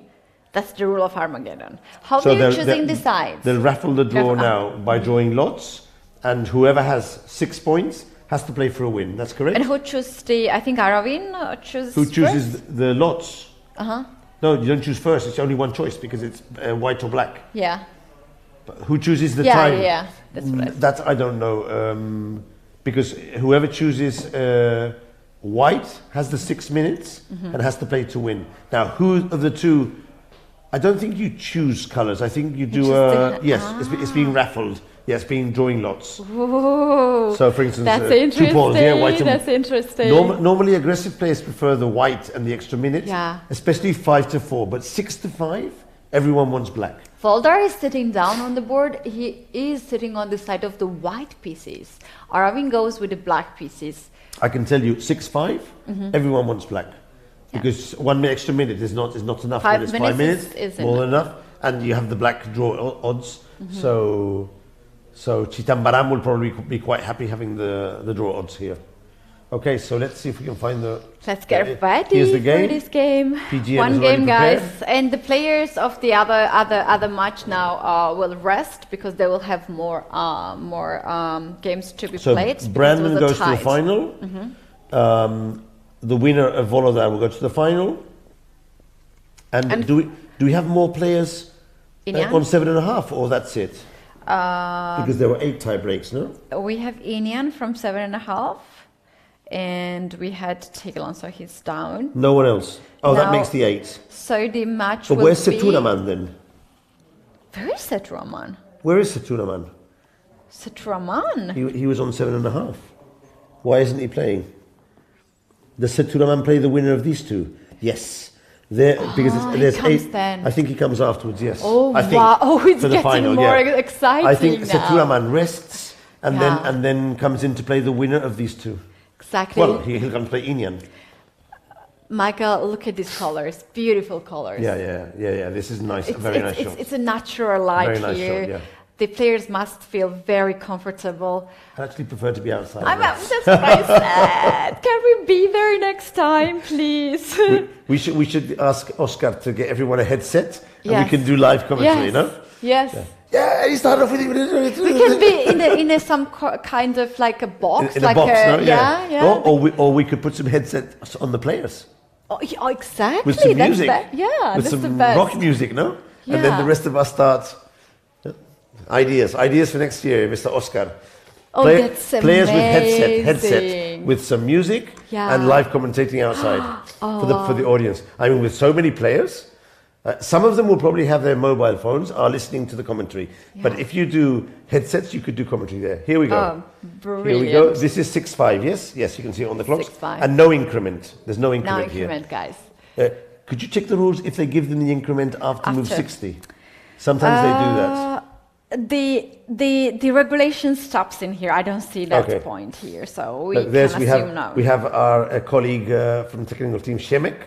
He's doing the mobile camera here. Yeah. No, he's out. He came out quickly. Okay, so now we have the classical.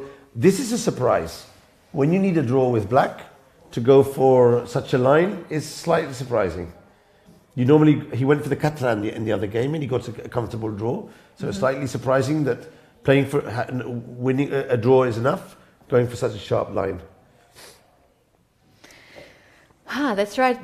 Although some pieces have been already traded, and here white can't claim for big advantage. But the Just thing is, slightly better. how do you get the knight out without losing the Queen pawn? c7 or Queen b6, which play- has been yeah, played, Queen and then b6 is knight okay. d7, knight e5 sort of ideas. But still not easy. I know these positions, knight g5 here for knight e4. I know this is an idea that has been played. Rook e1. Let's see what he played, a4. Okay. Now he can go a5. If you capture on b2, you say goodbye to your queen. And now there are two ideas, knight a4 with the idea knight b6, or knight g4 with the idea of knight e4. Let's see which one he chooses. Bishop to h2 for the moment. Rook to e7, Seven. rook to e1, rook to e8. One pair of rooks exchange. This is good for black normally. His disadvantage is very, very small. g4. Wow, this is a double-edged move. Very double-edged. The idea is to play g5, move the knight away, and then go knight to e4 and hit on d6. So knight to e8 has been played, protecting the pawn on d6, king g2. Black has to find a way somehow to trade the pieces. Maybe knight e5 right away. Knight Knight e5, e5, bishop takes. Possibly. Rook takes then. That possibly could be. And one other interesting thing, the rook can't go to e1 yet because of the a5 Stuck pawn. on the pawn on That's a5. something to realize. Knight to e5. He played knight to e5. Take. Another take with the rook. We don't want to give the opponent a pass pawn. And gradually, he's equalizing. So basically, now the last chances are to sacrifice this pawn, put the rook on f1, and go for f5 and try and mate. Let's see if I he's think able to do it. what white also can do is to play somewhere g5 to make sure that knight will not move. That is Just, correct. Maybe king f3 and then h4, h5 and open up the h file. Queen to d7 has been just played. Yeah, this is good because now against g5 he has queen to f5. So that's why king f3 has been played. f5. Oof, this is risky. This will allow a knight to g5. This is very risky. Or maybe it isn't, but it seems risky for me to this move now and this move here. But I think he plans knight to g7. Knight to g3. I'm slightly worried about the king on f3 now. I wonder if Murza has overplayed his hand. It's difficult to say. Knight to g7 to play queen e8 could be the move. Yeah, I think he's going to play knight to g7. I think he's going to go here. And then just protect the pawn and play queen to e8 afterwards. Yeah, having a full Remember, control. a draw is enough to win the match. A draw is enough to win the match for Aravind. So he has to take that Taking into some account. time now. He has a down to 2 minutes and Yeah. 30 seconds. He has to make a move. And Because even if you have a winning position, you need to have a time. You know, you have to finalize no the game. increment, no increment. No So increment. you- What he's you have to thinking. be- He you has have to be make a careful. move. When there's no increment, you have to be careful. He took. Takes. Knight to f6 maybe to hit the pawn on g4. You can guard this pawn. You have to push This it. Maybe. allows f5. If you push the pawn g, queen g4. So now what is he going to do? Takes rook e5 Yeah, or e5. Oh, rook by the e5 way, looks can't good. do that. Rook e5 looks good. Queen e8 Queen has been e8 played. also looks very good. Putting the queen behind. Knight e7, knight e5, somewhere there. Yes. Very, very well spotted. If g5, he has this move here. Very well spotted, yeah. The problem is, Letty, if you, as there's no increment, if you end up without any time, then it's a very dangerous position. I'm not sure if we have the moves. No, yes. Rook goes on f1. Okay. Rook to f1. Knight d7 must be played. I think that's a clear idea. To put the knight on e5. You imagine the knight here attacks everything. Absolutely everything. Oh, look at that. Yeah. And you can't get rid of this knight. He goes h5. Oh. Oh, wow. Oh, this That is all He in, Arvind. He wants to force this move and then play knight to d7 or knight to g4 to get there anyway. Even better. And- Because and- knight and- g4, and you there's a also check on want h2. to... And rook e3 Yeah, on and the rook other e3. hand. Wow. Wow. This is actually I quite love a this good move. move. Very, very difficult move to face. I wonder what's the move here for sacrifice a piece somehow. How is that possible? I'm trying White to is, fi- I'm white trying is to- about to capture I'm trying the to pawn. find a way, but I can't. Take, Pawn takes, pawn takes. take, and now knight g4 is a threat. Rook g1 has been played. Knight g4 cuts actually this Yeah, rook g1. But if you play knight g4 Knight h5, now, yeah? well, he does have the queen protecting, but you take anyway on g4. And rook e3, Yeah. rook e3 then. Yeah.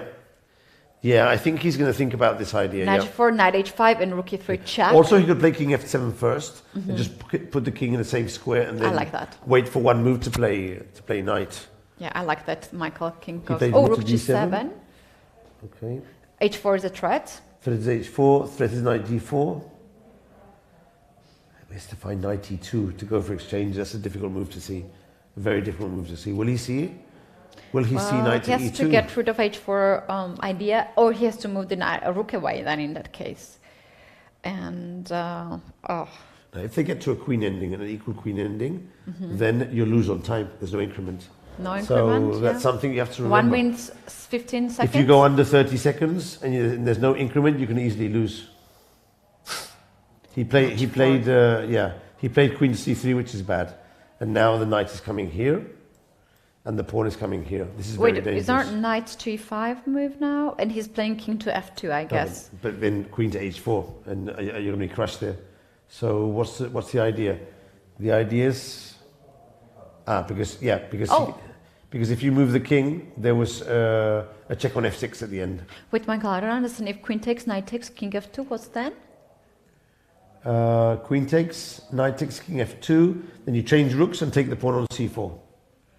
Oh, I think- he goes for that. I think. And then after b3, it's so close to the drawish. But it's an extra pawn, and a draw is good for him. Remember? Oh, yeah. Remember, for black, a draw is yeah, good. Yeah. Okay. It's white who has to try and win. Okay, That's okay, the problem. How to win with white. Okay. So he changed queens. That's good for him. Take with the knights. He's going to change rooks now. That's why he was playing so Yeah. safe. 50 seconds although Take on against c4. 2 minutes. Oh my God, he has to He'll- play very yeah, fast. He'll take on c4 for sure. b3. Knight a5. Knight takes a5. Knight d6, knight takes b3. d6, knight b3. And you'll win or draw, Oh, but jeez. you'll definitely not lose this position. Yeah. Yeah, you take and has to push the pawns. To be careful here, just slightly careful. Probably, this is not Wow. totally clear because, He's going to take the pawns. well, I think... 36 seconds, Michael! Yeah, I think the knight will control this one and the Yeah. king will come for this one and it will be a draw. That's what I'm thinking. But if Yeah, he king captures to f7. one pawn and King to another alives, if he drops, if he flexes, it's a lost. Yeah, no, but he'll sacrifice the knight for the pawn and capture the pawn on f5 with the king. So What it'll be a happens if draw. there's a knight versus knight? A knight against 3 pawns, but there's Yeah. no position of mate with a knight. No, I'm not sure. The arbiter might have to make a call now. Yeah. That's a very important question. You sacrifice the knight for this pawn, Yeah. eat this pawn, and claim a draw. Can you do that? And Because what- it's impossible to lose this But game, no, technically. but the thing is, you can win with 3 pawns. So the arbiter will say, "Carry on." Yes. You And you can't- can also lost with But you with can't the call a pawn. draw. You have to give in the 3 pawns and Oh, then say a draw. jeez. He has 30 seconds. He has time. Really? But Do you think it's a good yeah, time? Yeah, of course. Yeah. Oh, wow. I'm saying, of course. I hope. You're like, But yeah. I mean, how long can you take to throw your pawns off the board? No, I mean, they can play 2 moves by second. White has to keep as much pieces on the board. He He's has to- taking he everything. He has Oh, to God. throw the H pawn and go for the other one. Put the king on D8. Knight b8, tricky move. Look, this is a trick move, knight D8, and that's it. It was a good trick. Oh. This is a nice trick. But now they have to carry on. You see? Oh my Look, god! you see what he's doing? You see what he's doing? Oh my god! But this is probably unethical. This is not sportive. Oh This is no. unethical. If he wins like this, it's not. He has to do 50 moves. 10 seconds. Aravind can lose this match. No, but this would be probably unethical. Can he claim a draw? I think he can, but Oh I my think gosh! this is basically unethical to try and get the 50 moves like this. No. I'm not quite sure about this. Oh, why did you move the pawn? Silly. And And then I dropped. He shouldn't have moved the Gosh, pawn. what's going on? No. Oh my No. gosh! 1 second, he will lose now. No. The arbiter has to stop this. No. But why did you move the pawn? Did you see what he did? He moved the pawn, Aravind, no. breaking the thing. No, He's devastated. But you He's can't do that. No, but I devastated. think the arbiter should have stopped this position. Oh my gosh, this is the most heartbreaking Armageddon I have seen. Maybe I'm talking over my head, but wow. and it's legal, but it seems to me so. Wow. I told you this would happen. This could happen, but the thing is, He had to win on a spot there. no. He shouldn't move the pawn. But he cannot claim for 50 moves because this is move 70 something. Nobody moves. He moved the pawn. If he hadn't moved the pawn, Yeah. you see, look what happened here. Oh Look wow. here, look here. Yes. Here, they start counting here. Yes. Here they It's start move counting. 40, 50 almost. Move They have 50. to Move play 50. 100. They have to go to 100. Look, he still had. He's going 3 moves per second. Oh jeez. Now, and again. very smart. Murzin, very smart, Allows him to move the pawn, but you shouldn't move the pawn here. Don't move the pawn. You have to do 30 more moves, and he already done 20, and he wouldn't have got there anyway. But the thing is, the arbiter can stop the game when it's clearly a draw. I think he should have stopped the game. He cannot interfere, Michael. This is the rule. He can't. I don't know. He can't interfere. There's no mating position here. I mean, It is mating position. Can I prove? what Can are you I going to prove? put a bishop in? Wait, let's say, okay, doesn't matter. So, black to move, yeah? Here. Let's say... You're going to let me get a queen to mate me afterwards? No. Sorry, Andrin. Yeah, I understand. Wait, I see where you're going. Well, the pawn has to be there. I see where you're going. Put the king in front, Yeah. and you might get a mating position, but I don't even think that's... But, you know... But technically that's possible. That's Yeah. why the arbiter cannot stop the game. But yeah, how... I understand. Wait, there is some study type. Are we gonna do this way? Here. No, okay, king to g3, h2, knight f2. And this Yeah, is yeah. basically winning position. That's why arbiter cannot stop the game. Murzin will complain a lot. No, Murzin for sure won't complain. Oh, The thing is, do you win games now by playing like this? This is my ethical question, not legal question. But I'm not saying that it's he's against also, the if rules. he's losing, he's out. I'm not saying it's against the rules, but I think that maybe it's not ethical. But okay, who am I to say? For instance, if you have this kind of position on chess.com, it gives draw right away. Draw. It gives a On draw here? chess.com, Yeah, yes. yeah. Even on the big tournaments, it gives draw because, like, it's the question about is it fair to have this? Because Michael, there are like, okay, this was a draw. This was purely the flagging thing, but there are some study type of positions. I understand. Which yeah. is Here- not draw. Here, maybe he should have played a5 actually, because this pawn he's losing it anyway, and with 2 pawns, I'm not sure if you can move the knights around the board so easily because I'll get 2 queens. Okay, Wow, but it's what a game. also it's the risks of playing with no increment. If you play with no increment. But of course, what does the chat on Twitch say? What do they figure? Guys, what are you saying? What do they say? Chat is speechless. No, Wow. but we must have some opinion. So this means that Volodor goes to the final against Brandon. Would this be correct? That's correct. And there's a semi-final with Ernesto against Aravint. Would that be correct? Okay. That's correct. Well, we have So we many have some audience here. We have so many kids. 1, 2, 3, 4, 5 kids. Do you guys play chess or not? Yeah? You play chess? Yes. Very good. Oh, they can Very come good. here on the background, I guess. Come, You wanna say come in? hello. Come around this way. 2 this way and 3 this way. Come on, you can say. Come. Look at our background. Look Come here. what they're Come seeing here. live. Oi. It went away. There you go. Oh, Come around behind. There you go. So, We wave everyone. And what we say, Oscar? Sitges? chess in Sitges. He's so cute. Yeah. That's a beautiful photo. Look at the back of the scene. You see the palm trees in the sea? That's what everyone's seeing. Okay. Goodbye. So cute. Have a good time outside. Bye. Look at the games. See you later. Hasta luego. Lovely guests. Fins després. Adeu. Catalan voice, so I Oh talk my in gosh, Catalan. I love this event. I love this They were event sitting so behind much. us in the dinner. Yes. And I think they're they're part of the families that are Organizing working the here event, and yeah. organizing the event. So that was cool. Oh, that was such a fantastic. And look at this sunset. Yep. We got the best sunset for the last day. There it is. There it We is. got the best. In our chat today, someone said that, oh no, we will not see sunset today, but we got the best We one, got the Michael. best one today, Best yeah. one. So that is really amazing. What a day here at Chasuble Sunway Sitges Chess Festival, guys. This is the 10th edition and many more to come. If you want to take a part at this event, we recommend you very, very, very much. Not because that we're paid for this, but we really honestly recommend you to be here because, yeah, it's everything together. We It's a have great just at the tournament. best level, great level. But We look, have top grandmasters here. The best chess, the best masterclasses, the best Yeah. activities, and the last round, the best tiebreaks. In which other tournament do you get a tiebreak like that outside in the sun with a huge amount of people watching?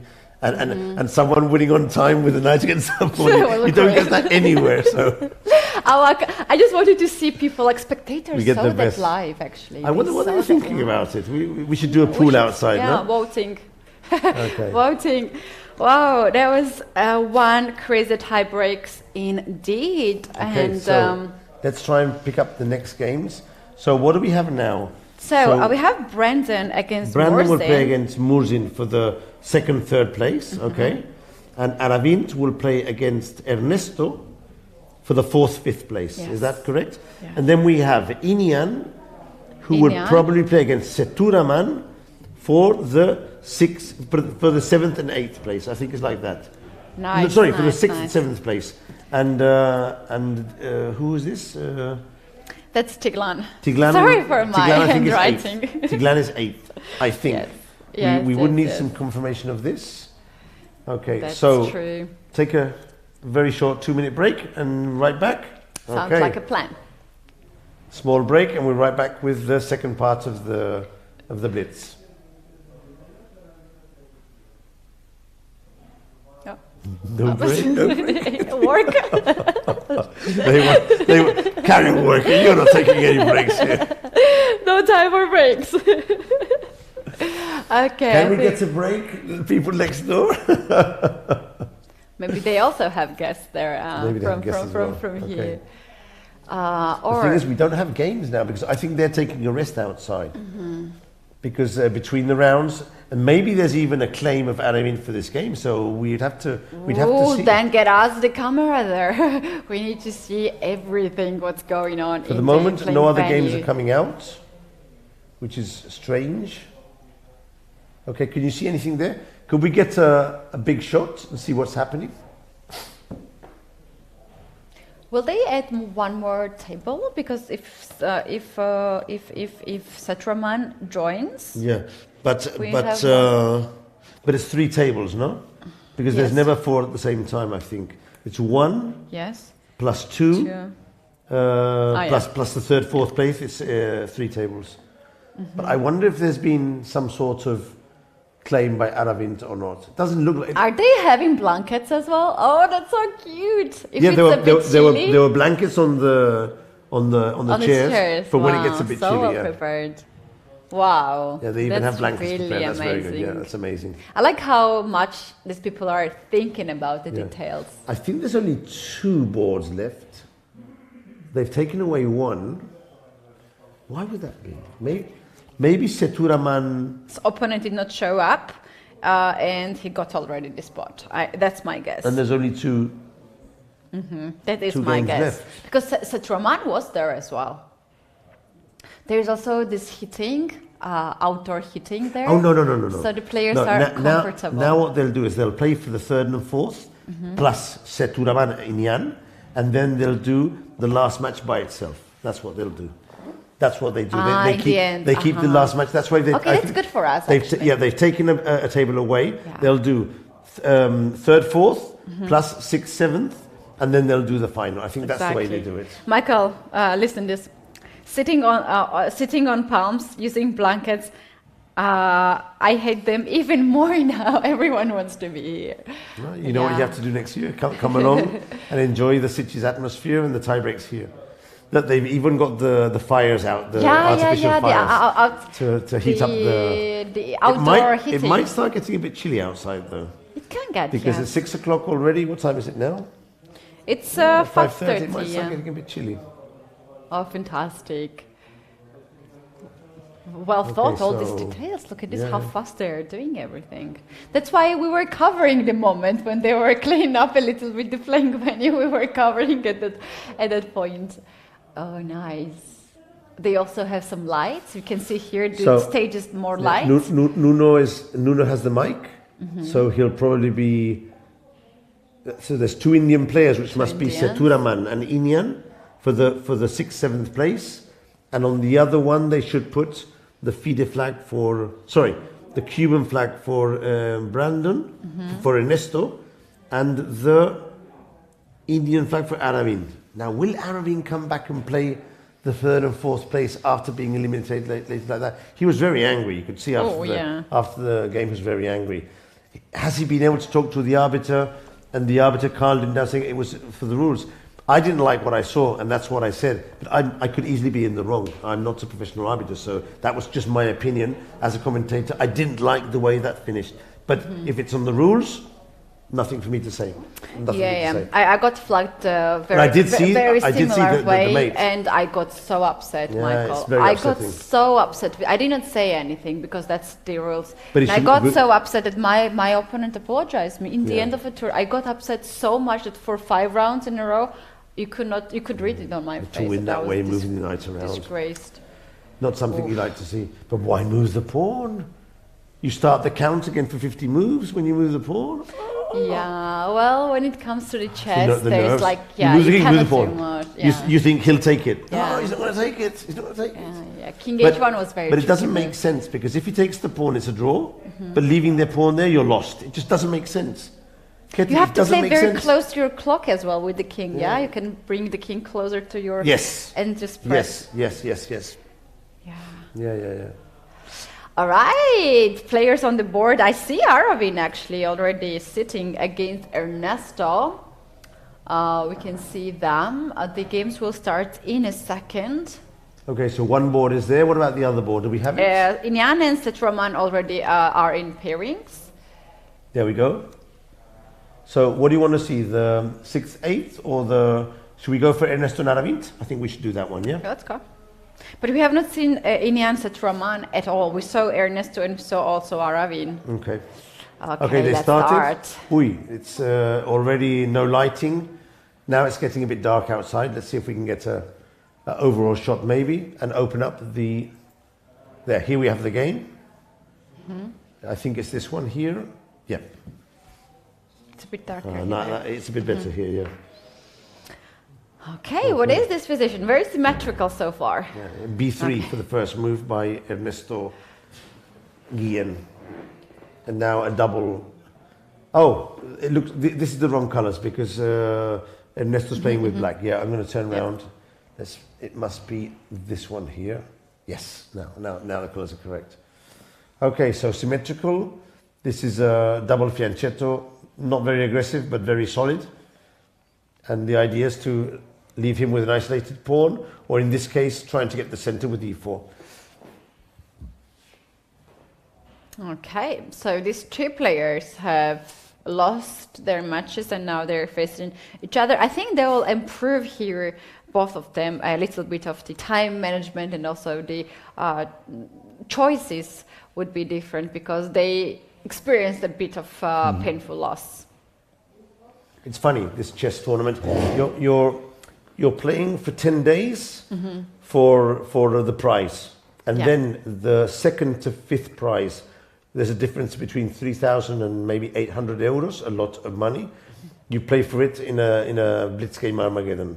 It's tough to be a professional chess player. I mean, the whole 10 days, grueling chess every afternoon, and then the prizes, you have to play for them in Blitz games, no? So that also, that's something that I'm seeing in many tournaments. You really have to be a strong Blitz player if you want to become a good professional, because a lot of the prizes are decided on the Blitz games. Or Armageddon sometimes. Yeah. This generally favors the younger generation who have spent more time playing Blitz online and practicing their skills. They are faster. Faster, Their mind is trickier, and their hand is faster, actually. Well, it is what it is. What It we is have what it is. here. It is what it That's is. why you have to do it in classical chess. It is what you it is, know. yeah. All right. Let's take a look. Time situation is quite equal. 4 minutes for each player, and the position is also just about to heat up. The other match also have a very similar situation. So far, it is equal position, but by the time the players have no time on the clock, things can get heated. So queen to d4, now battery towards to g7. Ernesto plays bishop to f6. That's the must played move, also to pin a little bit the queen on that file. Maybe white has to play something like h3 to make sure there's no background issues. H3. Maybe look to d1 to target the d file. Queen d2 possibly, getting out of the pin. The bishop will go to f3 at some point. But I think queen to d2 is the move I do here. Just get out of the pin and prepare for some trades. Let's see what he does here. I don't like leaving the queen too much time in front of this bishop, Ketty. I agree with that. That could be dangerous. Rook takes rook is also interesting, because you shop the rooks and then get the other rook with Teppi. So that could be a good idea as well. Let's see what he does. There's also the idea to play e4 at some point, but now knight f4 actually e4 a bit later. Trades the bishop for the knight. White's pieces are not coordinated enough to be able to play e4 yet. No, I think he'll go for rook takes c8 and then rook c1. Aravind taking his time. He has to be a bit faster. Well, I can tell you for sure he'll play faster than in the last game. He's not going to stay down. Of course, now he has increment, but if he plays Armageddon again, he won't go He'll down be extra fast. Yeah. He's going to be more wary of what happened in the last game. That's also part of the experience. He played bishop to f3, pinning the knight on.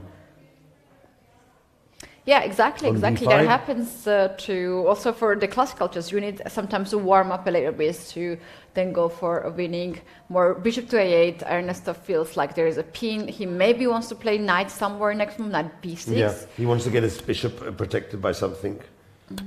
So I wonder, rook takes rook, maybe e4, still not e4. I don't know what. These positions are always very difficult to understand. It seems logical to change and bring the other rook to c1, but is that the correct move? It's hard to say. It is a little bit difficult to find out here the move. Queen to d2, get the queen out of the way. Queen to a7. Is queen to a7 an option? Attacking the pawn on a6. Hard to say. So many options and not a clear way to go. It looks really lovely to get the queen on. Let's see what he did. A7. What he did. He played g3. Played g3. I don't like that move because I understand you're getting your space for the king, but now the bishop is only protected by the knight. It's a bit shaky, this. Now I bet What about? could be rook takes rook and queen b8, for example, could be an idea. Yeah. That could be an idea. Let's see if he does that. What were you suggesting? Knight to f4? I was suggesting to checkmate myself, so I better not say like bishop e5, queen e5, knight c3 to get this. Oh, yeah. But then bishop takes d3 Yeah. and I'm checkmated. I stopped right away when I saw that. A5 you played. Interesting. Because he saw queen a7. He saw queen a7. He was worried about queen a7. I wonder if does he want to play a4 or maybe b4 and try to gain the square c3 for the knight. It's a very technical position, Ketty. It is difficult to see and technical. understand what both players are trying to get here because it's totally equal, totally symmetrical. So they're looking for small nuances, small advantage. It's a difficult game to commentate because it's not clear what each one is looking for. Will he play, for example, king to g2 now and take the bishop under control? Will he exchange rooks and bring the other rook to c1? What to do here? What to do? Queen d2, maybe, go back. Still, that move is quite solid. I would be a bit scared of king g2 moves because somewhere Yeah. some tactics like knight e3, knight e4. Yeah, he Oh, plays I'm not so solid. sure. b4. He plays Now Catalan. he wants to win this square for the knight.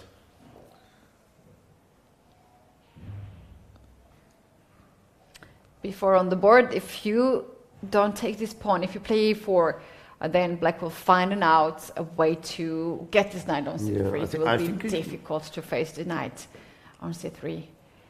He might be able to play it straight away, actually. a4, knight c3. This might be able to play straight away this move because there's a threat here, there's a threat here, and there's a threat here. So maybe this move can be played straight away.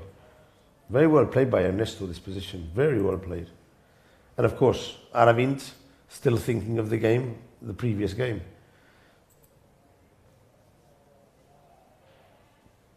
If only because of that, I think black has the advantage in this pairing. What did white do? White took the pawn, so he has to take back. No, with the pawn. Take Okay, it back. took back. Aravind goes under 1 minute. No, that's too less time on the clock. Even with the 3 seconds on the increment, 3 seconds is not too much. 3 seconds is good when you have winning position to convert it, but F4, protecting the knight. is he looking for g4, g5 to get rid of this bishop? With white, G4, g5, yeah. maybe, but remember that this knight will be jumping here at any moment. We're not getting the moves. I have to click on the moves. Why aren't we getting the moves straight away? They should be coming straight away, no? Yeah. Let's see if it comes in now. Queen to a5, threatening rook to d8. White 46 seconds. Aravind is about to make the move. Rook takes the rook. Okay. Maybe rook takes to rook. c1 now. Or rook Rook to a1. a1. Okay. Should we sacrifice the queen? No. Too early. So queen to c7 maybe. Queen to c7 looks good enough. It does. But then he has, and then we might have to sacrifice the queen after rook c1. For, But, for rook and the bishop. But yeah. it's not absolutely necessary. He can play queen d8 as well. Maybe queen d8. Queen b5 maybe is playable, but it's a bit weird. Probably just queen d8 and that's it.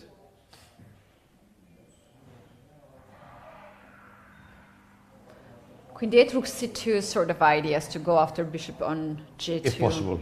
Yeah. Yeah, queen d8 and just threaten. I think against queen d8, maybe white will drop back queen Queen d2. c7 has been played. Queen c7. Maybe rook c1 now to trade the rooks, because will black take the rook on c1? Well, I don't the know. computer is suggesting queen to a7. Oh, And he did played that. it. Wow. He did that. Wow, Beautiful. Impressive. Impressive. Very good play by Aravind. Also, 26 seconds here. He has to be very fast, but he's finding the best moves now. The pawn can never be captured on e3 because the bishop is hanging here on the end. Queen takes, rook takes, knight takes e3, rook takes a8.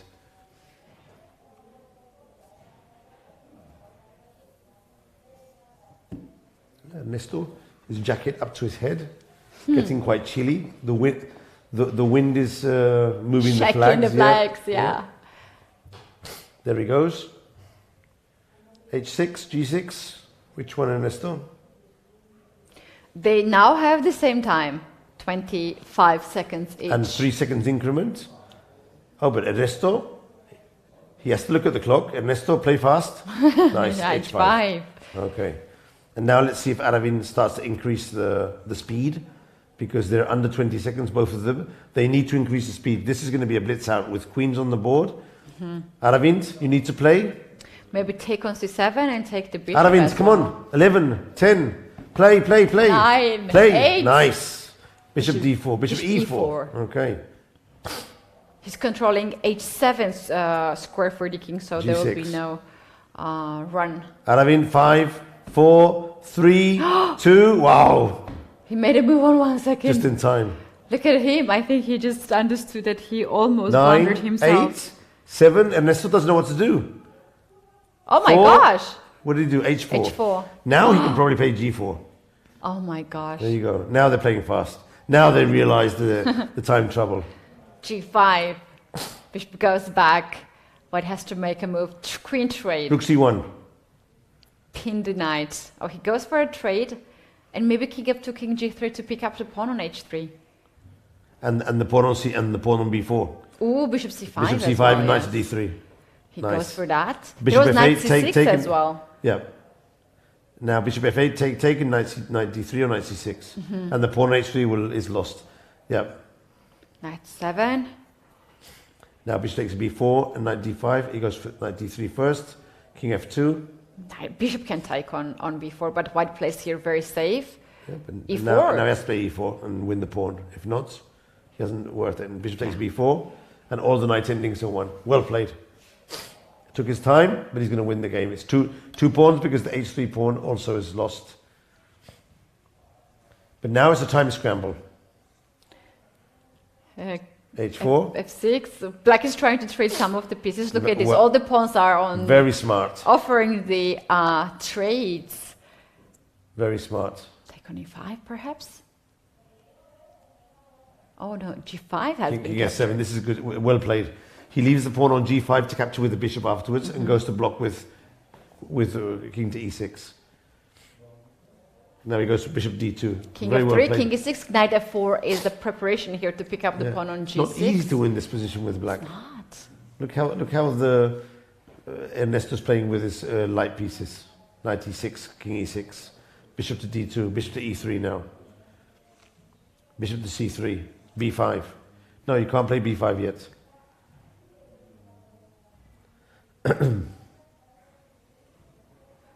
Now he wants to play king D1, so he'll play king E6.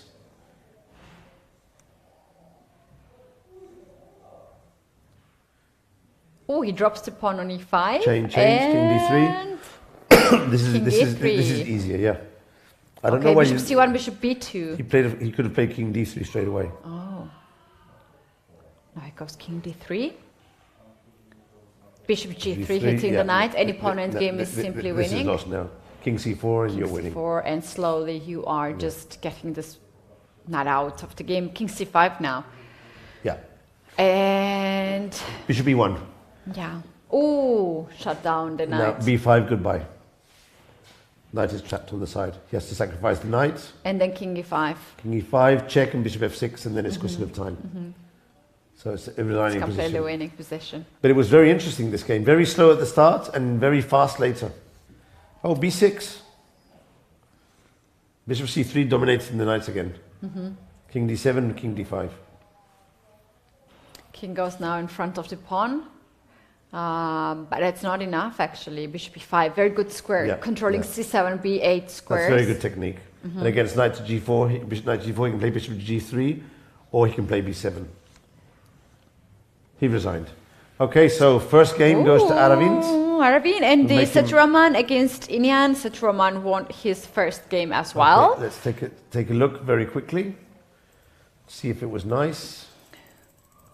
Just go a bit slowly. Okay. This is the game for 6th, 7th place.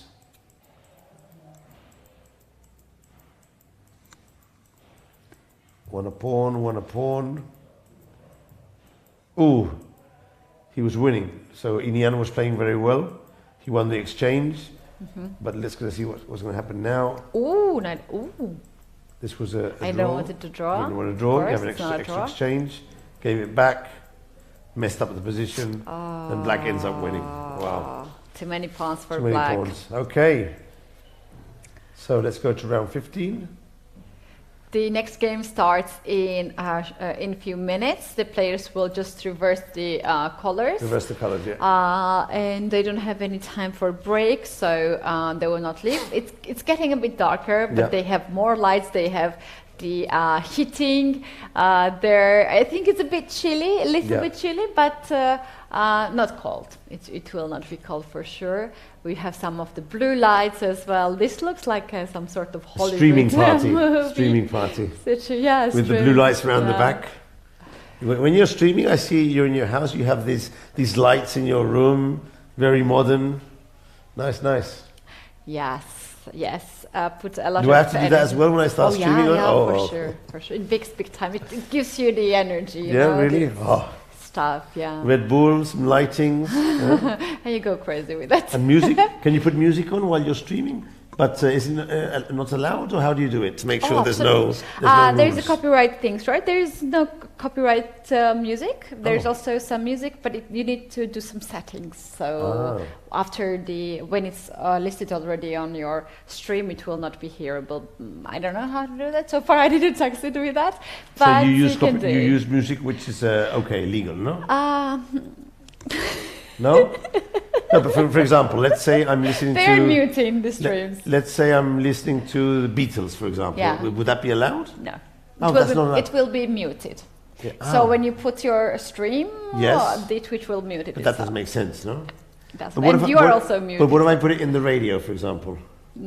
Doesn't work. Doesn't work. Yeah. Because as long as it's heard on the stream, Yeah. even if it's on the radio, Yeah. it doesn't work. Yeah.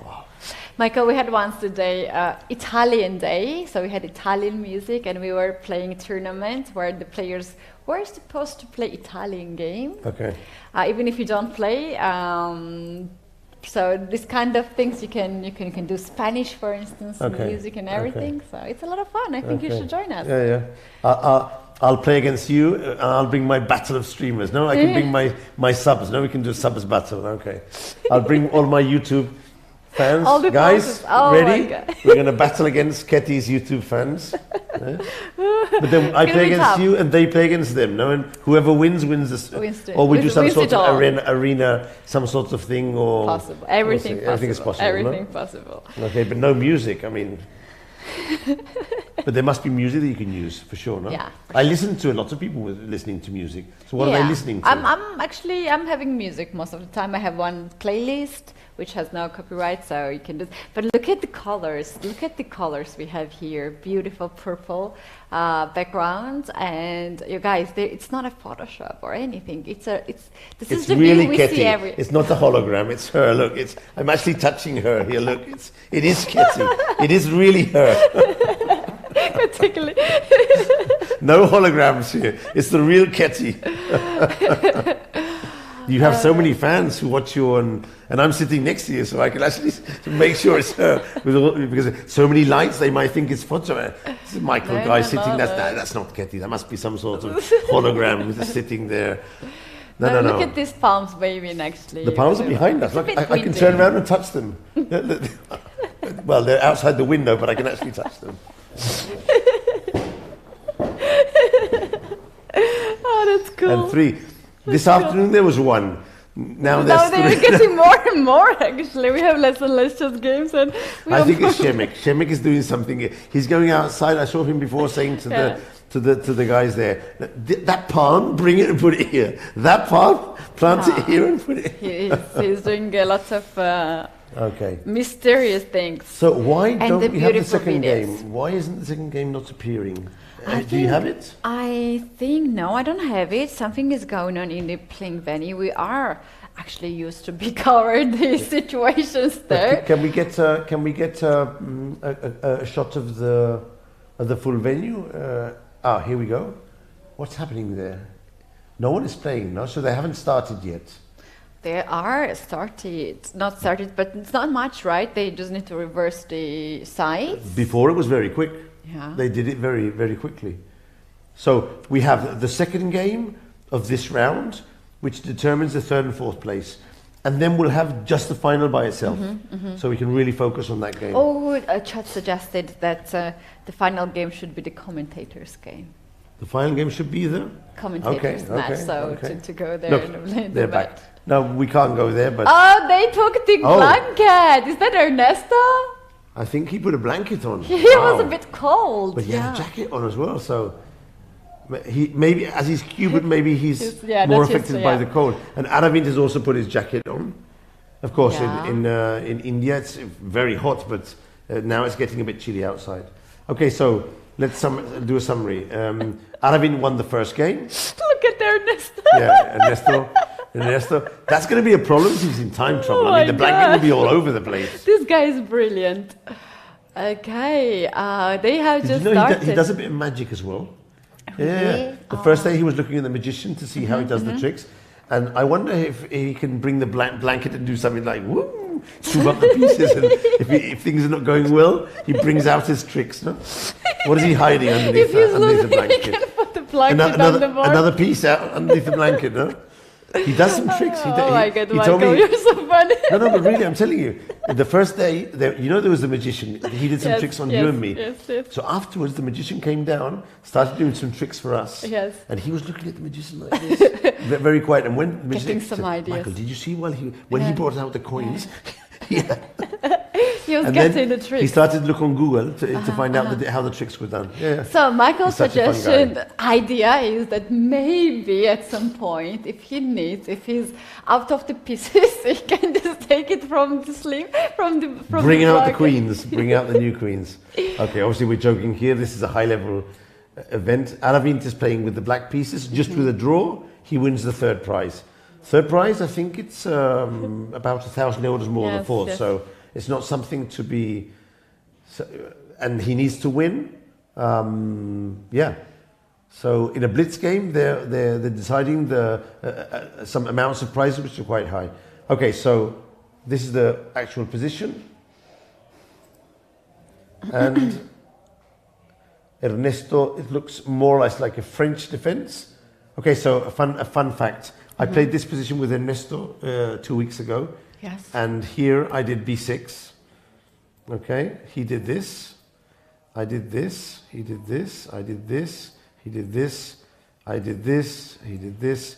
And he crushed me very quickly. And after the game, I saw he'd played this about 15 times in chess.com against Cheong, all the best, Yadzinov, all the best grandmasters, and he had won nearly all the games. So I was very dangerous. unlucky. He's an expert in this line. Exactly this line, he's an expert in this line. Oh, wow. But of course, probably Aravind might have checked this. He might have seen this online. So I wouldn't be surprised. And actually, Black has got quite a decent position. But I have to say that Ernesto is probably the world's most specialist of this line. I didn't know. He crashed me at Blitz. And then I saw afterwards online that this was the case. So normally here, Black tries to put the pawns in the center, do something active on the queen side. Queen can go to b6, a5, a4. And White normally tries to play for the king side attack. Bishop to f4, queen d2, knight h2, g4, and hopefully some sacrifice on h6. So these are basically the ideas of the position. Now we have to see exactly what each of them are going to do. And the other game has also started. We're going to keep the eye on this one. Yeah, we'll stay here. Satraman and Inian. Satraman has won the first game. Inian is in must-win situation right now. Yeah, so Black can go for c5 here. He played a5. This is the plans I was a5, a4, and knight h2, knight g4. Or Hitting queen for h6, yeah? or queen g4. Sometimes you can go queen g4. Queen g4. Rook e3, rook g3 or so. The rook goes on the third file. It's standard. Does White need to have the pawn on d4 to guard the pawn in e5 or not so much? I think the games I saw, it's not really interesting. If you put the pawn on d4, when c5 comes, it hits a pawn. So as long as the e5 pawn is not under attack, you don't play d4.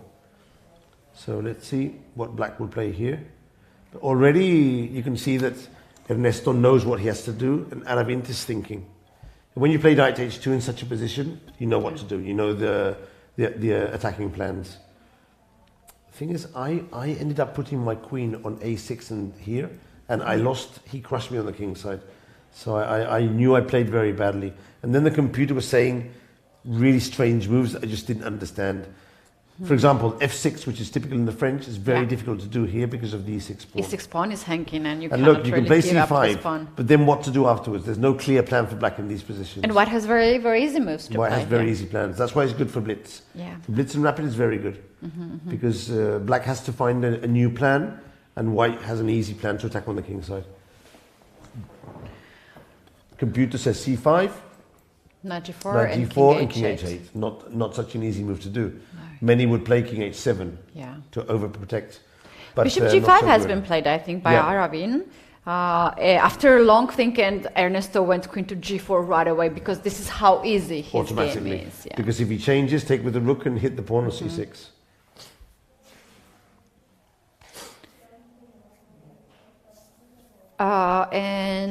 If black is not taken here on G5, will white play F4 next move? Maybe F4, F4, F5? F4 and then F5, yeah. So now the C6 pawn is hit. Needs to be C5 protected. maybe? Probably C5 or Queen B6. And now I'm wondering how white will attack. Will he go Rook G3 or will he go F4? Let's see. Oh, he's going very far with the queen.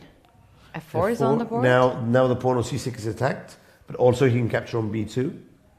I think I wouldn't mind to take on B2 and after Rook C6, Rook Queen to C8. D4. But now the thing is, the attack of white's attack is not so strong, and black has clear counterplay on the queen side. So I think Aravin has actually Aravin played is quite doing well. great, yeah. He's done very well.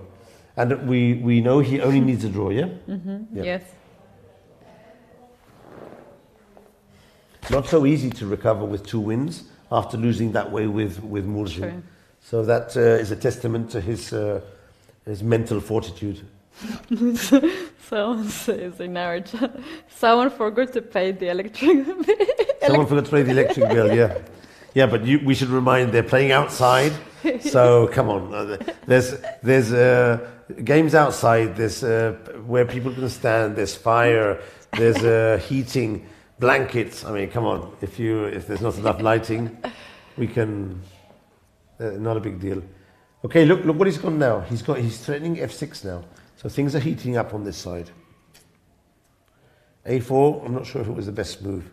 Seems a He bit wants slow. to take the A2 pawn and he wants to have the Yeah, pawn but- pushed as but far as possible. But this is very fast.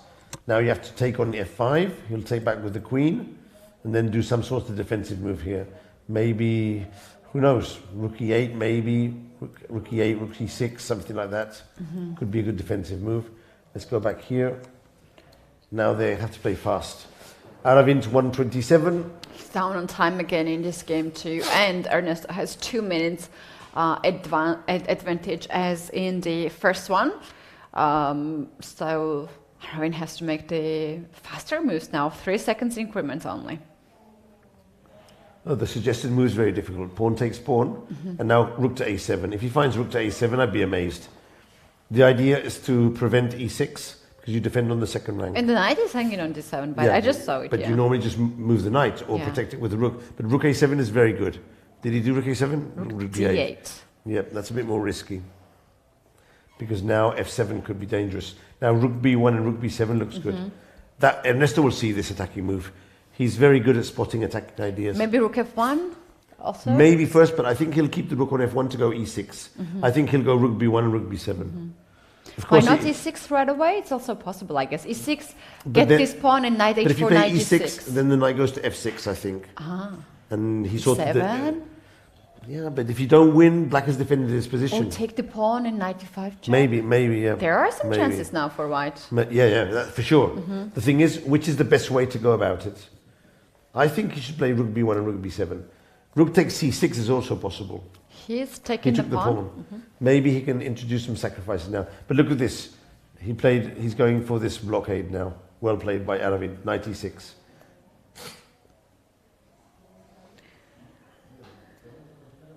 Knight e6. That was a very good blockade. Knight to f8 and knight to e6. Sacrifice the exchange and then go knight h4.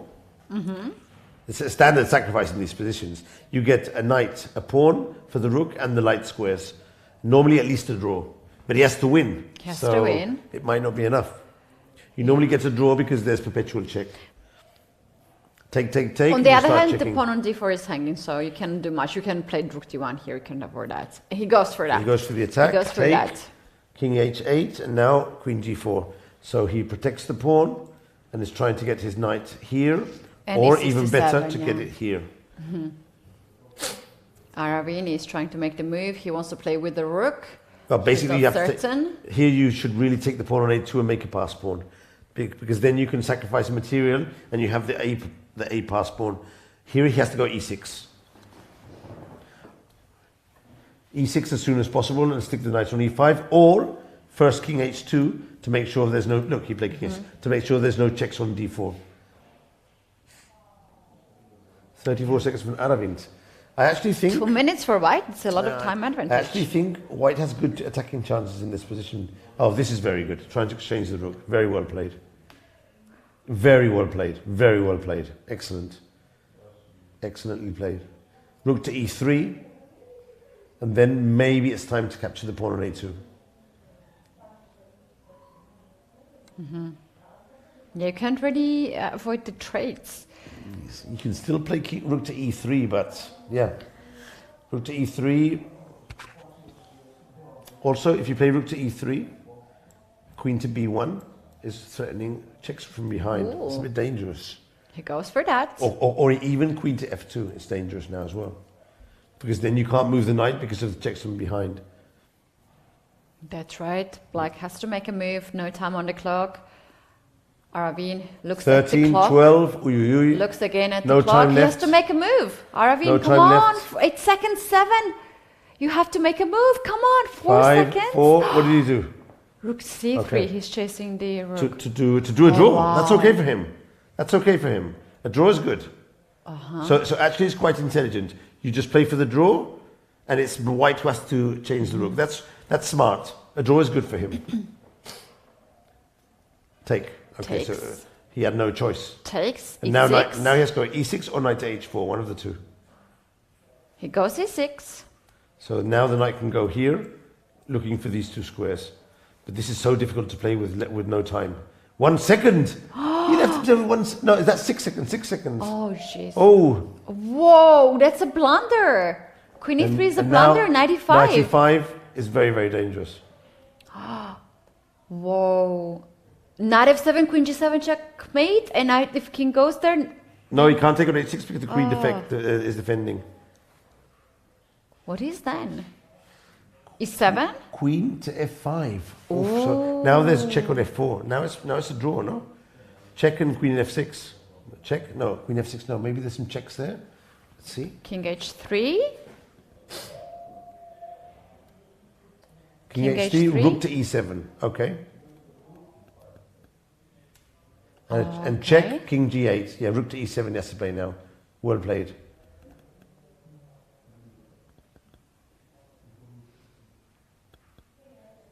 Now white. Unbelievable. It's so good to have some time, yeah, on the clock. Yeah. Queen c2 going for the other side. But this is a very difficult move to see. So just before, white was winning because he had queen to f5 instead of what he that's did. a very Now this might be a blunder because now he can take on e6. So this is a blunder, yeah. This is a blunder. He'll take on e6. Oh, that's a weird move. Yeah, but now he can take on e6 and you can change all the pieces. Take with check. That's it. Game over. Ernesto. Oh, knight to Ernesto 6 messed a up, very, yeah. very, Yeah. very weird move. Yeah. He messed up. He didn't see this check. Bad luck for Ernesto. He has to resign. He didn't see maybe there was a check, He resigned. and he resigned. So look what he could have done here. In this position, he was winning with this move here. Here, instead of queen to g6, the difficult move, queen to f5. Because with the It's queen very here, difficult. you have check, and then you have check on f7. And I don't think you can stop it. And also, more important, you stop the checks of your opponent. So And e7 is another move here. and also e7. Yeah. The thing is, he had 1 minute. Yeah. I think he plays too fast. He played too fast and in he's this. just Yeah. lost Oh no, he played too Yeah. fast. Ernesto. Aravin Let's wins jump- 2-0. The game is still Jump to the progress other on the mo- other board. Let's jump to the other one. Seturaman has won the first game And he and looks as if he's going to win the second one as well. second one as well. Yeah, change the rook. And then king to b3 and pick up the knight. Oh, Yeah. knight disrupt. Yeah, so And Seturaman Seturaman wins another one. Gets number 6, and now we have the final of the tie breaks. for second, third place. That between is Volodar Volodar and Brandon Jacobson. Ooh, so we'll take big a finale 5-minute break and come back to see the final, yes? All right, let's do that. All right, let's get our energies back. We'll be right back with you for the final.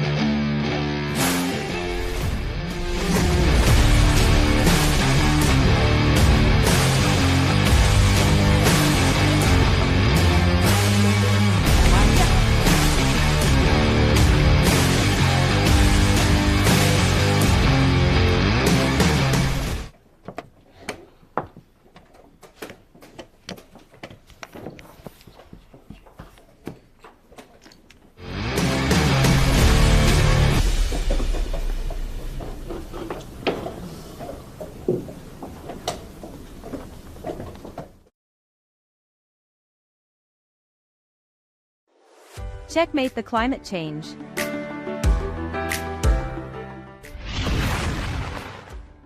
We're close to the climate endgame, and we have an inferior position, but a victorious checkmate to climate change is still possible. We're just pawns in this game, but does anyone know better than a chess player how powerful pawns can be in an endgame?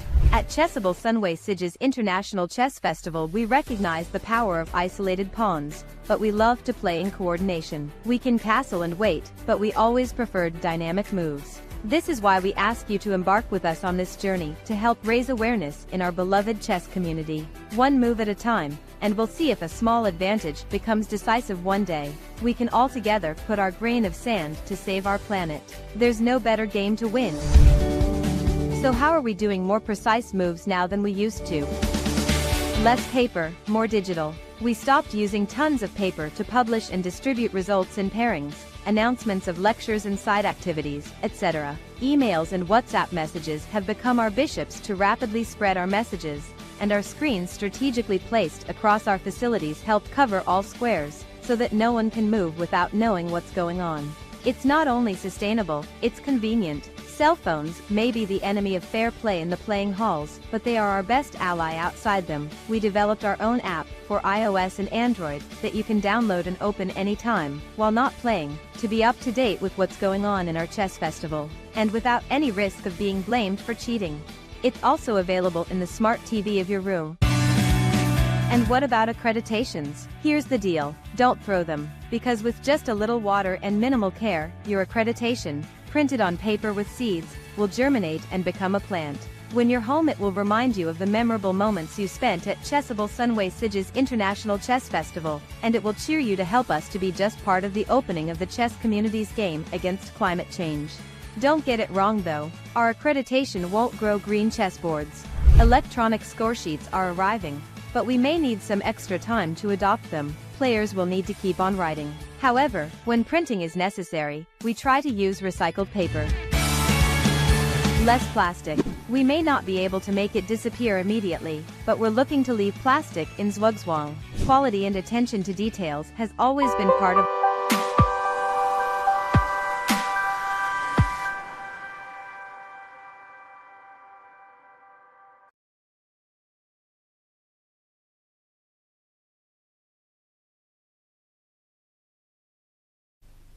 Go. Let's go, We're guys! back. We're back. Woo. The finals. Look the finals. look at the lights. Even the palms have beautiful lights Nice. Oh, here, that's lovely. Michael. That's Look lovely. at. Here I want to have a streaming setup like that. The game has started. Two games. Against 5-3. Brandon. Brandon against Murzin. Perfect. There Guys, they go. we need to know who you're supporting in the final match of this mini match the game. last two games of the tournament. Go the whole ahead. tournament. Is it Murzin? It is Brandon. Let us know. And what we have on the board, it is This is the- Exchange Slav. Yeah? Exchange Sclav, solid, but with the modern bishop to f4 line, and Brandon playing close to the vest, not risking anything, and he just saw how fast the kid was with the knight. He saw that before, so he knows he can't go to an Armageddon with this kid because he'll be in trouble. So let's see what he does. Knight c3, queen to b6. That's a weird one because the pawn can't be captured. Queen d2, very guarding the sensible. pawn on d2. Knight e7. Murzin is playing this very weird, very strange. I don't like this at all. I mean, why don't you put the knight on f6 to control the e4 square? It's beyond me. I just don't know. Sometimes these younger kids have... this is the idea. To try and knock off the bishop with the knight. Interesting. They have so many interesting ideas, these kids nowadays, Ketty. They're spending so much time analyzing with the computer that there's a lot of suggestions that they use afterwards in the games. So we must take advantage to remind everyone that this is the final of the tiebreak, but not for first place, which has been won by Puranik Abhinyu, but this is the final for the second and third place. Whoever wins this match will take home the second place in the tournament, the trophy, and 3,000 euros, which is not bad. Not bad So, at all, something- guys. It's not something just to a go- match. yeah, It's it's a more than a lot match. of cash. Something to go It's home a happy lot with. of cash, yeah. And very soon we're gonna organize the poll in the chat, and we're gonna know who of this Okay. who is supporting whom. Actually, so Okay. curious about that. I am very, very much excited to see Brandon here. This is my first time I see this player, and my first time to commentate. And I have seen Murzin, and his play, he's very solid. But Brandon is Brandon plays very, very well, yeah. very Brandon- he creates a lot of things. He's a on good the player. board, yeah. Brandon is a good player, good calculation, fast, accurate. He's a very good player, very good player. And both him and his brother. I've played against his brother in Formentera, but he was there as well, and I was following his games, and he plays very well. He's already played quite a few tournaments in Spain, so he's getting used to playing here. Okay, so this is very, very slightly better for white, although the computer says equality, but in practice it's slightly better, but a huge percentage of drawing options in this position. And that's a good result for Volodar. He'll draw with black and then try to press with white. And knowing his flagging skills, he can also take it to And Armageddon. he can take it to Armageddon if he needs to. Yes, that's it. Especially if he has a knight on the board. And now he has two. So, yeah. Knight to b4, maybe bishop to b5 is following up with. I don't want to give up the bishop, so bishop to e2 has happened. Maybe later on you can kick this knight with a3. Yeah. But Michael, if black goes with b6, this will weaken some of the squares. a6, c6, he goes that Yeah. right away. But you get I'm the a knight bit out the way. surprised. But you can exchange a couple of pieces, which is also good. No, it's not, Yeah, not but so weird. what's his resource after knight e6, for instance? You have Knight to take a6. Knight a6, sorry. If you take, I take with the bishop, I control only open file. Yeah, that is true. That is true.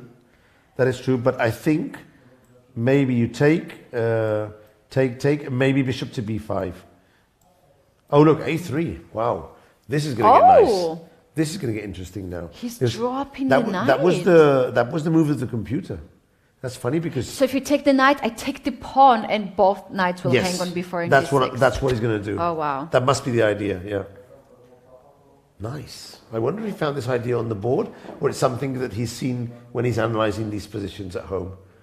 Because he played it quite fast, and always when you're attacked, you normally move away. Especially he had knight a6 here. Yes, and we have poll already open. Who do you think is going to win? Go ahead and answer. So far, Murzin is leading with a small margin. Small margin. Okay. Yes. Well, everyone's seen his skills, so You don't want to mess up with a person who flags like that. Rook to c8 has been played. Rook c3. White wants to double the rooks. I like White's position here more. But Volodar is playing very precisely. He knows what to do here. He is a bit knight b8, but now, if he exchanges, we'll do intermezzo, rook takes c3, and then take back. Well played. And if White goes with rook to c1, then Black can trade this rook and then rook c8 to trade one rook control. And control, yeah. No, he can't do that. Because if you go rook c1, trade, rook c8, trade, and knight takes knight. What he can do is trade the rook, trade the knight, and then just keep one piece controlling, like, for example, rook to d7 or something like that, I think he can do, to control the 7th rank. But that's tricky. Let's see what he does. The knight on d6 in these positions is very good to hold everything. Let's see why. White should go rook c1. Taking a lot of time here. Normal move is rook to c1. That's a normal move. What did he do? He took the knight. He takes the rook. Take back. Maybe now takes the knight and then rook rook to c1. c1. Yeah, but then you go rook to c8. Yeah. That's the thing. Or bishop a6. Could, but then bishop b5. Maybe bishop b5, take, and then rook c1. Yeah. But I wonder what happens after bishop a6, b5. If I try to trap this knight b3, knight c5, is that a move? Then it's a calculation war. A knight a4. That is a calculation war. That's what he's probably calculating now. Can he play bishop a6 without getting his bishop trapped? Very risky.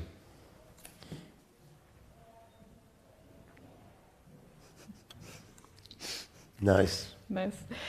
Yeah, very exciting day, Michael, here. So many things, so many guests also in our studio. Unfortunately, this is the last day of the tournament, and every good thing comes to the end, right? So, but still, 2 more games. This one and another one is... Rook c1, rook c8, and this is heading to a draw now. This is going to be a draw. This is going to be a draw because there is not enough... I mean, there's no real chance of playing for a fight here. Knight d6, bishop b5, and then f6, king f7, king e7. It's quite an easy draw. Of course, they can play on, but actually, Brandon is lower on time. But with an increment, it's much more likely they can actually agree a draw. They agreed on a draw. Yeah. There's no point in fighting on. Now they'll change colors, and now Volodar with the white pieces has the chance to take home the win, or to go to the Armageddon. They'll stand up, probably they'll move away from the board for a couple of minutes, and they'll be back very soon. Would they have to play second game now? And in case if it's a draw as well, we might have another Armageddon. Yes. Look, Brandon didn't even walk away, so they just changed round, and they're going to start very soon. As soon as the PGN has been generated, they have to wait until they get the indication from the arbiter that there's a PGN generated file. Let's see if it's done. Not yet. Or maybe they'll start without the PGN file. The palm trees are lovely, aren't they? The colors, this background. Streaming palms. Very nice. And even today we came black and white. Yes. So, chess commentators. We started the day when the sun was about sunrise, and we also saw sunset. Sunrise to sunset, yeah. So, yeah. Let's see if the PGN file hasn't been generated yet. No, they are waiting for the sign of the arbiters to start the clock. Yeah, but they can't do that until the board is ready. They're trying to be very focused. We need the PGN file. Because they need to show it on the screen as well for the spectators. All the spectators can't see the board, it's too far away. But there's a big screen and they can see it on the screen. They can. Oh, I see the PGN. I see the PGN, Michael. Right, we have it. So let's click on here, and here we go. Possibly the last game of the tournament. Players shake their hands. 5 minutes with 3 seconds each. I think it's going to start with d4, and I will go for a London. Oh. Yep, I'm going to go for a London. That's solid, yeah? He wants to make sure that he's in the game. He's going to play d4, knight f3, and bishop to f4. Let's see if he does that.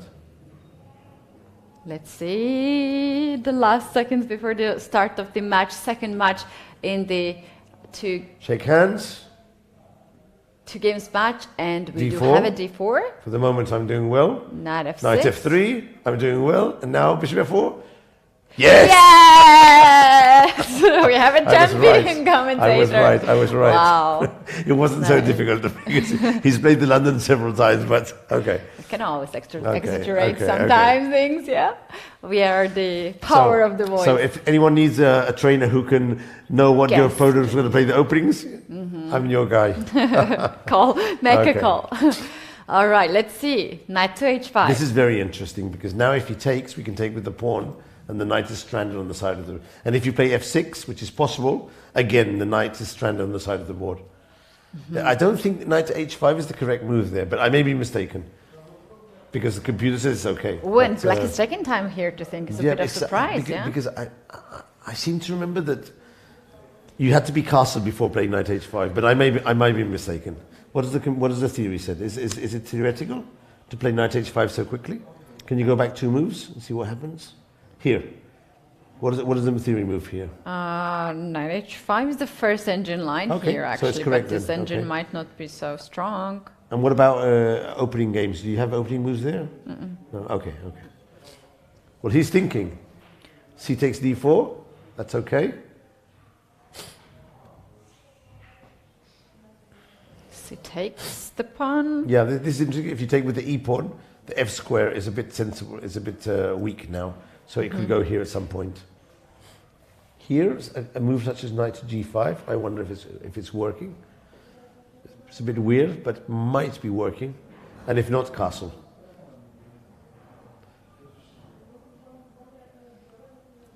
What's he going to do? He made a sort of movement with his right hand, as if he was going to move a piece. There he goes. And he goes went bishop back. to Yeah, he went. g3. Now, if you take with the pawn With and the open pawn, the it's file. very scary. You have to wait a bit for white to make a castle on the king side.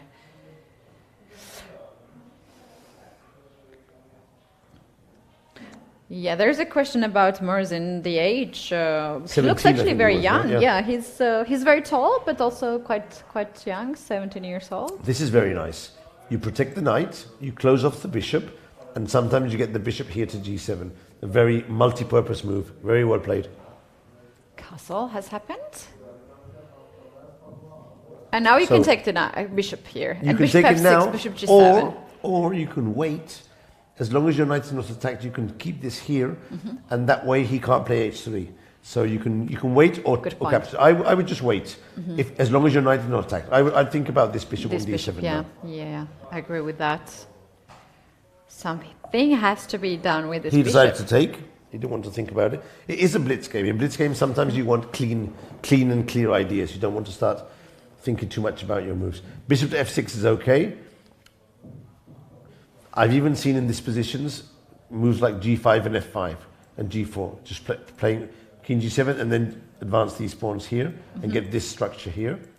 This, if we see this, I wouldn't be surprised because I know it's possible. possible. Then h5, h4 to open up the h file as well. It's actually quite a good structure. So I think he'll go rook to e1 here and do something with this knight. Or he might, if g5 comes, he might go c4, opening up the position on the queen side. Queen e2, that's a waiting move. f6, okay. Now you can go either way. You can go this way or this way. Controlling the center with this bishop one. to d6 will follow.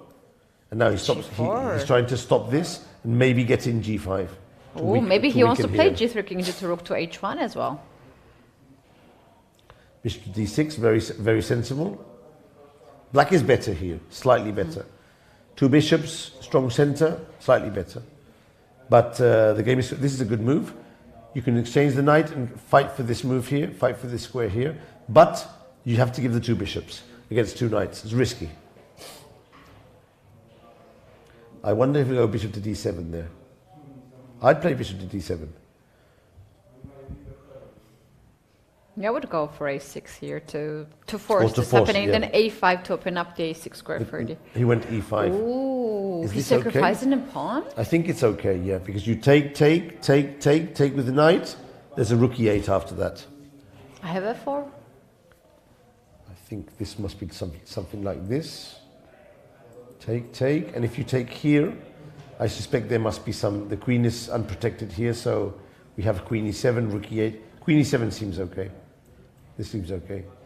After f4? He does have f4.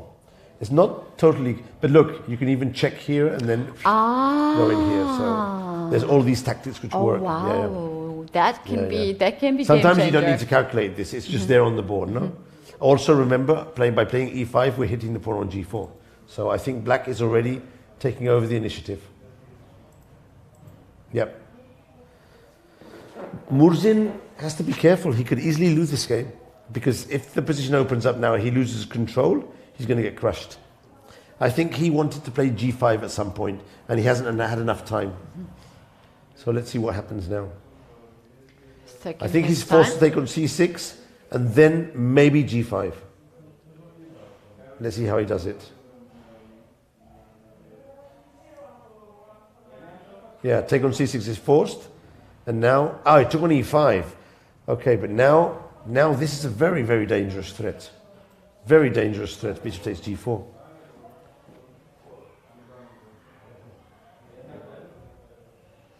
Following up with e4 to pin the knight. Okay, Dark square bishop can get also the main very line, tricky. the main line of the computer to not lose immediately is this. And this is so difficult to play. f4, check, and you have to play rook to f2. This is the main line of the computer. Otherwise you're getting... Otherwise you're crushed. So and if this is the main line of the computer, giving up the rook, that means that his position is very, very bad. It's very, very bad. Because if that is the main line, I mean, you're thinking here, and the last move you're thinking is giving up material. So that means your position is very bad. Yeah. Murzin. Things went really wrong here in Yeah, this position. the computer holds that position because you have a pawn plus the bishop for the exchange. But in practice, let's see if he goes for it. Here we go, here we go. He's going for it, he's going for it. He took the pawn, he played f4. Yeah, he did it, wow. Unbelievable, amazing, amazing, he did it. He did it, amazing, nice. Nice. Murzin has just, he's increased my impression of him just gone up. Yeah. 100%. Very, very, very solid very and impressive. strong, yeah. Very impressive. He wants to get the dark square bishop and have and knight, hold. knight But he knew he was in a over bad light position. square bishop. Exactly. Yeah. He knows he's in a bad position and he thinks that giving up the exchange is the best way to hold. Very instructive. And having seen it so fast, very impressive. Very impressive. Very impressive. And also, the other guy probably thinks he's better. Yeah. Brandon thinks he's better, of course, because he's winning the exchange. Little does he know that the position is actually more or less equal. Yeah, he might also be surprised a little bit of this move. Well, the computer does say -2, but just a while ago it was saying 0-0-0. So maybe there is a line There's for a queen win. to f6, and Queen he to just f6. played that. An idea of this move is to take the pawn on f4, and there is not a precise way to guard it. And What if you about play g3? g3, I take now the rook, and I'm also hitting the knight on e5. Okay. Nice. But are you winning? Michael, look at this. After g3, I play bishop g4. Bishop g4, but Queen then... g4, and then I take the rook e5, and rook on f2 it's will pinned. not protect It's pinned. it. Yes. Wow. That's good. There is a check on d7, but then you drop back with the rook. Yes, let's show this very quickly to the spectators. If g3 against this threat, then you capture on g4. Very nice. Very nicely done. And now rook takes e5. And the tactics are good for black. Nice. Very good. So this means that Murzin, again, he's in trouble. He made a move. What he played? The queen to f3. He played queen to f6, queen to f3. Avoid Okay. the pin on e5, so there's no bishop g4.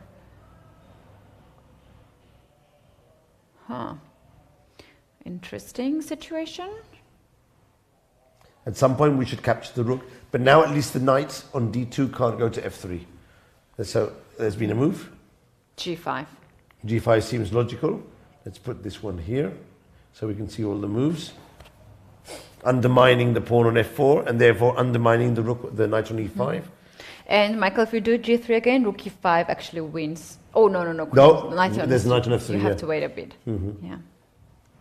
But maybe against g3, then you get bishop takes... No, you don't no longer have bishop takes g4 because the knight is protecting. And you have a pawn on g5, Yeah. so it's also So a bit of weird. g3 will need to make a move such as maybe bishop e6 or or maybe h6 and keep the position close. Of course, if the rook gets to f1 or to e1, white is holding. What does the computer say? g3, take, and rook to f8. Ooh, not such a difficult... This is a difficult move to make. But it's logical. You take the 2 pawns, you bring the rook here, and then you threaten to capture the rook and then capture the pawn. So it does make sense. Let's see if he sees it. It does make sense. If you see it, it makes sense. The thing is, will you see the move? Or will you be focused on other things? But if you see the move, it makes sense. Maybe even rook f8 straight away is good.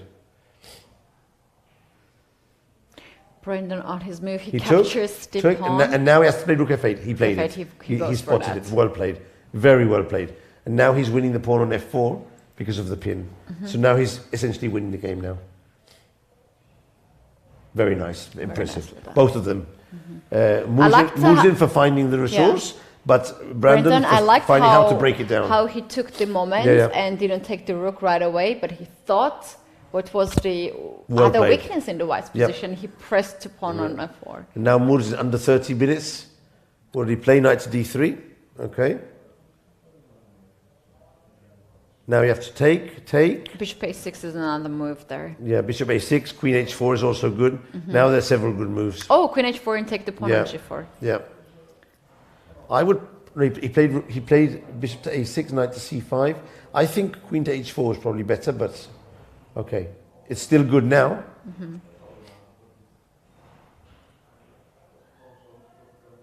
Queen to d6. Wow, what a move! Hitting the knight and the pawn here. Whoa. That's a very good move. Whoa, The whoa, computer gives whoa. it. If he finds that move, it will be brilliant. It's a game over, actually. Knight Yeah, is hanging, yeah, pawn is knight hanging. and How the pawn you're is going hanging. to save them? Yeah, 20 seconds, 2019. But Brandon. now it doesn't really matter who's winning. The important thing is the clock. The clock. Yeah. 13, 12. Oh my gosh, you have to shouldn't make a move. You shouldn't forget about the clock. Brandon, 8 seconds. He found queen it. d6 Queen is d6. on Wow. the board. He found the move. Wow. Fantastic. Wow, Oh, what a this move. guy is Well played. brilliant. Very good, very I good. like it. Very good, very good. Queen e3 is the computer And move. rook a4. Let's go. He had rook e8, but that was impossible to see. Is that rook g4 right away? And Now you can play some consolidating move and then go for the mate. go for mate. But very quickly, 2, 1, 0. Oh, Wow. that was close. Queen That was very h5 is a close. checkmate strat. There is a check. And probably, Rook to g3, I don't know, queen h5 also. rook e8. Oh, wow. Bishop c8 is also winning.